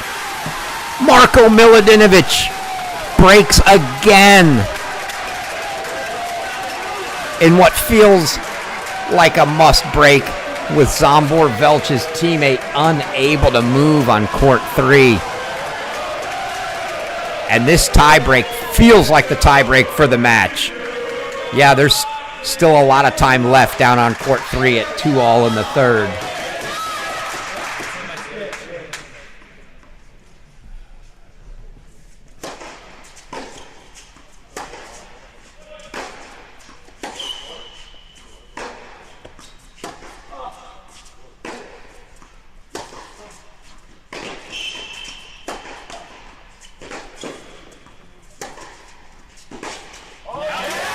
First point to Milutinovic.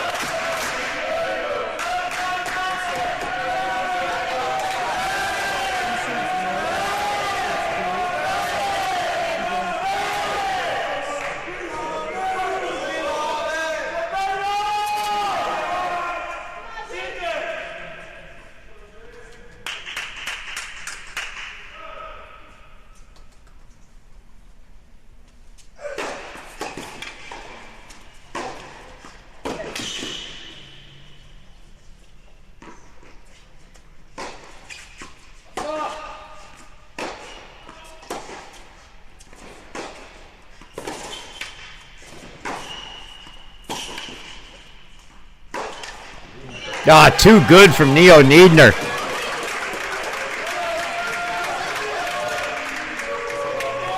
Again, when he's the aggressor, the point is on his racket.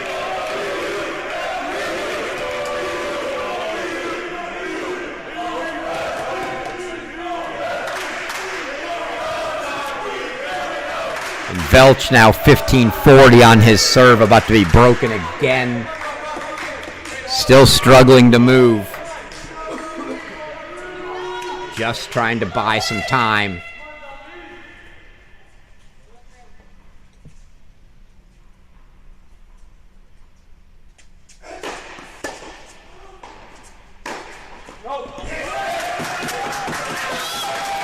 Overruled.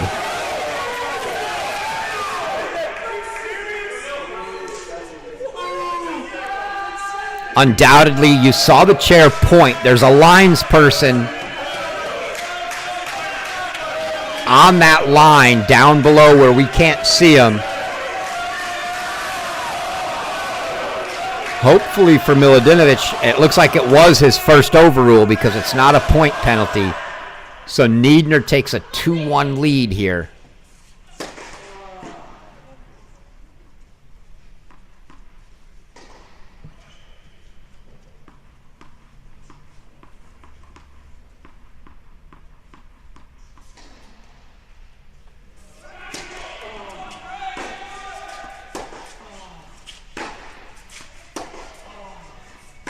And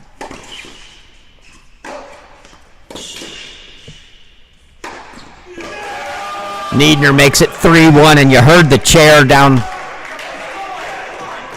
San Diego as Velch just double faulted on a 40-mile-an-hour second serve. He just can't move, can't bend the leg, can't put any pressure on it. Looks, he's taking something in, whether that's mustard, pickle juice, don't know.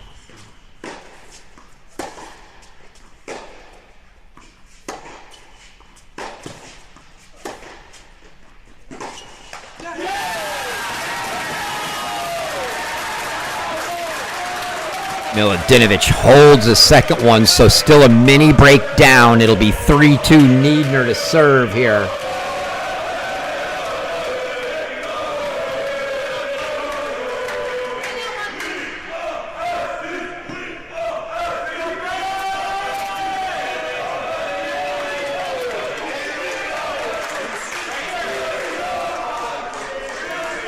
Looked like in addition to taking in orally whatever Velch was taking, he was getting a little Theragun treatment on the back of the right leg.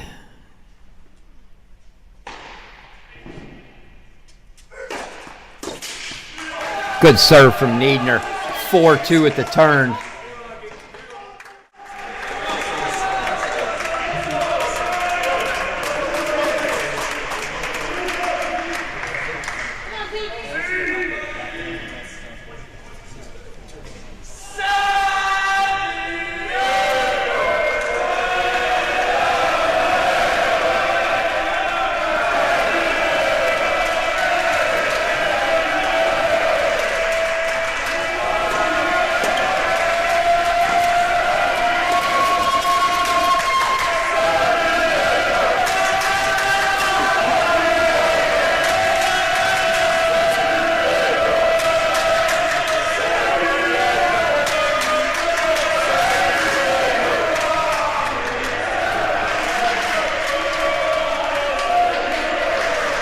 Got it back to 5-4 here.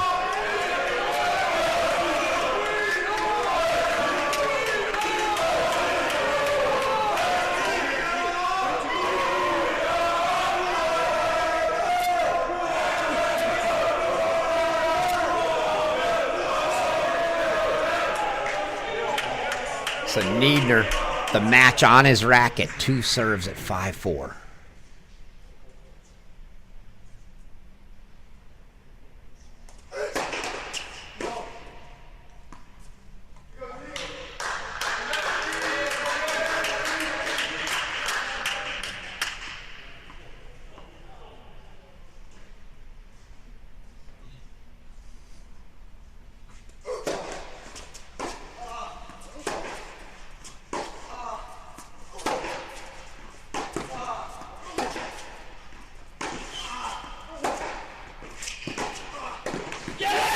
Milutinovic gets it back to 5-all.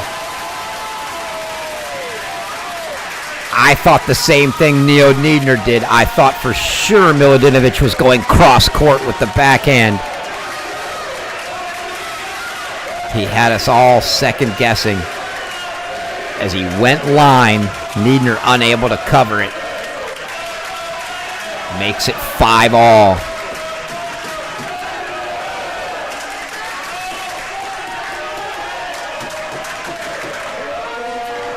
Meanwhile, Danilov's run off 4 straight games for a 4-2 lead, so it feels like it's on this court here.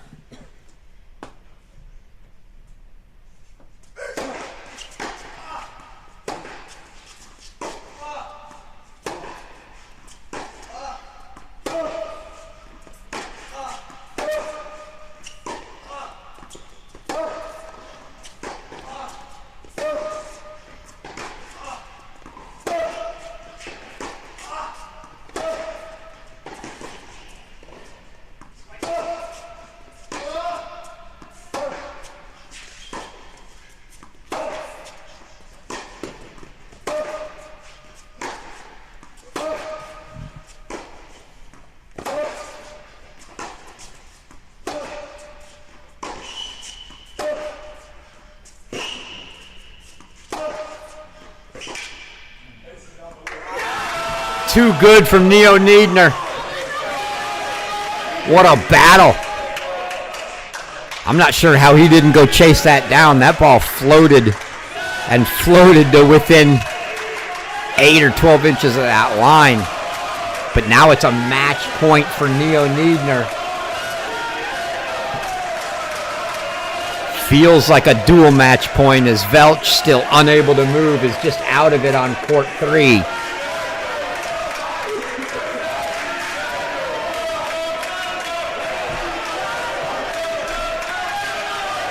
Match point to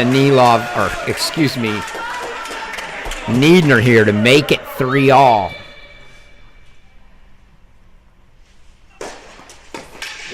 What a serve from Milodinovic.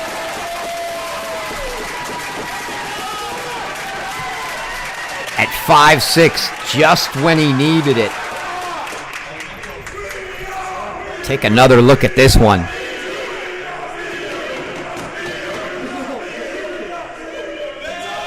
And you saw Niedner guessing forehand. Already had him leaning the wrong way. It's now 5-2 Danilov on 3. Welch just hobbling to get to the bench. Trainer waiting with the Theragun.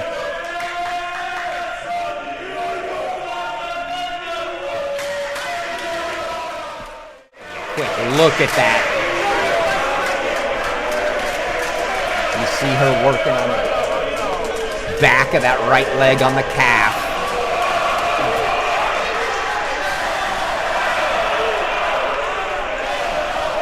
We'll go back full screen to court 6 now.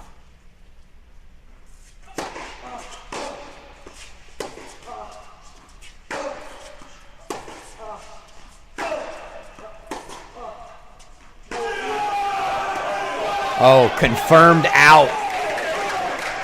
And now it's going to be a match point. Another match point for Niedner, but this one on his serve. He had 3 match points at 5-4. Couldn't get it. 2 match points now here in the breaker, so match point number 5 for Niedner.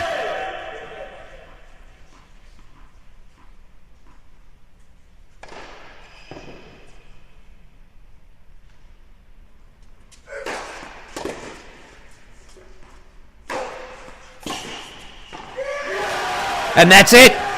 Neo Niedner comes from 4-love down in the third, and he takes the match on court 6. San Diego levels this at 3 apiece. And poor Zsombor Welch on court 3, just unable to move from 2-love in the third. Now sees the match on his court. There you see it. Danilov. It's so hard to play someone that's injured. He's trying to stick to his game. Frankly, he's played some long rallies with Welch here. But just trying to move him side to side with Welch unable to move.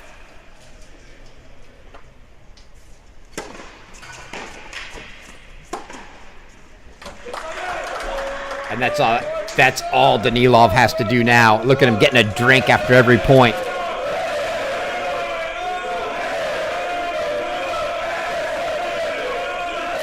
On that deuce court, he's just going to slice wide to push Welch out, because there's no way Zsombor can get back in the court. It's quadruple match point now for San Diego. And that's it.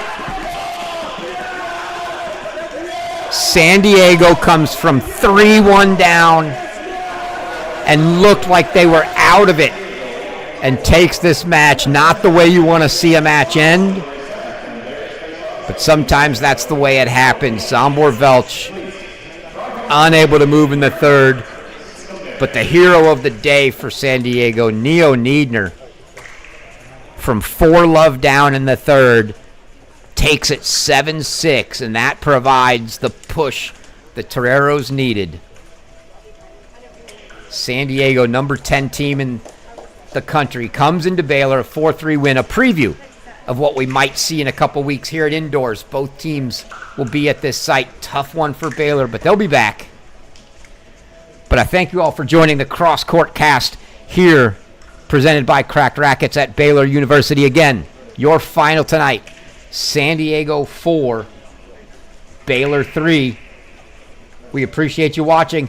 Until next time, we will see you.